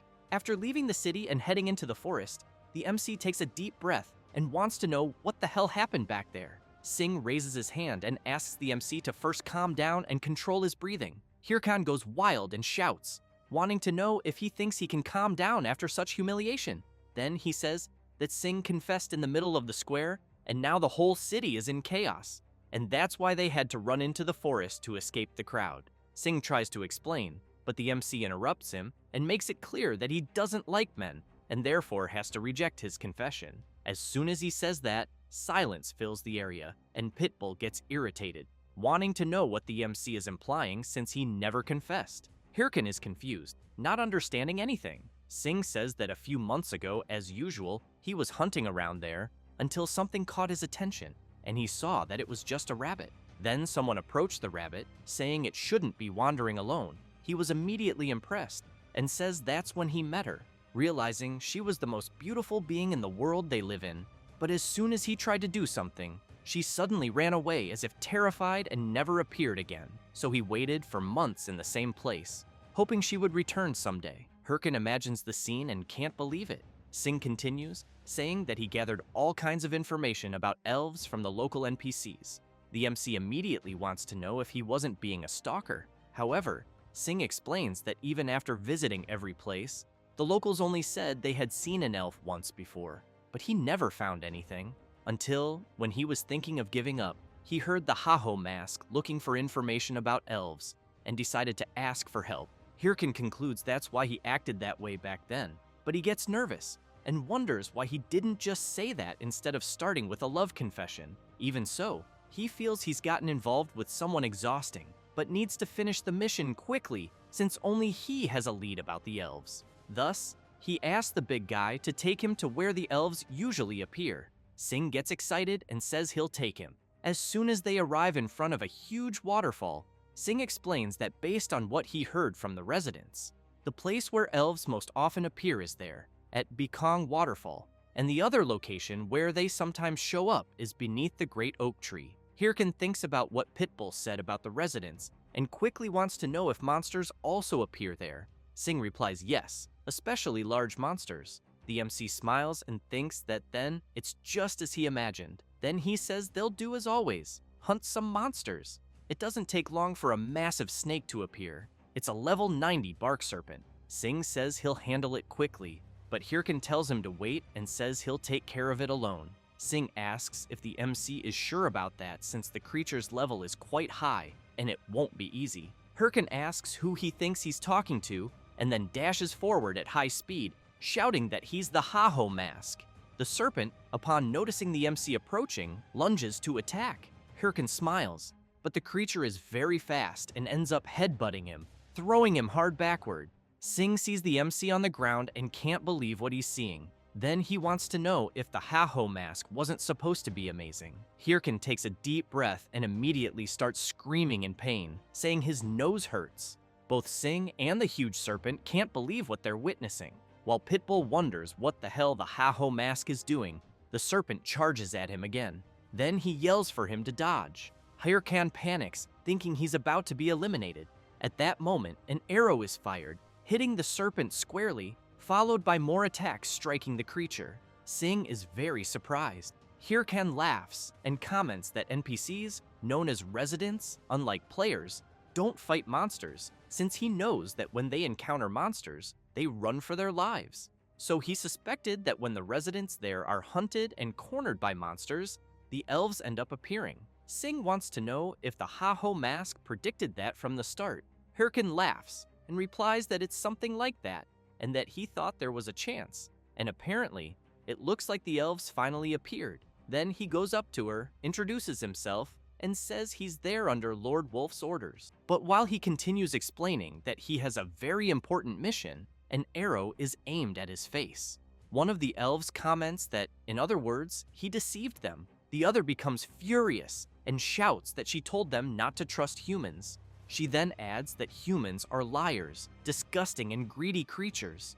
Hirkin feels all those insults are directed at him. Soon after, one of the elves says there's no way Lord Wolf would entrust a task to a lying scoundrel like the MC, who begins to get nervous, wondering what to do and if he should try convincing them by force. Then Sing kneels down, which makes the MC curious to know what he's doing. Sing apologizes for deceiving them, but makes it clear that he needed to meet one of them since they had met before right there in the forest. She is surprised, and Sing continues, saying that back then, he fell in love with her at first sight. Then he extends his hand and gently asks the elf to give him a chance to get to know her. Hirkan can't believe what he's seeing since he knows the elves already hate humans, and now he's revealing that he's a stalker. However, the elf replies that it's fine, leaving the MC even more confused. They start talking and laughing, saying that Selene ended up charming a human. Thus, they begin taking Sing to their village, leaving the MC standing there speechless, still shocked and not understanding what the hell the game is doing. However, in the end, the Ha-Ho mask completed the mission of finding the elves. Thus, Hirkan and Sing go after the elves. However, the MC is furious, wanting to know if this was supposed to be a dating simulation and why the hell everything is unfolding this way. Sing, a little embarrassed, calls Hirkan and comments that he feels like he could die of happiness. The MC gets even angrier and tells Pitbull to go to hell since they were almost killed by one of them. Then, he wants to know if he is going to keep walking around with the elf he fell in love with just because his confession was accepted. Next, he makes it clear to Sing that the prettier they are, the crazier people get, as he knows someone even more beautiful and completely nuts. Sing points out that he doesn't like elves just because they are beautiful and emphasizes that elves are symbols of fantasy. Hirkin is intrigued by this and soon thinks that Pitbull is actually a pervert, but Sing quickly explains that it's not the way the MC is thinking. Then he tells him that when he was younger, in all the games, novels, and comics he read and played, elves, especially dark elves, were essential icons of fantasy, and that adventuring through magical worlds alongside them had always been his dream. Hirkin becomes even more confused and questions what the hell he's talking about and what that has to do with confessing. However, he is surprised to hear Sing asking if he doesn't feel the same. Then Pitbull wants to know if the MC isn't in this game to fulfill his dreams. Hirkan takes a deep breath and says that he doesn't have stupid dreams like that. Then he laughs and says that his dream is to become the strongest in the game and destroy any idiot who looks at him the wrong way. Sing listens to the MC say that it's just about imagining their faces because he'll be thrilled when that day comes. So Pitbull asks the MC if that doesn't make him the same as those who looked at him the wrong way. That question leaves Hirkan completely surprised since he hadn't thought of it that way. However, he smiles and, showing his middle fingers to Pitbull, wants to know what's wrong with that since he knows that the strong always devour the weak, and that's how the world works. Sing comments that if it's natural for the weak to be devoured, then he wants to know if what happened to the MC wasn't natural. Hirkan starts getting angry, and while Pitbull was about to say something else, he punches him. A huge explosion happens, drawing the attention of even the elves. Hirkan grabs Sing by the collar and asks what the hell he knows. Then he emphasizes that dreams and happiness, that kind of thing, are for people who already have something. Next, he wants to know if Sing knows what it's like to fight to survive day after day, and if he also knows what it's like to lose the little he had in an instant. Hirkan grips Sing's clothes tighter, and as he starts equipping his battle armor, becomes even angrier, and says that he knows Sing is trying to give him a sermon, but makes it clear that he doesn't want to hear it anymore. Sing is very surprised by the MC's words until the elves shout that humans are always picking fights for no reason. However, one of them turns and says that they have arrived in Behaim, their village. Hirkin steps forward and asks them to show the way. One of them says that the village elder is in the largest tree, and while the MC walks ahead alone, one of the elves wants to know if Sing really got into a fight with his companion. Sing just stays quiet. As soon as they reach the largest tree in the village, the elf calls for the elder and says that she brought a human who said he was there at Lord Wolf's request. The MC takes a deep breath and thinks that Sing started the fight and ended up losing his composure. So he thinks it's better to let it go since he knows it won't lead anywhere and that he needs to focus on the main mission. The village elder appears and says that since it's a message from Lord Wolf, it must be from the secret order. This is the elder elf of the Behaim tribe. The NPC Dadre Hirkan takes a package and says that's exactly what the elder said. And as soon as he delivers it to the elder, the system informs that Hirkan has delivered Wolf's package to the Behaim tribe and that the Wolf's message mission has been completed.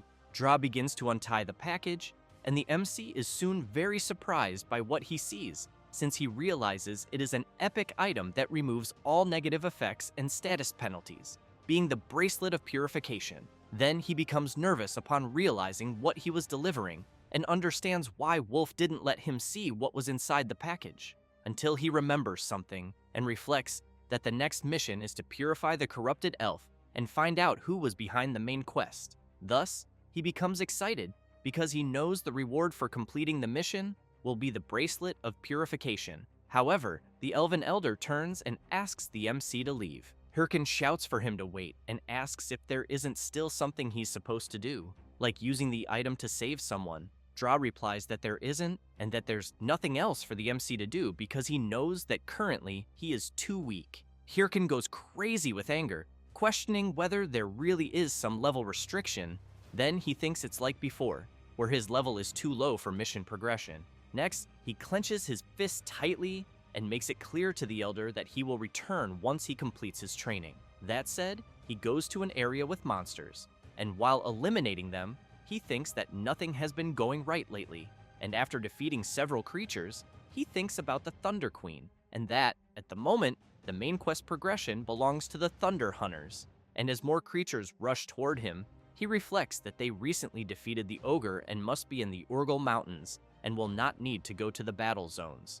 Then, very angry with how things turned out, he brutally slaughters the creatures and thinks he's quite satisfied with himself because he knows he should have reached level 100 long ago, even if he had to stop sleeping. As he keeps slaughtering the creatures mercilessly, he wonders if he can still make it in time. One of his summons just watches its master acting strangely.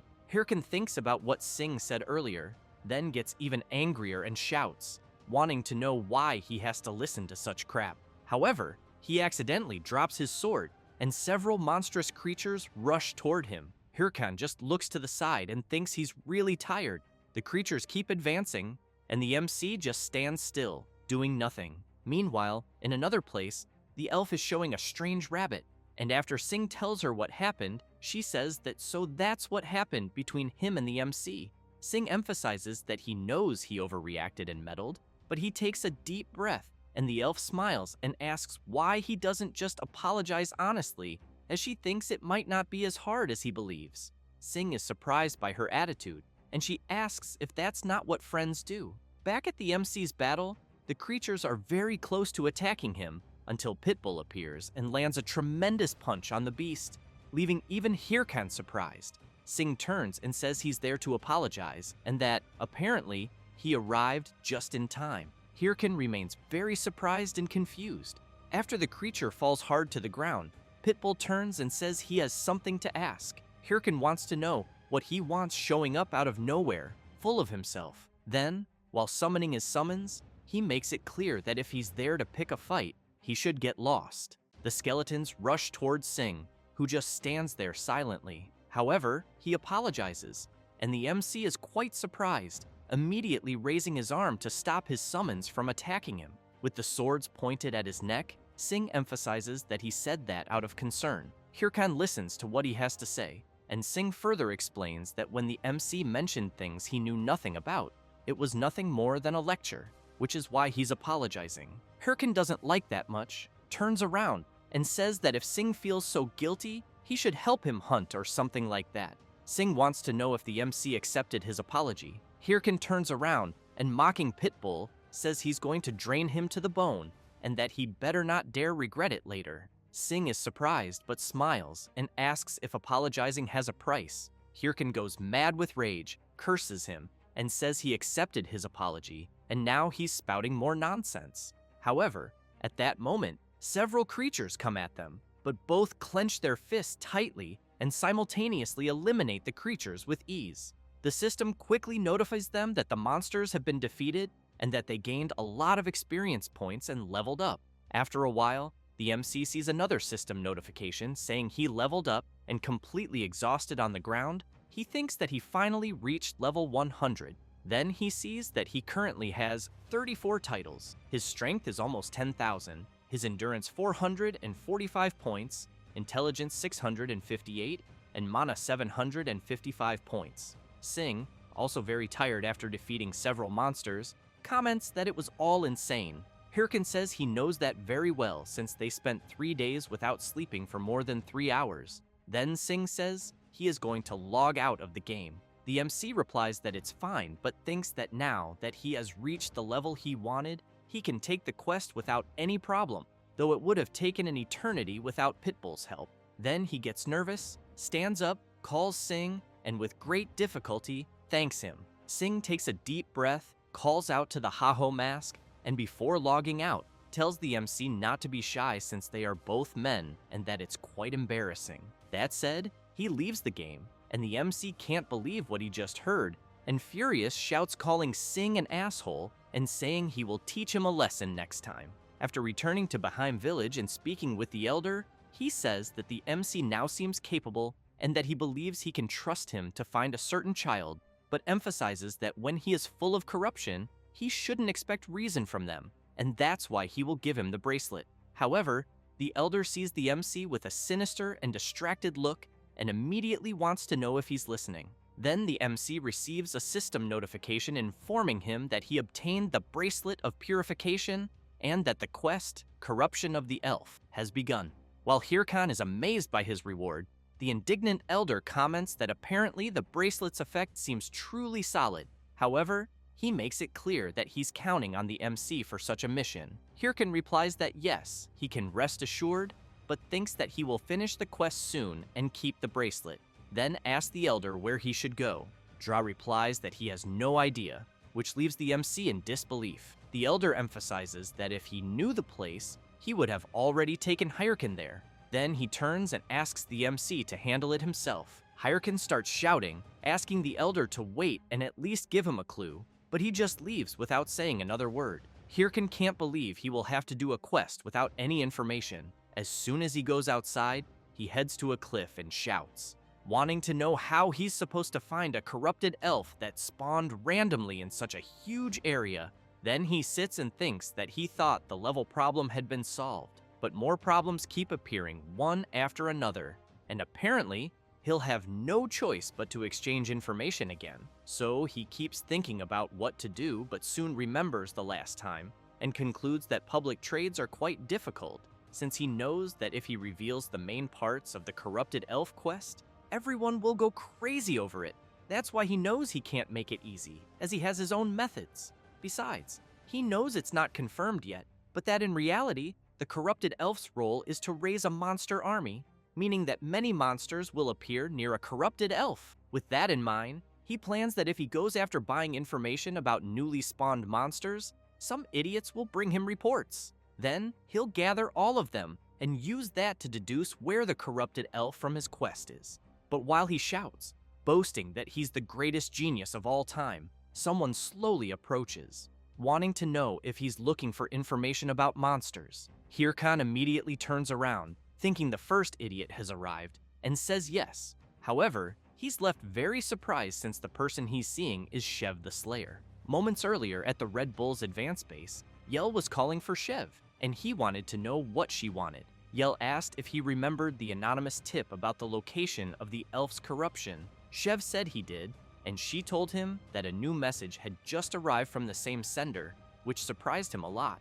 The message said that a certain person was buying information about where monsters were spawning. Thus, Yell emphasized that this person was offering money for information about recently spawned monsters and wanted to know why out of nowhere. Chev said it could only be a smokescreen where someone who knew an important piece of information about the corrupted elf was trying to throw people off, and that it wouldn't be something useless at this point.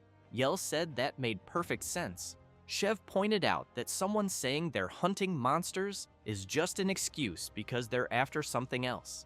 Yell got excited and, while grabbing Chev, asked what he thought about monopolizing the information. He smiled and said he'd be back soon, but that he'd be with the goose that laid the golden eggs, saying that while thinking about the MC. Back in the present, Hirkin remained very surprised because he had been thinking of finding some random garbage guild where they'd throw the information at his chest and then take off. But seeing the overwhelming presence of Chev, the Slayer, right in front of him, he wondered why the hell it had to be such a big, overpowered fish. Then he stood up, thinking that for now, the plan was canceled, and he would act silently without leaving any trace of suspicion. But he soon felt crushing pressure since the leader of the Red Bulls Guild was right in front of him, wanting to know if he was thinking about running away. Hirkin quickly summoned his summons, which immediately surrounded Chev. He laughed and remarked that the MC made a smart move, because if he had ordered the summons to attack,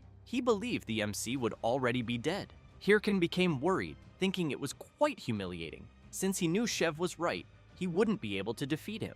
Chev got serious and asked the Heiho mask to respond, but emphasized that he had a physical ability well above a novice's and an information-gathering capacity that surpassed intermediate guilds, so he wanted to know who the Heiho mask really was.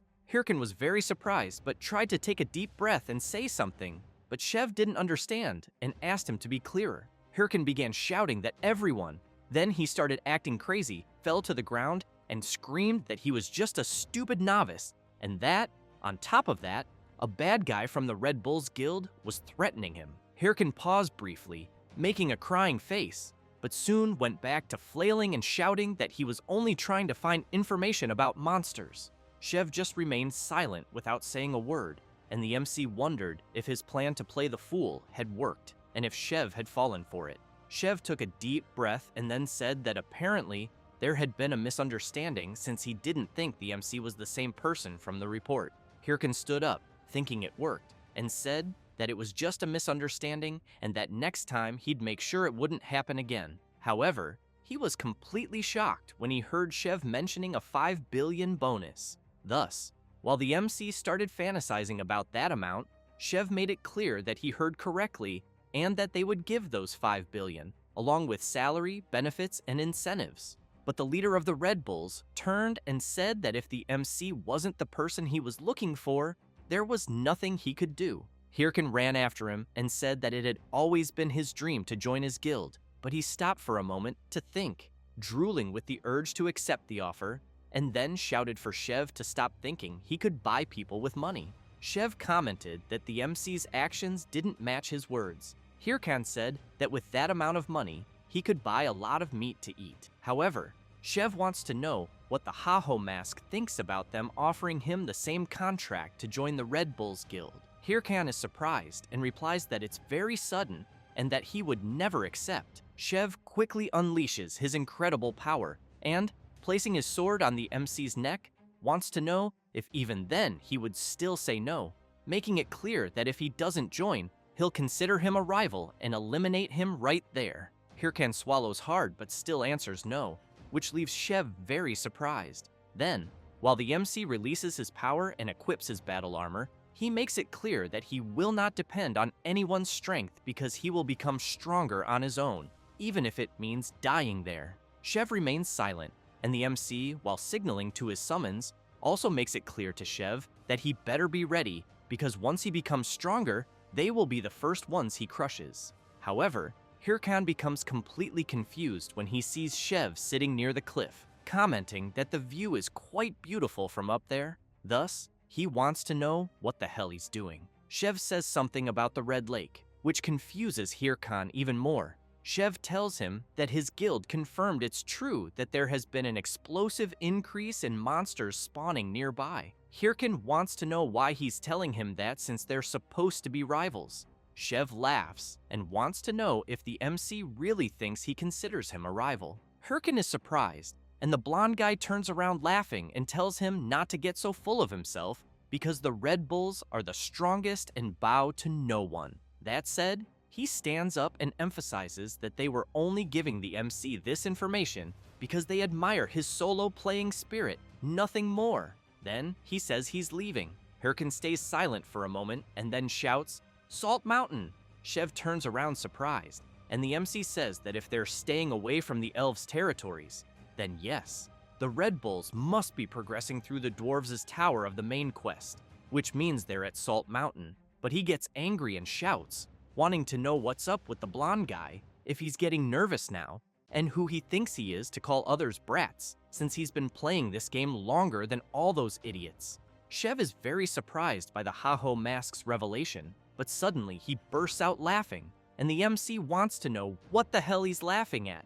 The blonde guy replies that the reason is the MC himself, who is a complete idiot all the time. Hearing that makes Hirkan even angrier, and he immediately shouts, wanting to know who the blonde guy thinks he's calling an idiot. Then he turns and leaves with his summons. Chev immediately contacts Yell through the system and informs her that his recruitment failed. He also says that the goose seemed like it was about to kill itself before joining the guild and might have died if he had pushed further. However, he smiles and, thinking about the MC, tells Yell that he's very curious to see how far the Ha-Ho Mask will go playing solo. She hears all that and immediately gets furious, then starts cursing the blonde guy with several names and scolding him. He drops to his knees on the ground, completely embarrassed, and tries to argue, but knew that once he got back, he'd be hearing it non-stop.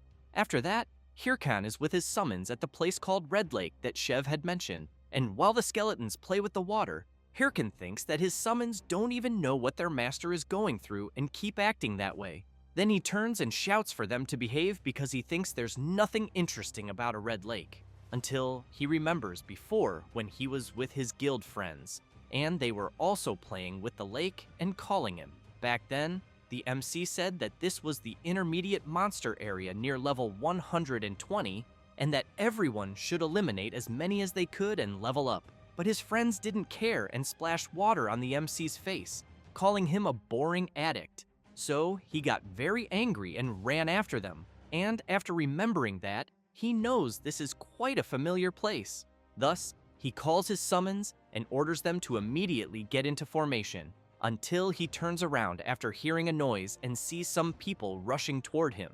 But as they get closer, the MC realizes that it's a warrior, 2 mages, and a priest, and immediately wonders if it could be an ambush. However, he doesn't care and calls his summons to be ready. Then he tells them that when he gives the signal, they are to attack immediately. He starts counting, and as the people approach, he shouts, ordering his summons to attack. But he becomes completely confused when he sees that the people have bowed before him. Then he wonders what the hell is going on. The priest, with tears in his eyes, begs the Ha-Ho Mask to help them because they're in serious trouble. After they explain the situation to the MC, Hirkan wants to know if they really need his help to hunt the corrupted gray rooster. The warrior replies yes, but the MC wants to know why they don't do it themselves. The warrior explains that they're only part of the 2nd division of the Golden Brothers Guild, and that their guild is a prominent group, but barely reaches the level of the top 30 guilds in the game.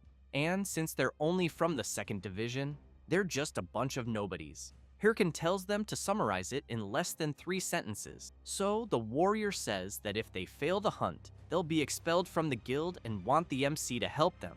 Hirkan says he refuses, and that's the end of it. All of them immediately start crying and begging the Ha-Ho Mask to help them, or they'll really be screwed. Then they grab the MC and say they'll pay him. Hirkan gets curious and asks how much they're willing to pay. The warrior says around 20,000.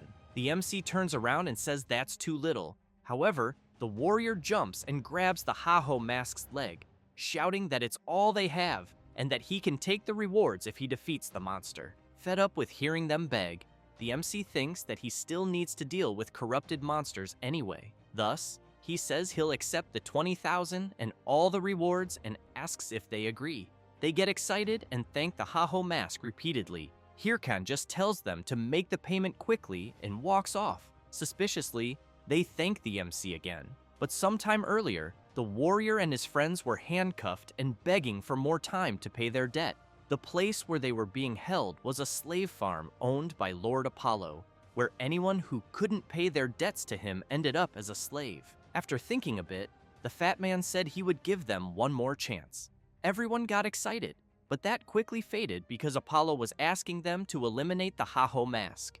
The warrior wanted to know how they could kill such a skilled player. Apollo said he would lend them high-quality equipment and didn't care if they killed the MC fairly or lured him into a trap. Then he made it clear that if they couldn't do it, they would rot there for eternity. Back in the present, they all know there's nowhere to run, and watching the MC's back, they know that when the Haho mask is distracted by the monster, they'll attack him when his guard is down. Thus, they ready their weapons. But suddenly, a massive claw stomps the ground, terrifying them since the level 120 corrupted gray rooster has just appeared right in front of them. Hirkan says that the creature is really noisy, then turns and emphasizes that he'll strip the creature's armor and that they're to handle the rest. Then Hirkan places his hand on the ground, activates muscle modification, and rushes toward the creature at high speed. They're surprised by the Haho mask's speed, and watching him fight alone, wonder if the MC will duel the creature by himself. While the rooster attacks with its sharp feathers, Hirkan dodges and thinks that the creature has long-range attacks. Then he jumps at the corrupted rooster and shouts that the creature is slower than he remembered. That said, he delivers a powerful slash to one of the wings, then to the abdomen, and finishes with the leg. The corrupted rooster charges at the MC, but he had already anticipated the movement and, with his incredible speed and the muscle modification ability active, delivers several consecutive slashes at once and shouts that the creature is really slow. Because of that, the MC completely broke the armor of the corrupted gray rooster. The warrior widens his eyes, very surprised to see that the Haho mask managed to do it so easily. Hirkan shouts, warning that the creature's body armor is gone and only the helmet remains. Then he prepares, but the warrior shouts the signal and the mages fire a large fireball. Hirkan turns around startled, and a huge explosion happens. The warrior shouts for the mages to attack again, and at the same moment, they fire another fireball and another and another. In the middle of the dust, they wonder if they managed to do it. Then they get excited and celebrate, shouting that they finally won't be slaves anymore. However, the warrior becomes completely terrified upon hearing someone say that it was just as he thought. Hirkan, amid the dust, says he knew something was wrong from the start because they were all supposed to be poor but had high-quality equipment and made a necromancer fight on the front line. Then, he makes it clear that it's a good thing he was prepared. That said, the system notifies that the ability skin change has been activated, granting an additional 388 points to armor, followed by the ability False Heart being activated, increasing HP by 120 points, and finally the ability Boiling Blood, which increases recovery rate. Hirkan, while getting ready, emphasizes that he doesn't care if they are the Golden Brothers or the Beagle Boys. Then, as soon as he finishes equipping himself and summoning his summons, he says that he hopes they're all ready because they're already completely dead. The warrior, very scared, yells for the mages in his group to use magic immediately, but the cockatrice appears behind the MC and his summons, and he wants to know if the warrior's group is sure they want to continue, and they become very scared when they see that even the cockatrice is on the MC's side, who in turn wants to know if they realize they are screwed, until the system informs the MC that a corrupted elf is nearby, which leaves him very surprised, and the elf appears to be furious and soon runs off, and the system warns that he is fleeing, and that the MC will have 3 minutes to capture him, and Hirkan wonders if the elf was after the cockatrice, and why at that exact moment, then calls the warrior's group a bunch of trash, and, while going after the corrupted elf, asks them to at least distract the cockatrice until he returns. Then, he looks back with blood in his eyes and emphasizes that if they run away, he will make sure they die slowly. And so, after going after the corrupted elf, the system informs that less than 2 minutes and 32 seconds remain before the time is up. and Hirkan thinks this is his chance, because if he catches the elf, he will save a lot of mission time. So he becomes excited and concludes it is only a matter of time before he reaches him, and that he will reach first place easily. And with less than 1 minute left, Hirkan pushes forward and charges at the corrupted elf with everything he has. And when trying to land a punch, the MC thinks something is wrong, because even activating everything he can and forcing his body, it seems he still cannot reach the corrupted elf. So he prepares his skill and throws the skeleton bomb at the corrupted elf, who becomes scared when he sees the attack coming his way, and an explosion happens. But the MC cannot believe the corrupted elf managed to dodge his skill, so he runs after him again, thinking the game is just screwing him since this is much harder than he imagined. And with only 10 seconds left, Hirkan becomes surprised, thinking the time passed too fast. And as time runs out, he keeps questioning what he can do. Then he prepares his skeleton bomb skill once more and thinks he cannot afford to fail the main mission. And from far away, he launches his skill at the corrupted elf, who once again dodges, but becomes surprised when he hears the MC saying he does not think it is time for the creature to be giggling. And so the MC appears where his skill was, and, with only 3 seconds left before time runs out, he uses the explosion of his skill to propel himself and charges at the elf, saying the reason he threw the skeleton bomb was solely to gain momentum. And with that, he manages to place his hand on the elf and thinks that he managed to succeed in the end. But the corrupted elf bites his own tongue, and Hirkan becomes very confused seeing that. And without thinking twice, he grabs the elf and slams him into the ground with full force. Furious, the MC wants to know how the corrupted elf had the nerve to bite his own tongue, while the elf only laughs in Hirkan's face. And the MC, while summoning the tiara from his inventory, yells for the elf to wake up immediately. Then he places the tiara on the corrupted elf and yells that he needs to wake up so the main mission can be completed. And at that moment, the tiara activates its power, and the system informs that purification on the corrupted elf has been activated. Then, as the MC hopes it worked, the elf takes out a map and hands it to him, and Hirkan becomes surprised at what it is, and the elf ends up dying right after.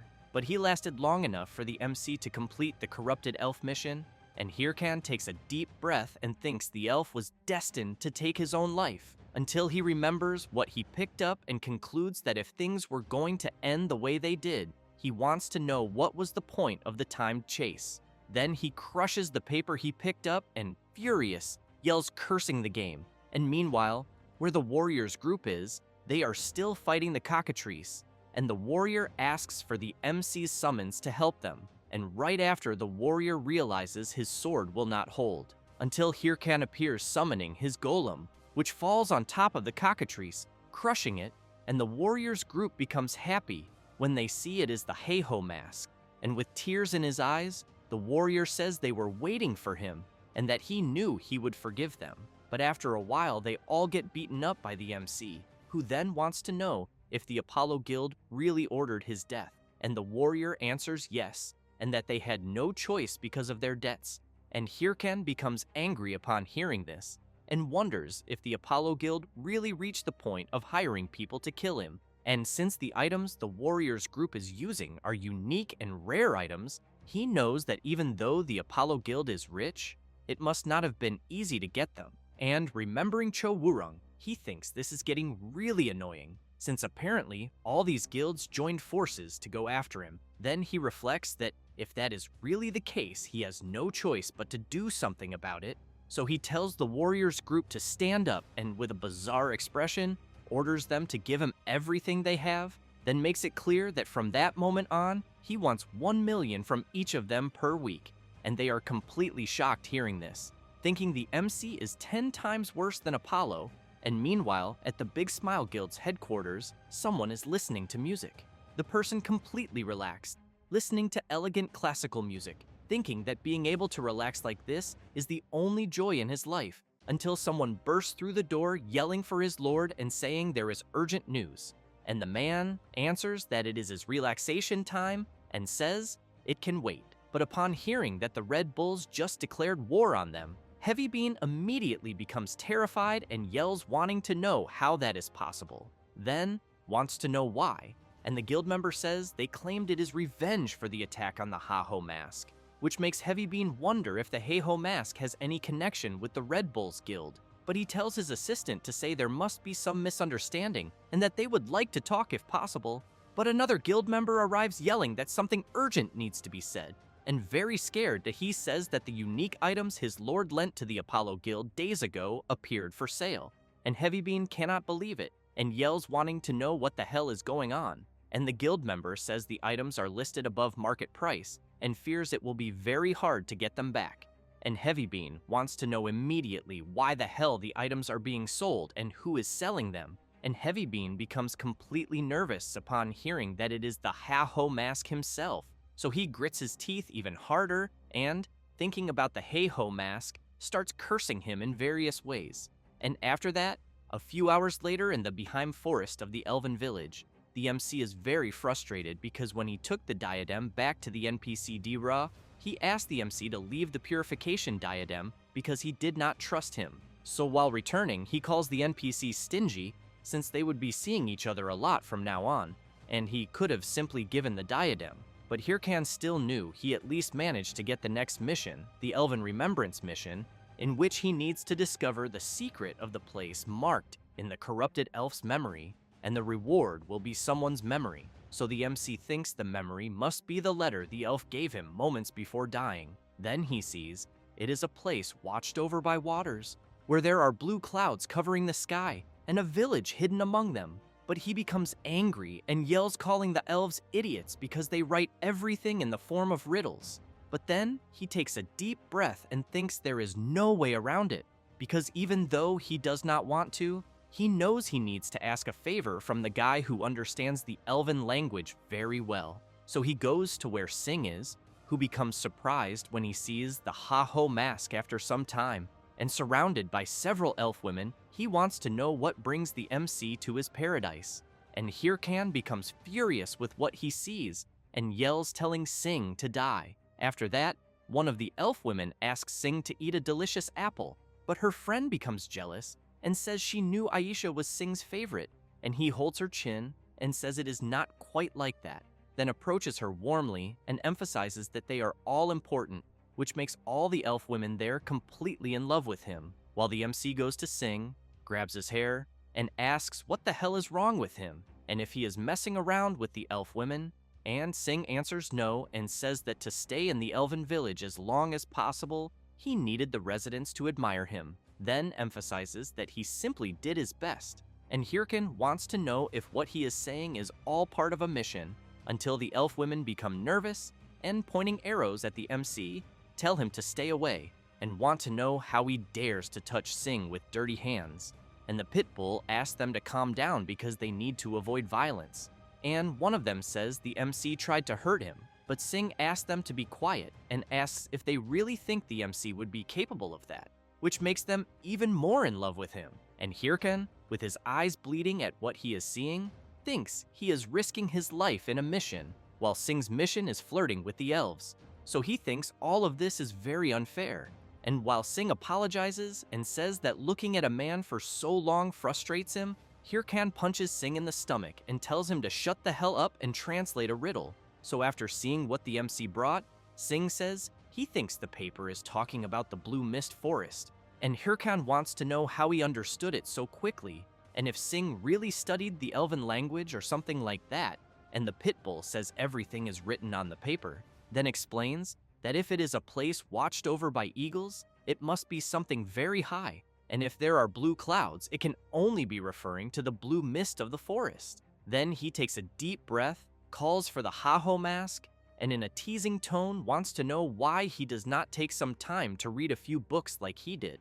And after a while, Hirkan starts remembering this and becomes furious, then punches a tree, and while continuing to strike it repeatedly, yells wanting to know what the hell Sing has become, and that he also thought elves hated humans, until one of his summons approaches him and pokes him, and when the MC turns around, he sees his summons trying to comfort him, implying that it is okay to be single, which makes him even more irritated, wanting to know if his summons really think he is angry because of jealousy, because he also read many books when he was a kid, and he can make his own harem if he wants.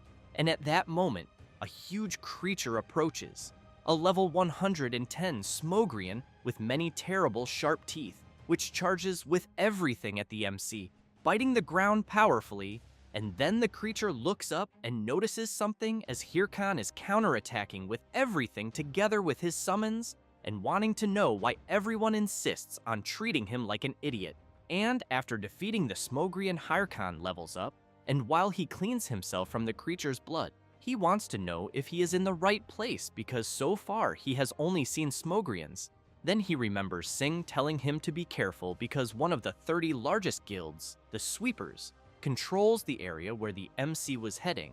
And after remembering this, Hirkan thinks he prepared well to be there, but in the end has not seen a single sign of a human. So he becomes angry and yells wanting to know if Sing lied just to act like a badass, until a creature begins emerging from the mist between the trees, wanting to know who the MC is and to whom he belongs. And Hirkan watches the creature coming out of the forest with a sinister aura and thinks it must be who Sing mentioned earlier, then answers that he is not associated with anyone, and the creature with an iron mask on its face says the MC must be an intruder, and after saying that, it releases its terrible power, and Hirkan immediately notices that the field around him has changed completely, and as the creature walks, it makes clear that intruders must be eliminated, and this is a corrupted comrade Avon of unknown level. Hirkan becomes excited upon learning that the creature is connected to the main mission, but does not notice he is being attacked, yet he quickly draws his sword and blocks Avon's charge,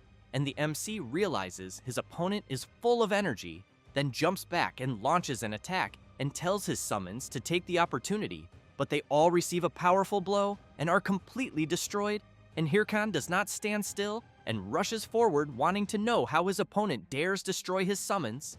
Then, with his incredible speed, he delivers several consecutive strikes to Avon, then looks back and calls him a weak piece of crap, but becomes very surprised when he sees Avon healing rapidly and the system warning that physical attacks do not work. And Hirkan becomes worried wanting to know what kind of monster cannot be harmed by physical attacks. So he yells for the skeleton mage to attack, but Avon quickly turns and charges at the skeleton mage, and with a single strike destroys another of the MC's summons, and Hirkan smiles knowing physical attacks do not work on his opponent, and that he also dodges all magic, and he wants to know how he will defeat him.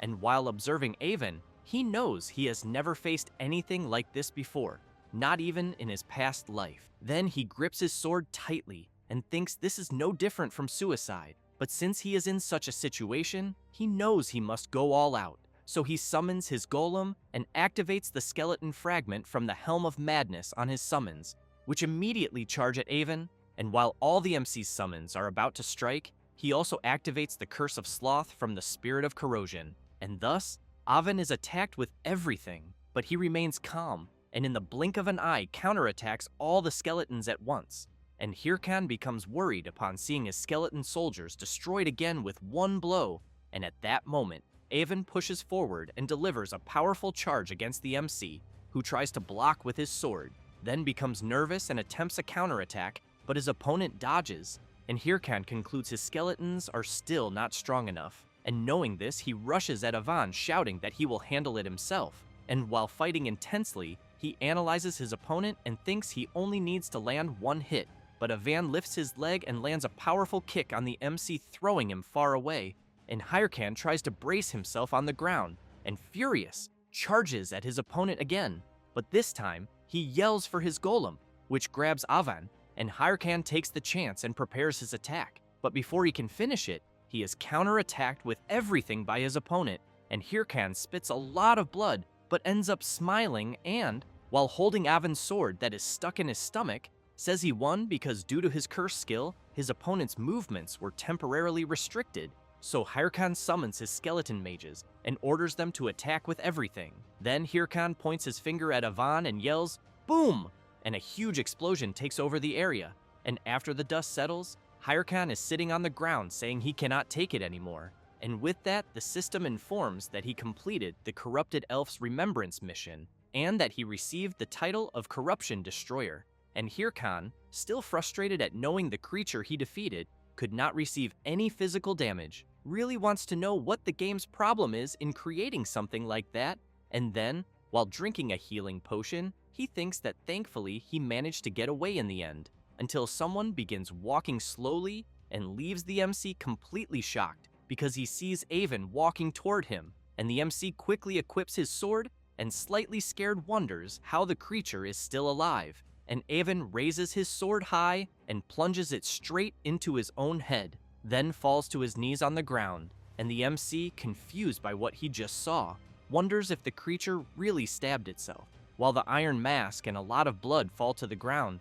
Avon asks Hirkan to eliminate him before the power of corruption returns and dominates him again, then says he used to be a member of the secret order like the MC, but during a mission was captured by the founder of corruption, and after being severely tortured, he was indoctrinated, and he also says he became a monster and killed countless humans, then begins screaming that he only wanted to protect everyone, and that is why he wants the MC to eliminate a man without honor, until he realizes Hirkan is already right in front of him, and the MC calls Ivan and says he has never fought someone as strong as him, and thinks he was probably very strong when he was still human, but emphasizes that what he means is that the ones responsible for the corruption are the real culprits, then wants to know if he only needs to kill them, and also thinks that if he uses purification, he might cure him, and Avon becomes surprised hearing this, and soon says the MC is a good person, then grabs Hirkan's sword and drives it into himself while leaving the MC very shocked by what just happened, and before disappearing, Avon asks Hirkan to take care of the rest and soon vanishes, and Hirkan looks at the sword Avon left behind, and the system informs him that he completed the inheritance mission. Then the MC wants to know if that really was a mission, then calls the game crap again, and meanwhile, somewhere else Syl, upon learning that the Ha-Ho mask is with the Red Bulls, wants to know why, and while walking with her blood-soaked sword, she wonders if she cannot simply give the Ha-Ho mask everything he wants, and Ha-Hui becomes worried about her lady, and Hatch becomes intrigued because he thought Syl was only trying to recruit talented players, but while observing her from behind, he concludes that is not the case since he thinks her obsession is with the Ha-Ho mask. Then he calls her and suggests they return quickly, but is interrupted because Singlet has just arrived and wants to talk to Syl, and Hatch and Ha-Hui quickly prepare for confrontation because they did not see Singlet arrive, and by observing him carefully, they notice his presence is undetectable, and the Thunder Queen wants to know why she should talk to a stranger, and he kneels and quietly asks the Thunder Queen if she does not want to eliminate the Ha-Ho mask. And Syl smiles and becomes very excited by Singlet's question, and after that, a few hours later, the MC takes Avon's sword to the hunter Ma Wung, who as soon as he touches the sword, starts trembling, then says he was a good friend and thinks that is why he stopped giving news. And Hirkan only watches the NPC lament, but he soon thanks the MC and says that thanks to him, he can stop worrying, then asks Hirkan to keep the sword.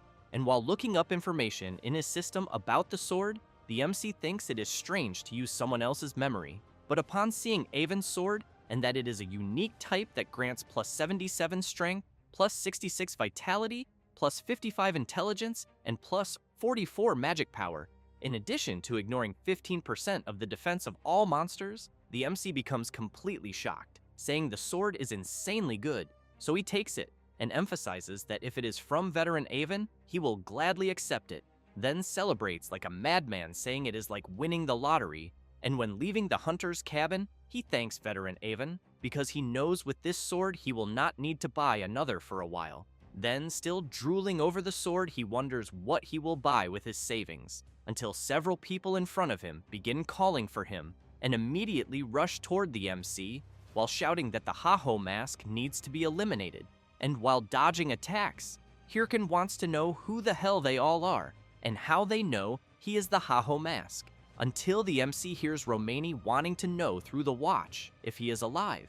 Then, she says he is extremely screwed because there is a bounty on his head on the dark web totaling 100 million gold, and Hirkan cannot believe the amount and wonders what the hell is going on. Moments earlier, where the Thunder Queen was with Singlet, she wanted to know why he had offered help to eliminate the Ha-Ho mask, and Singlet answered that it was because the Hey-Ho mask is a variable, then said he would compare what he meant to chess, in which the Heiho mask is an uncontrollable pawn, an illegal piece breaking the rules, then emphasized that a being like that must be eliminated quickly since many guilds have already agreed, but it will be easier with the help of the Thunder Hunters. And Syl smiles and says she thinks the same. But while Singlet was about to ask if he could consider it an agreement, she lunges at him and strikes him, throwing Singlet violently to the ground. Then Syl stomps hard on the player's chest, making him spit a lot of blood, and the Thunder Queen wants to know if Singlet's guild were not the ones who stole the boss last time, then emphasizes that this is a problem. And with her sword over Singlet's stomach, she makes clear that she does not negotiate with those who steal what is hers. And Singlet says that apparently the negotiation failed, then equips his sword and attacks the Thunder Queen and quickly retreats. And Hahui becomes furious and yells that she will go after the insolent man, but Syl tells her to let it go and emphasizes that it is useless to chase a rat, then asks to contact all the guilds, and both Hatch and Hahui become surprised by the leader's request. But she, thinking about the Ha-Ho mask, smiles and says she has too many rivals.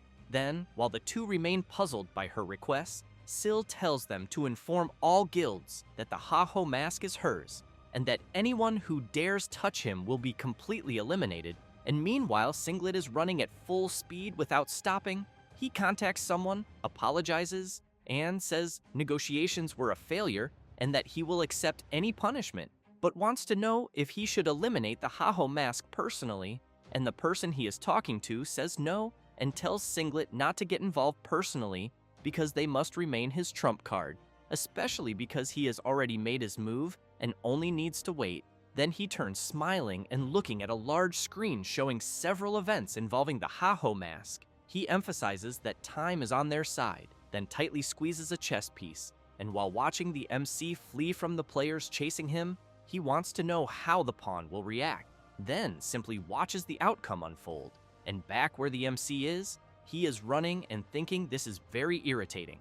And looking back, he knows that even if he knocks one down, more appear immediately, and Romani says it is almost like chasing a lottery ticket, then wants to know who the hell the MC pissed off this time. And he answers that he simply did nothing, but when thinking of some people he thinks maybe he did one thing or another, until he considers that maybe it could be Syl from the Thunder Guild since she is a billionaire and 100 million is pocket change. But he knows that with her shitty temper, he thinks she would come to eliminate him personally. And while the MC keeps only running, Romani wants to know what his plan will be because she fears that at this rate they will not progress in the game, then emphasizes that the MC's commissions are her livelihood so far, and that if he dares quit the game, she will haunt him to death. And Hirkin wants to know who said anything about quitting, then opens the auction window and quickly buys the Wyvern Skull, then turns and yells that he will find out who set up all this crap.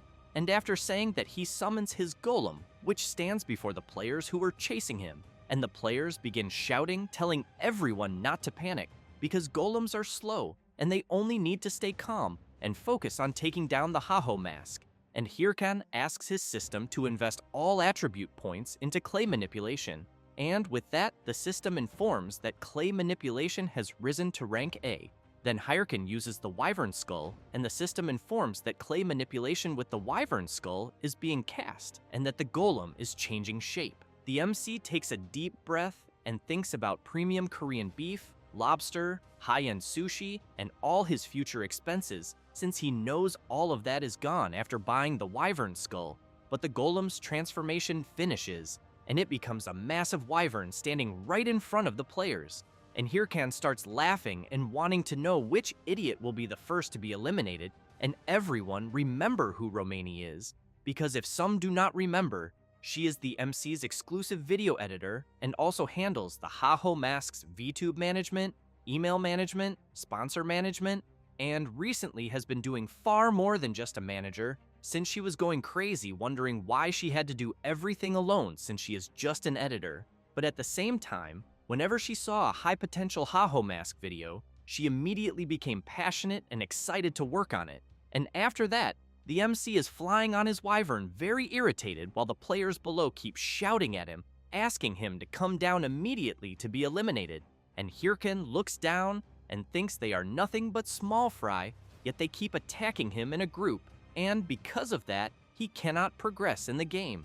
Then, he takes a deep breath and reflects that he must eventually reach the root of the problem, but wonders if what he is thinking is the only way. So he asks to send a message addressed to the Thunder Queen Syl of the Thunder Hunters Guild, requesting a private audience, and after some hours and already at night, the MC lands on his wyvern, where someone is waiting for him, and the person, upon seeing the hey-ho mask, says he finally appeared.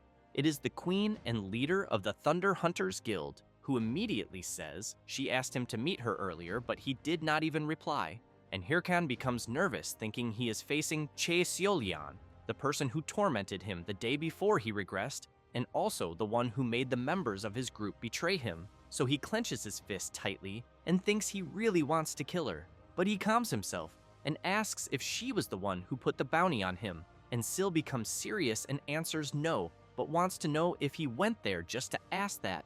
And Hirkan smiles and says he cannot imagine anyone else who would do what was done besides her, then wants to know if she really hates the fact that he left her guild and took everything for himself. And Syl becomes surprised by the question, but the MC begins yelling, wanting to know if she likes screwing people over. And while Hirkan trembles with anger, she remains calm until she smiles and asks the MC if his answer really matters. Then becomes serious and makes clear he is not going to believe her, no matter what she says. And at that moment, Hirkan remembers her saying the same words before he regressed, so he becomes surprised, thinking he is sure he heard her say that before. And Syl takes a deep breath and says that not long ago an unknown ranker went to see her and told her the MC was causing confusion and suggested the top 30 guilds should exclude the Heiho mask. And Hirkan becomes completely shocked hearing that and wonders if such a thing could really happen.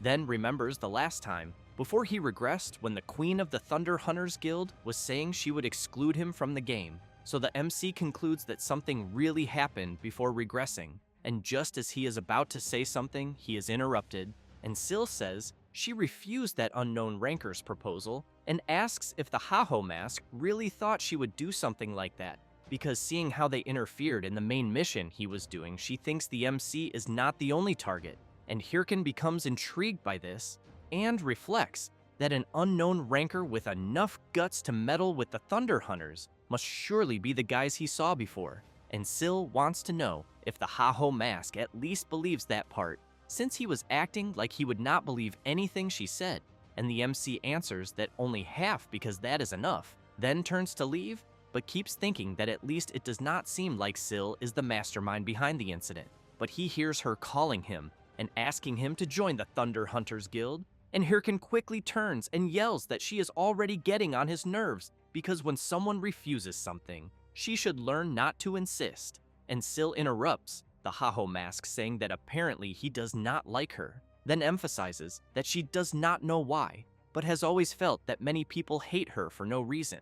And Hirkan becomes surprised by her words. And Syl also emphasizes that she is saying this for the Haho mask's own good, then wants to know if he really thinks he will endure alone when he has a 100 million gold target on his head, then emphasizes that he must trust her so she can officially protect him, and also promises she will not force him to do anything. And Hirkan thinks about it, but soon turns and says he would rather die than join her guild. And Syl says it is not the time for him to be annoying, but Hirkan yells that he does not want to join any guild and makes clear he will become the strongest with his own ability because he promised that to himself. And she becomes very surprised by his promise, but says it is very childish, then wants to know if he is really saying he will become the strongest alone. And Hirkan becomes nervous and yells, wanting to know what is so wrong about that. And Syl smiles and asks him to do his best because she will be one of his strongest competitors. And the MC climbs on the wyvern, takes a deep breath, and thinks the Thunder Queen is truly insane since she is declaring war with only a smile. Then he flies away, and Syl keeps smiling and waving goodbye to the Haho mask, who in turn keeps looking back, thinking he needs to stop thinking about this because chasing her was normal even before regressing. But he still thinks something must have happened before his regression, but he intends to find out when he finishes off the person behind the bounty until Romani contacts the MC again, wanting to know what the hell he did this time. Then says there is now a wanted poster of him, and whoever eliminates him will get a huge reward. And while the MC cannot believe it, Romani keeps yelling that this will make everyone busy hunting him, then wants to know if he found a sponsor or something like that. And Hirkin takes a deep breath and replies that it is not a sponsor but something else, then thinks he still has to deal with this crazy woman. And the next day in Missandra's castle, someone is taking a direct blow, and a guy, while kicking the boy, asks him to hand over the request already since he will not be able to complete it anyway. And the boy trembles with fear and says he will just steal from him again. But as soon as he finishes saying that, he takes a kick right to the chest, and the warrior, while preparing his punch, says he thinks the kid needs more beating to start thinking again, until someone grabs the man's arm and he wants to know what the hell is going on. And the MC looks at the boy and wants to know if he is the guy called Git from the missions. And very scared, the blonde boy introduces himself and says his name is indeed Git, but he knows nothing about that mission guy. And Hirkan says he understands and thinks that means it has not happened yet, then calls the boy to come with him, which makes the other guys nervous. And the warrior immediately charges at the MC, wanting to know who the hell he thinks he is to meddle in other people's business out of nowhere. And with no difficulty, Hirkan takes all of them down in a single hit, and after they all fall to the ground, Git becomes very surprised to see that the MC knocked down all three guys at once, and Hirkan wants to know if the boy is curious to know who he is, then says he is just a good person who passed by at the right moment. Then, Hirkan shakes the dust off his clothes and then hears a choked voice. It is Git, who quickly thanks the MC for saving him, but starts trembling with anger and saying that he had already given up on everything. As he starts crying, he emphasizes that if it were not for the MC, he thinks those guys would have robbed him. Then, crying even more, he thanks the MC again. Hirkan wants to know if the mission they almost stole from him moments earlier was the exploration of the ruins dungeon, because once it is completed, the blocking field will be undone. Git gets a little embarrassed and wants to know how the MC knows that. Hirkan smiles, and taking advantage of the chance of having saved the boy, asks him to hand over the mission. Git keeps thinking that once again, he will have to go through this, and that, in the end, the MC is just another bastard. After that, Hirkan receives a system notice informing him that he has entered the Misandra Ruins dungeon and that he now has one more member. However, if a party member dies or leaves the dungeon, the mission will be invalidated. The MC, knowing this, becomes furious. While carrying Git in his arms, the boy keeps saying that he thought he would finally complete a mission, and that, in the end, he ended up finding out that this is how they are stolen. Hirkan gets even more nervous and shouts for the boy to shut up.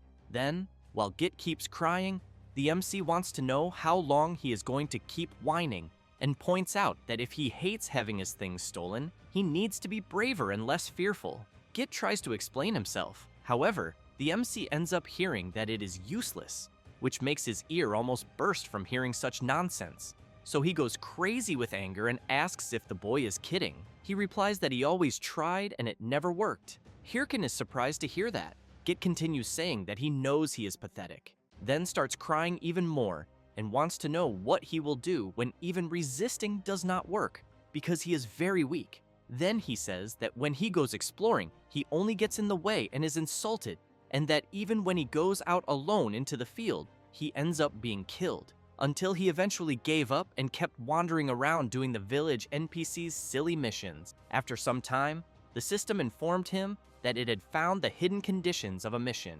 Git points out that this is how he got the mission they are doing at the moment, a mission that dissipates the blocking field. Because of that, he was very happy, and, for the first time, it seemed that the game was telling him that he could be worth something. The MC hears the boy ask if he really thinks the mission would be stolen from him. Git continues saying that he is the kind of guy who gets beaten by anyone and cannot defeat anyone. Hirkan starts getting irritated again, hearing the boy whining. Then, he drops him to the ground, and as he walks away, tells the boy to keep living the way he is, crying about everything, because he will clean up the dungeon's mess. However, he suddenly stops and makes it clear that just because the boy has lived like a weakling up to now, does not mean he has to continue like that forever. Having said that, he walks away, and Git is confused by the MC's words. Then he starts thinking that until moments earlier, the MC looked like he would kill him if he did not hand over the mission, and, out of nowhere, he changed, giving advice, until he realizes that he really left. Then he starts questioning whether he will need to log out of the game, but decides not to because he does not know what shit the MC might do afterward.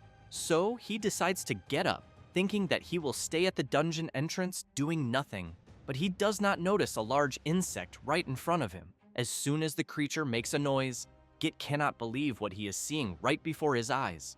Hirkan, from afar, manages to hear the boy's screams, who quickly arrives hugging the MC.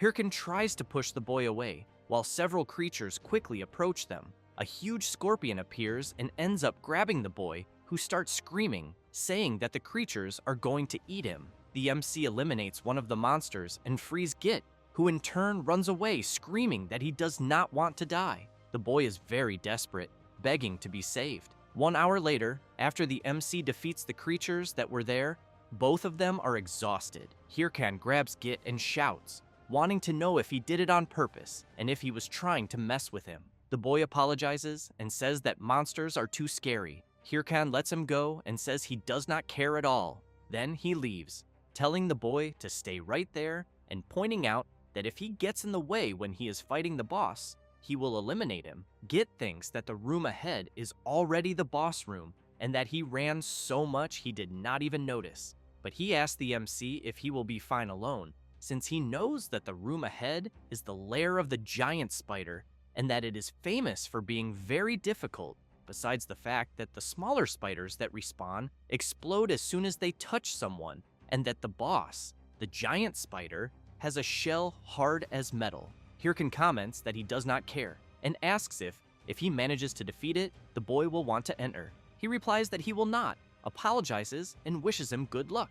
The MC turns around and tells the boy to stop being dramatic, and while equipping his sword, makes it clear that as long as he does not waste time with the smaller spiders, he thinks he can solo the boss spider easily. Having said that, he runs off at full speed. He quickly arrives in front of the boss spider. The boy is very surprised to see that the MC managed to reach the boss without even touching a single web. At that moment, the boss spider prepares to attack, and Hirkan remains focused. Then, while sliding under the creature, he delivers a slash, cutting off some of its legs. The spider starts screaming very loudly, and the MC gives a slight smile and, pointing his sword, comments that one is already gone. Then he charges again. Git gets excited and thinks that the giant spider is being dominated and that if the MC continues the way he is doing, it might really be possible to defeat it. However, when he looks down, he realizes that he ended up stepping on one of the webs, and while he worries about having done that, he does not notice one of the smaller spiders climbing up his body, which soon after explodes. While the boy lies on the ground crying out that it hurts, several other smaller spiders approach. The boy's system keeps reporting multiple times that he has taken damage, and he feels a lot of pain. But just as he decides to run away, he realizes that it is already too late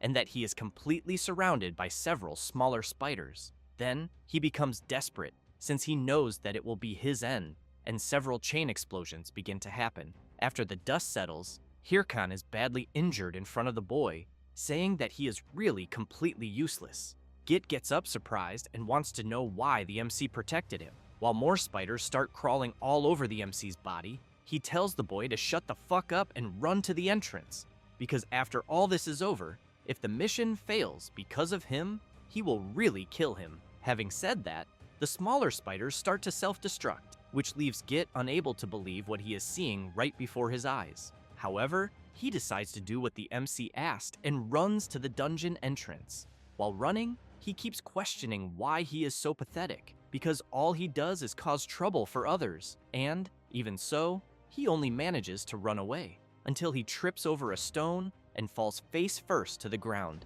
As he tries to get up, he starts crying and questioning why, even in the situation he is in, he can only run, but he knows that he has no choice, since there is nothing he can do. Then, he starts remembering some events in which people wanted to know why he did not quit the game, and in one of those memories, there was a guy telling him to acknowledge his place and live according to it. After remembering that, Git crouches down and keeps apologizing over and over again, but soon remembers the MC saying that he should keep living the way he was, crying about everything, and that just because he had lived like a weakling did not mean he had to continue like that forever. Git keeps thinking about what he heard. Meanwhile, the MC is trapped in a cocoon made by the spiders, and as soon as a smaller spider walks over the cocoon, Hirkan eliminates it and then cuts the cocoon with his sword and jumps out from inside. He comments that if the boy had died, the mission would have ended immediately, and that is why he had no choice, but concludes that this no longer matters, and that he will summon his skeletons, until he is surprised to hear someone shouting. It is Git, who starts yelling while waving a torch to draw the attention of the smaller spiders. He is trembling with fear, but even so, he keeps doing it. Hirkan wants to know what the boy is doing. He shouts, saying that he will draw the smaller spiders and that the MC should focus on killing the boss. Hirkan comments that he does not need his help and tells him to get the hell out or he will end up getting killed. But Git shouts, saying that he will not die, and while holding the torch, says that he is good at running away. Then he points out that if the MC eliminates the boss, they will be even.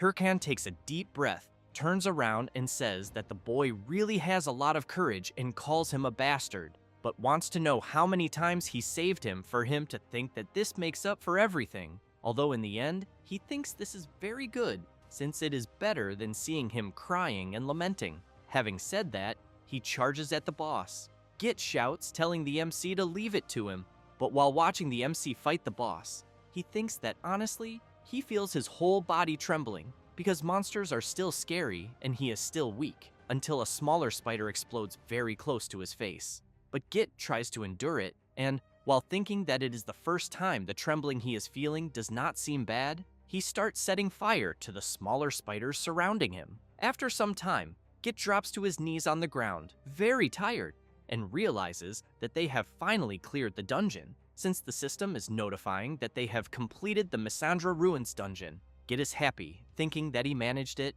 and that it is even a bit embarrassing to call this clearing, since he did not kill the boss in the end. But even so, he thinks that maybe he has grown a little. However, someone appears right behind him, with a malicious look. Hirkan hears the boys scream. The guy who just arrived puts a dagger to Git's neck and comments that he did not think it would be possible for the MC and the boy to clear the dungeon. Then, together with several lackeys, he laughs and comments that apparently they even have some skill. Hirkan wants to know what the hell the guy thinks he is doing. He replies that if they have good stuff, he wants to know if they should not share. Having said that, he shouts, demanding that the MC hand over the title that dissipates the blocking field. Hirkan wants to know if he is refusing to do that. The guy licks his own lips and shouts, saying that if they do not do what he is asking, both of them will be killed. Git shouts, asking Hirkan not to hand it over, because both of them worked so hard to complete the mission. But as soon as he finishes saying that, he ends up taking a punch right in the middle of the face, and, while falling to the ground, is called pathetic trash. The guy goes up to the boy, grabs him, and wants to know if he still does not understand the situation, because he thinks they should lower their heads and obey. At that moment, Git spits right in the guy's face, and then, laughing, comments that compared to those spiders from before, all of them have fairy hands. The guy goes crazy with rage after being insulted and raises the dagger to kill the boy, but Hirkan shouts, saying that he will hand over the title, which makes the guy immediately stop trying to attack the boy. Git cannot believe what he heard and asks the MC to wait, but Hirkan points out that he will hand over the title when they defeat them. The guy laughs and wants to know if the MC has gone crazy, but while he was commenting that they would not be able to do anything alone, a bloodbath was happening right behind him, and when he turns around, he is completely shocked, since he is seeing all of his companions completely eliminated by several armed skeletons. Git wants to know where the creatures came from,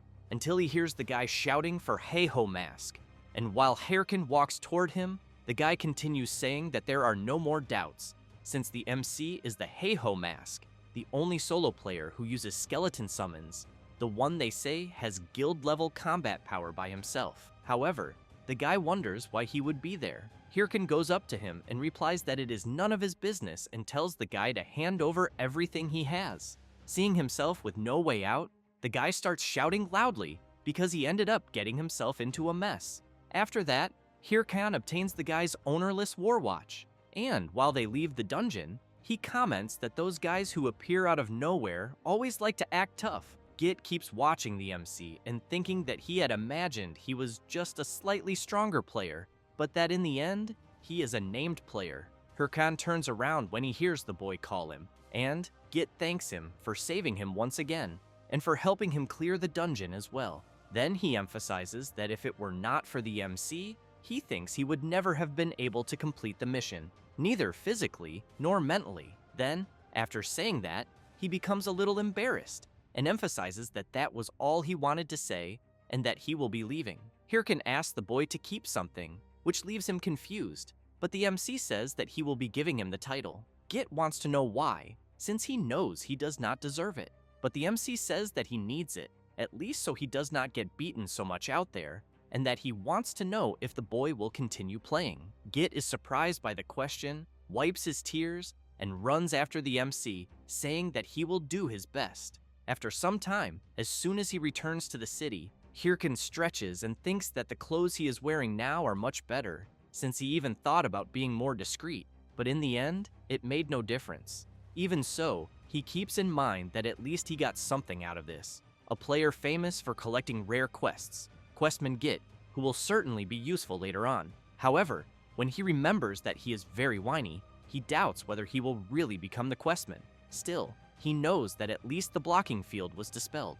Then he looks toward his destination and concludes that it is time to enter his true objective, since it is the starting point of the second chapter of the main quest, the famous Cursed Territory. Meanwhile, in the Cursed Territory, in Ricky City, in the city square, a young adventurer is looking at the surrounding map and comments that he has finally arrived. A little impressed, he also comments that the blocking field fell a short time ago and there are already many people there, until someone crashes hard into his back. A girl asks him to stop looking around because there are already competitors everywhere. Then she asks the boy to look ahead. Then she says that the second squad of Ares, a top 30 guild, is there, as well as the elite members of Triple Wing, another top 30 guild, and those with the greatest chances of clearing the main quest Hydra.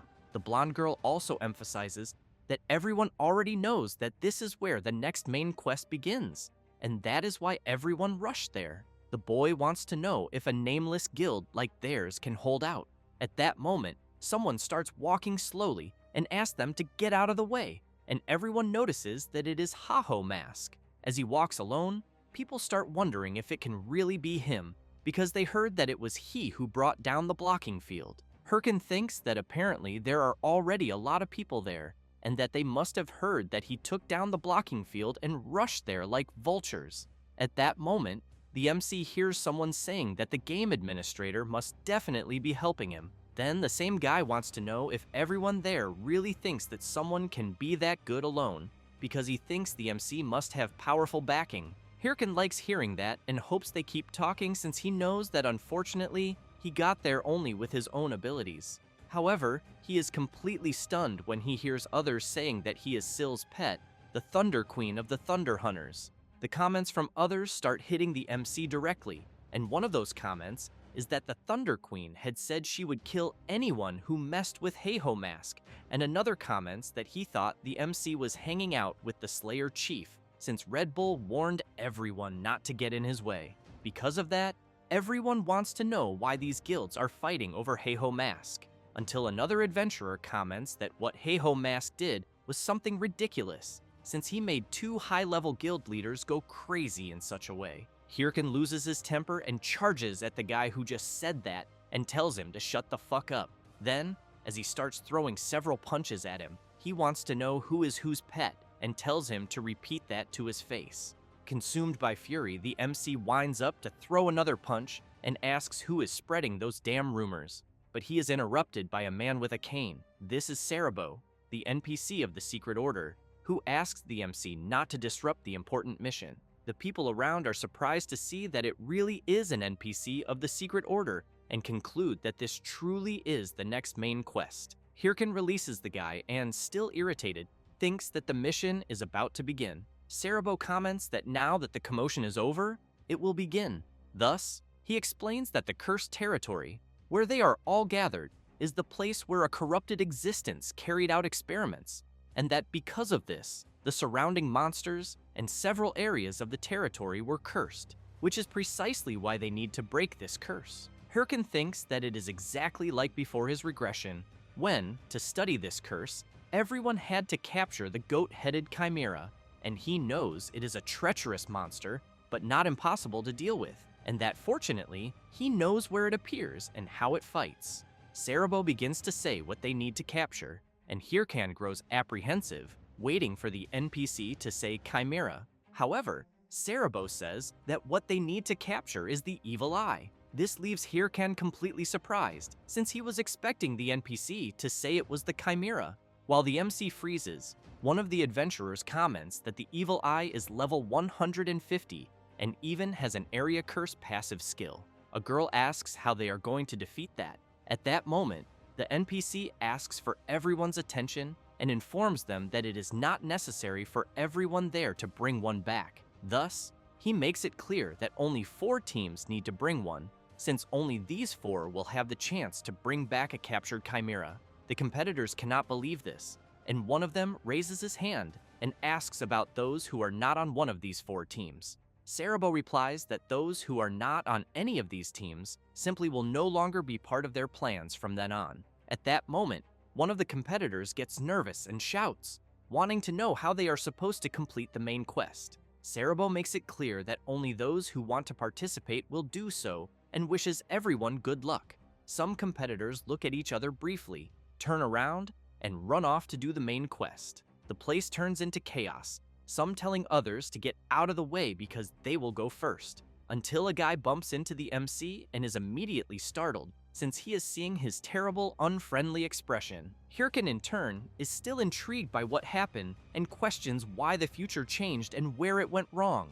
Then, he clenches his fist very tightly and thinks that everything he knows will be useless, until, to snap out of it, he slaps his own face. Thus, he takes a deep breath and thinks that this already happened, but that first, he needs to think about what to do at the moment, since he knows that there are 2 possibilities. The first is that the future changed because of his regression, and the second is that the information he had from the past was wrong. Then he questions which one is correct. Meanwhile, a knight is walking toward the cursed territory, and upon stopping, informs another person that he has just arrived at the cursed territory and intends to start the main quest immediately. This person in question is Singlet, who also informs that he will eliminate Haho Mask that day. Back to the main quest. The monsters are being attacked and the competitors are very excited to achieve their objectives. Until one of the competitors from the Nameless Guild starts jumping from side to side to avoid being hit and shouts,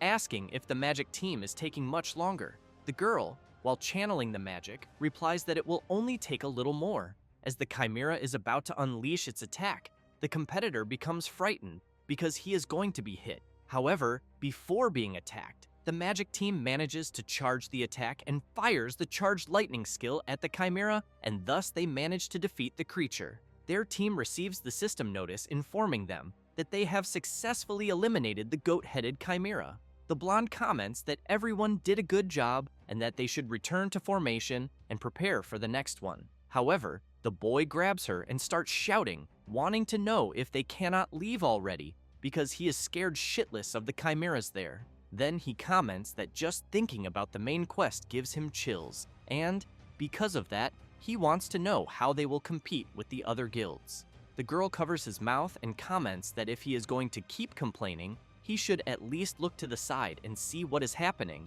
since Heiho Mask is facing several goat-headed chimeras together all by himself.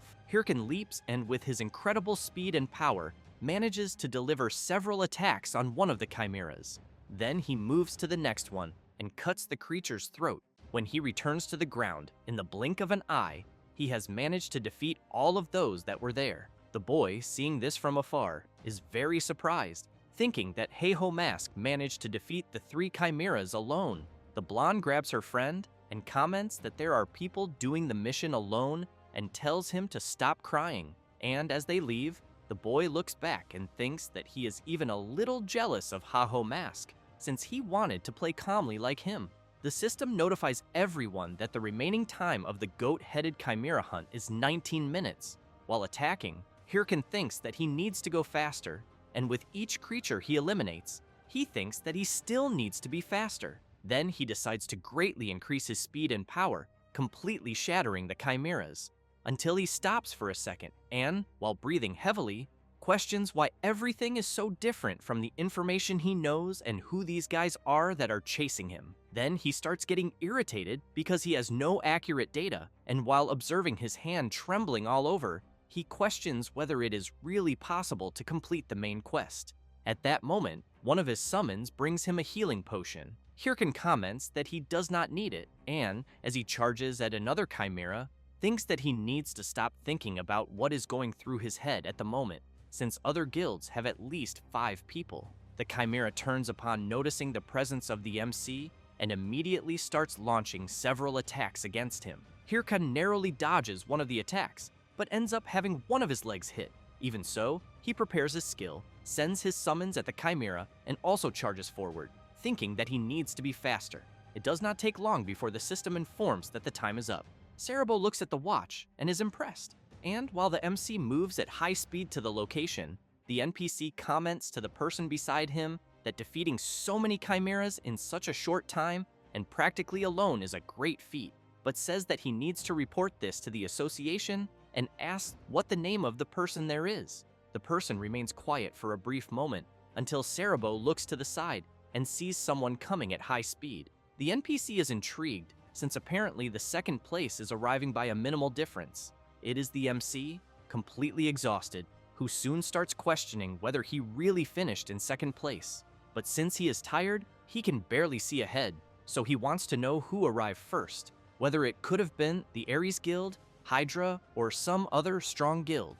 But when he thinks about the boys from before, he believes they would not have taken first place to begin with, until he is startled to hear a greeting from the person, since he recognizes that voice. Then he starts remembering the voice he heard earlier in the city alley, and that on that day, the person wanted to know if he really was Heiho Mask. He also remembers Syl saying that some time ago, a player of unknown identity went to her. Thus, the guy who took first place walks slowly, and, as soon as he gets close to the MC, calls him Heiho Mask.